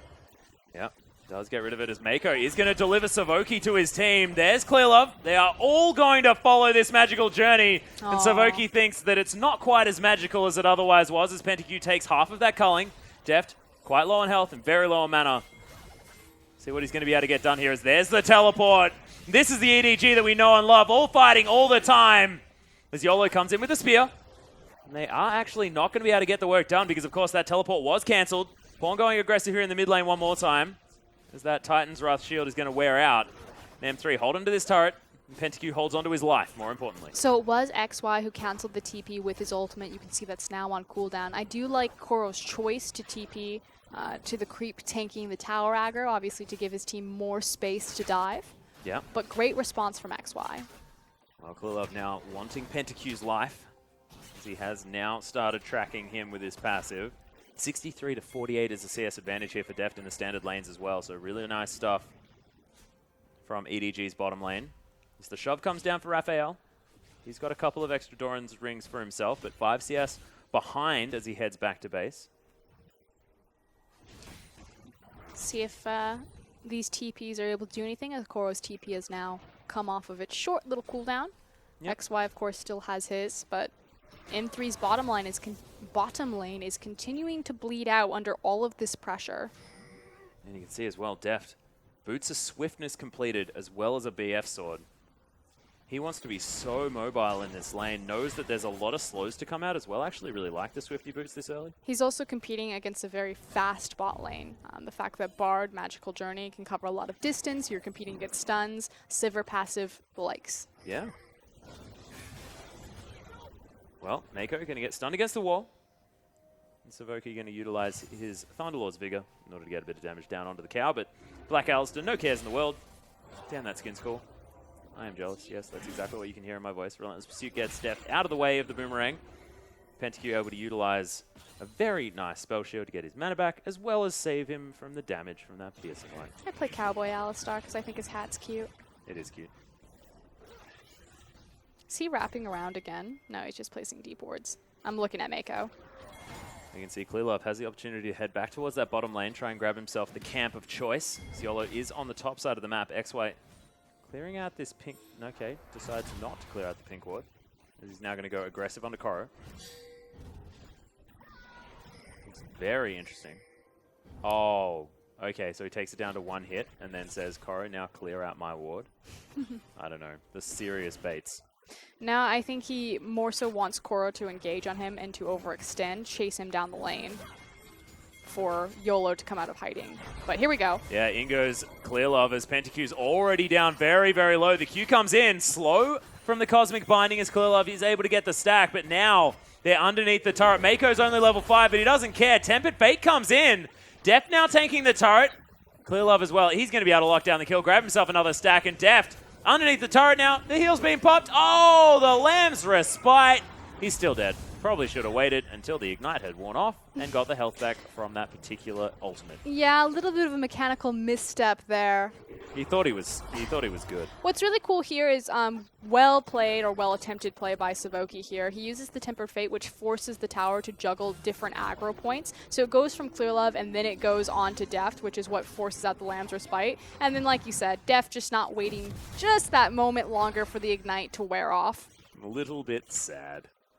But definitely a cute idea from EDG, and they are most certainly in the lead. That's the only kill that M3 have managed to get here at this 11.5 minute mark. EDG, no surprise, going to be able to transition that into Dragon Control, as the Devourer has been completed now for Clearlove as well. So an extra 5 stacks is definitely going to be a good thing for the man, and he's been able to pick almost every one of those the passive marks that Wolf has been putting down. What is it, a mark? What is it called? It is. Hunt, target. Yeah, the hunted. Prey. That's the hunted passive, isn't it? That's the one. But it's now on the Rift Herald, which is really handy because hopefully that means that they are going to go for it a little bit earlier as Boomerang comes out. But This is why not gonna do too much. a lot of people will pick Lucian into Sivir. Just how his culling interacts with her spell shield. Obviously, only eating up one bullet of that. Yeah. Nice cups, though. Oh, Gave him yeah. back a bunch of health. Well, XY actually going to get aggressed on here by Koro. Goes very, very aggressive. Does have that subjugate running. And this is what he expected, but here comes a TP from Pawn. Yeah. Pawn's like, we ain't done here, boy. He's got the ultimate. XY might be in trouble. The flash forward does manage to get himself the stun onto XY, who's now very, very low, uses the flash to get out. But man, that was some super ham play out of Pawn. He could have had the kill, but again, a mechanical misstep from Pawn. He misses the flash on the dredge line. He should have waited a moment. He tried to predict the angle as opposed to just using it as a gap closer. Well, you can see Clearlove just tanking up the Rift Herald. For fun. He's taking the Skull Crab, and then he'll take Herald. Well, one can only hope. Skoro is going to make his way down, help out Clearlove taking that buff. Very, very handy stuff here for EDG. Skoro just going to tank that one up happily. Does have his teleport if he needs to get back to lane, of course. XY just used it for exactly the same purpose. And that is going to be Herald going down, so an extra couple of buffs. I believe it's actually 5 here on the patch that we are currently on. And Correct me if I'm wrong. Gave it to Koro. Interesting. Clearlove is going to be seen here as XY channels the ultimate, sends Clearlove home. That is a big cooldown now, unavailable. I don't know what they were going to get there. I don't know. Anyway, it's cute. In the M3, meantime, yeah. YOLO will get out of my jungle. Yeah, Mako's here as well as Ardent Blaze does come down. Spear not going to find the mark. So they're just protecting as much of Clearlove's jungle as they can. Nicely done. Skoro going to get heroically charged against the wall and takes Q to the face at the same time. So he can't really be chilling out underneath that turret as easily. Otherwise, still a relatively calm game from EDG. It seems to be around these teleport cooldowns that they look to make these big sweeping plays, and particularly in the bot lane. So definitely identifying where Masters 3 are strong, their bot lane. Oh, very true. Clearlove making his way in. No Wolf Hunt to be down here, as that's a Scrying Orb used very effectively to spot out 2 members of EDG moving in. I think at this point, Clearlove just walks into the lane and they siege the tower. Well, it looks to be exactly what's happening here. It's a 3v3 right now, as Mako does have the ultimate available. Culling comes in, though, from Deft, just to deter people from going aggressive onto the cow. Is that Bard that just made that utterly terrifying noise? You've never played Bard? Not on the Chinese server. That sounded like normal Bard. Oh, really? Yeah. Oh, okay. What's really creepy is the first time I played Bard, I didn't know that he whispers things to you. He And my does. noise, like I mostly listen to music, and so my game sounds actually very low as Dive comes in. Yeah, there it is. Pentakill in a whole bunch of trouble. Uses the ultimate now as Mako flashes on top of his face. Deft actually stunned against the wall, but he's outside of the turret range as now Clearlove says, I really, really, really want to kill. And Savoki, you are the one that I want. You're the one that I really want. That Deft is the one that picks it up. was very unfortunate. Obviously, with the Tempered Fate, he was attempting to get them in the action of the dive, but instead he just presented himself on a literal golden platter. Well, it is going to mean that Raphael grabs himself a blue buff. Anyway, my story. Yeah, let's go back. So I listen to music, and I'm playing Bard for the first time ever. And it happens that between a song changing, so it's actually silent and I can hear League of Legends, I just hear this creepy whispering in the back of my skull. And I'm like, whoa. Dude, what are you saying to me right now? Super late at night, all the lights are off. I'm just chilling, playing Bard. Most terrifying experience of my life. You haven't had a very scary life, have you, Proskeren? Neck tattoo. Yet, but still the scariest experience of your life. Oh well, Clearlove is going to see an empty Raptor pit, as it was taken there by YOLO. Koro now positioning himself. Oh my goodness, Pentakill. You could be in for a world of hurt. Dun-dun. Yeah, everyone is going to turn up. There's the subjugate onto Pentakill as well. Oh my god! Seeing it! And he still had Pillar. That's the worst part. He was Well- waiting for him to pop ultimate to see if he needed it. Oh, look at EDG. They say thanks for the journey. This Clearlove's going to get stunned against the wall, but man. Titanic Hydra does some work here for Koro. Koro left, though. Yeah, he's bottom lane now. Yeah, he's going to, but he could have at least My work here is done. My people need me. grabbed the wave. Oh, Excellent. Raphael. Ultimate's down here from Pawn He's as got Clearlove's no going to make mana. his way in. Yep, passive's been procced. Oh my goodness, if that was the next auto attack, Raphael was dead. But no dice this time. Very close as EDG make a successful rotation around the map, pick up that top tier tower. Koro now seated firmly in the bottom. We'll see if they now rotate towards this mid lane, although Pawn won't be much help with 0 mana to his name. XY moves in for the aggressive play and instead heroically charges a minion to Maybe get out. he wanted to move in for the aggressive play on the creeps. Oh yeah, You don't know him. You don't know how much cereal or milk he likes it with his cereal. Yeah, that's true. I don't very much know about his breakfast habits. I definitely don't know about the relevance of that to him heroically charging a minion, but I like it. Spear going to come down. Oop, close. Clearlove is going to lock it in. And that is a Sated Devourer. We're online, boys. 17 minutes. Technically 18. Yeah, 18 minutes for a Sated Devourer is pretty frightening. Of course, That's 2 about what Barons in that Condi time. 2 averages. Dragons, sorry. I like it. The other big Kindred player in the LPL. Yeah, well, Koro with a couple of extra red rocks as well as the old Titanic Hydra and boots. Sitting very pretty right now.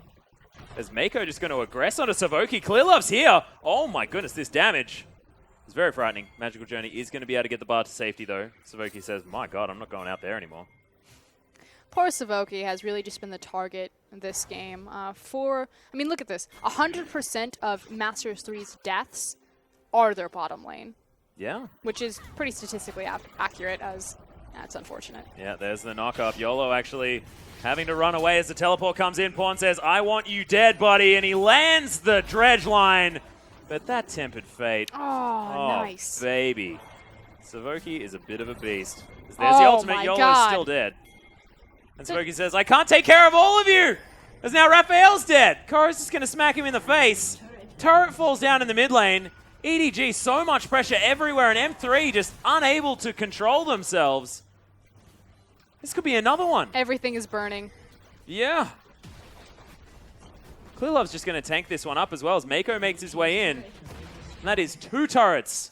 And that is the Rift Herald utilized in order to grab those 2 turrets. How proud are you right now, Frosty? I'm super proud. The rotations look great, but to be frank, Masters 3 are falling apart at the seams here.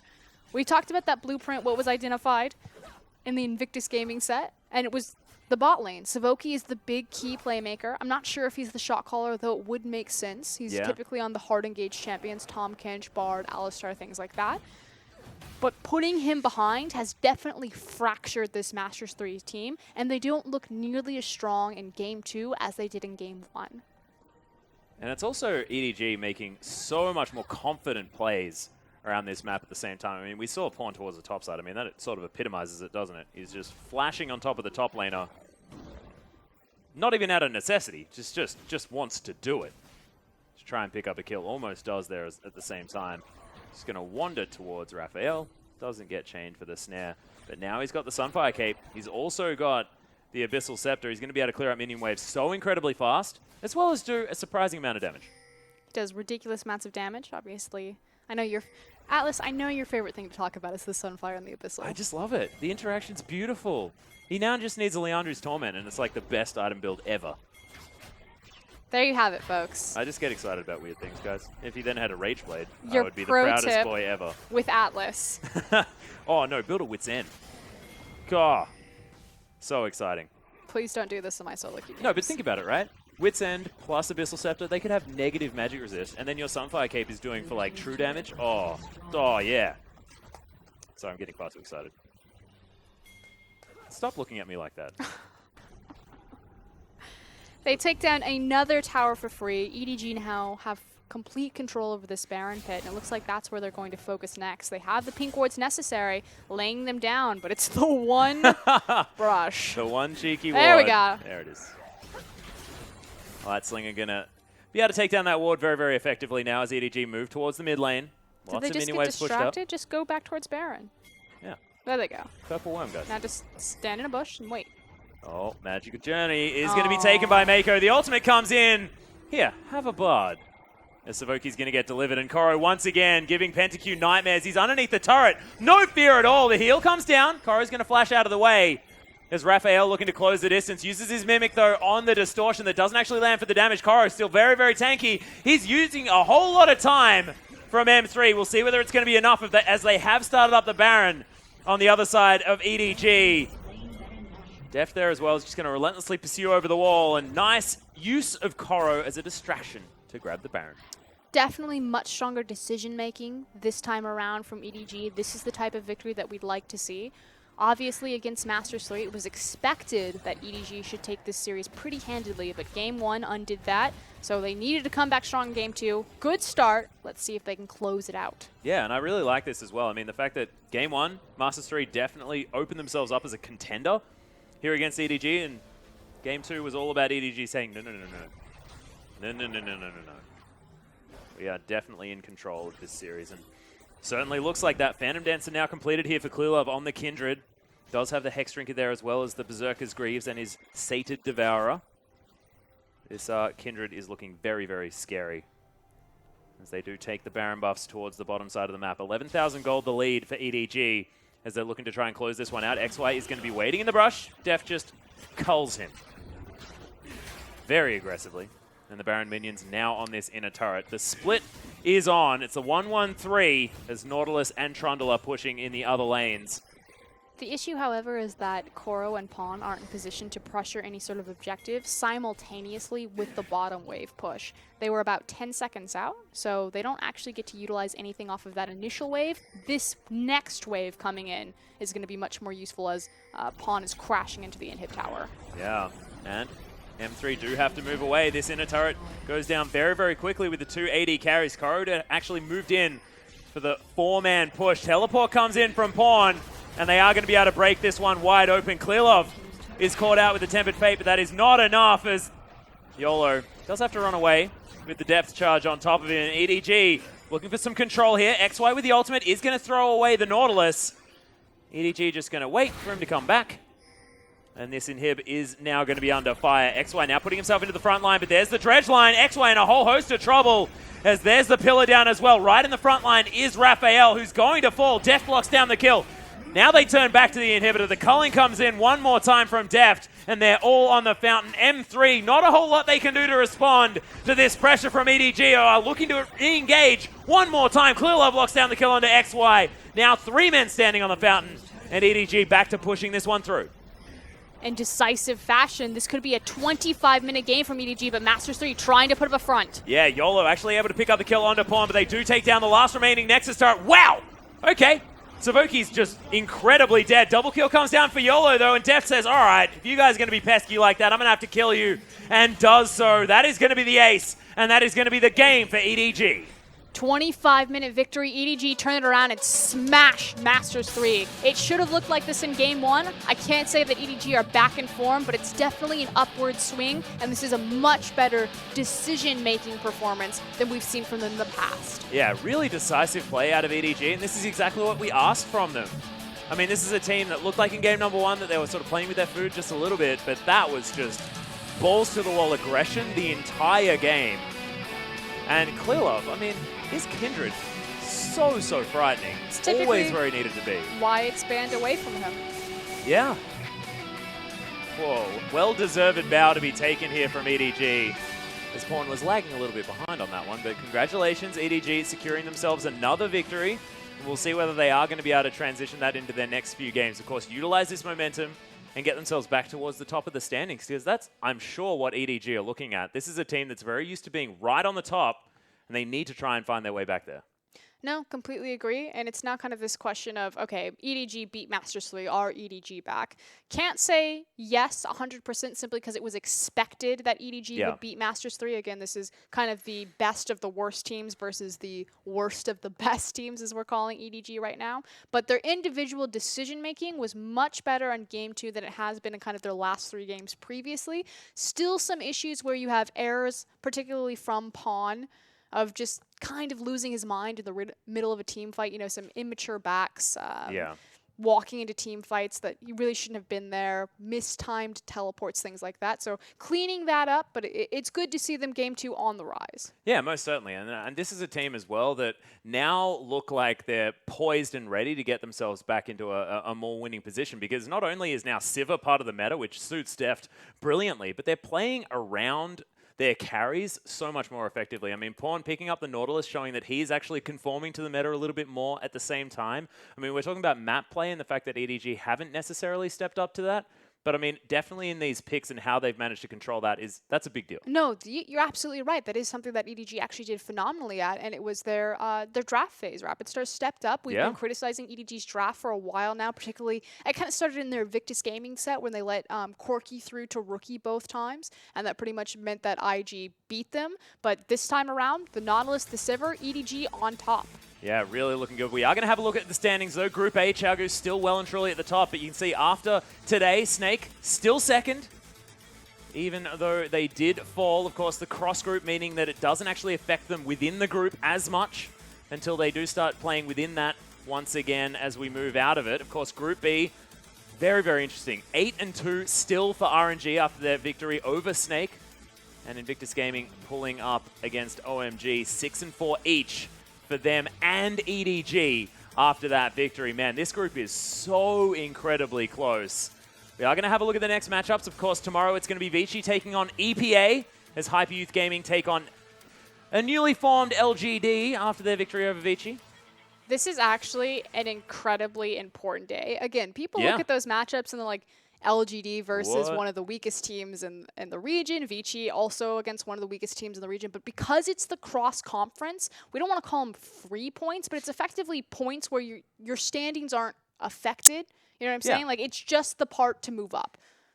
Yeah, so if you lose the games, your points don't actually change at all in regard to who else is in your group. Yeah. If that makes sense. I sort of alluded to it there with Snake taking on RNG because Snake dropped the game, yet they're still in second place over there in Group A. So. And again, it's so important because LGD and Vici, both those teams that are facing the two weakest teams in the LPL, that would be Hyper Youth Gaming and Energy Pacemaker, are just on the cusp of moving up into that 4th place spot, which is guaranteeing them into the playoffs. So LGD and Vici will never get another opportunity to face Hyper Youth Gaming and EPA. Tomorrow's games are incredibly important for them in terms of their playoff run. Yeah, and I want to echo that as well, just considering the fact that LGD are so close. I mean, this is a team that we've spoken about at length as being relatively on the rise now. And if they are going to make it into the playoffs and actually solidify themselves as this playoff team, they need to win these games. They need to get the extra points to even have an opportunity to get there because they've started off in a massive hole towards the start of this season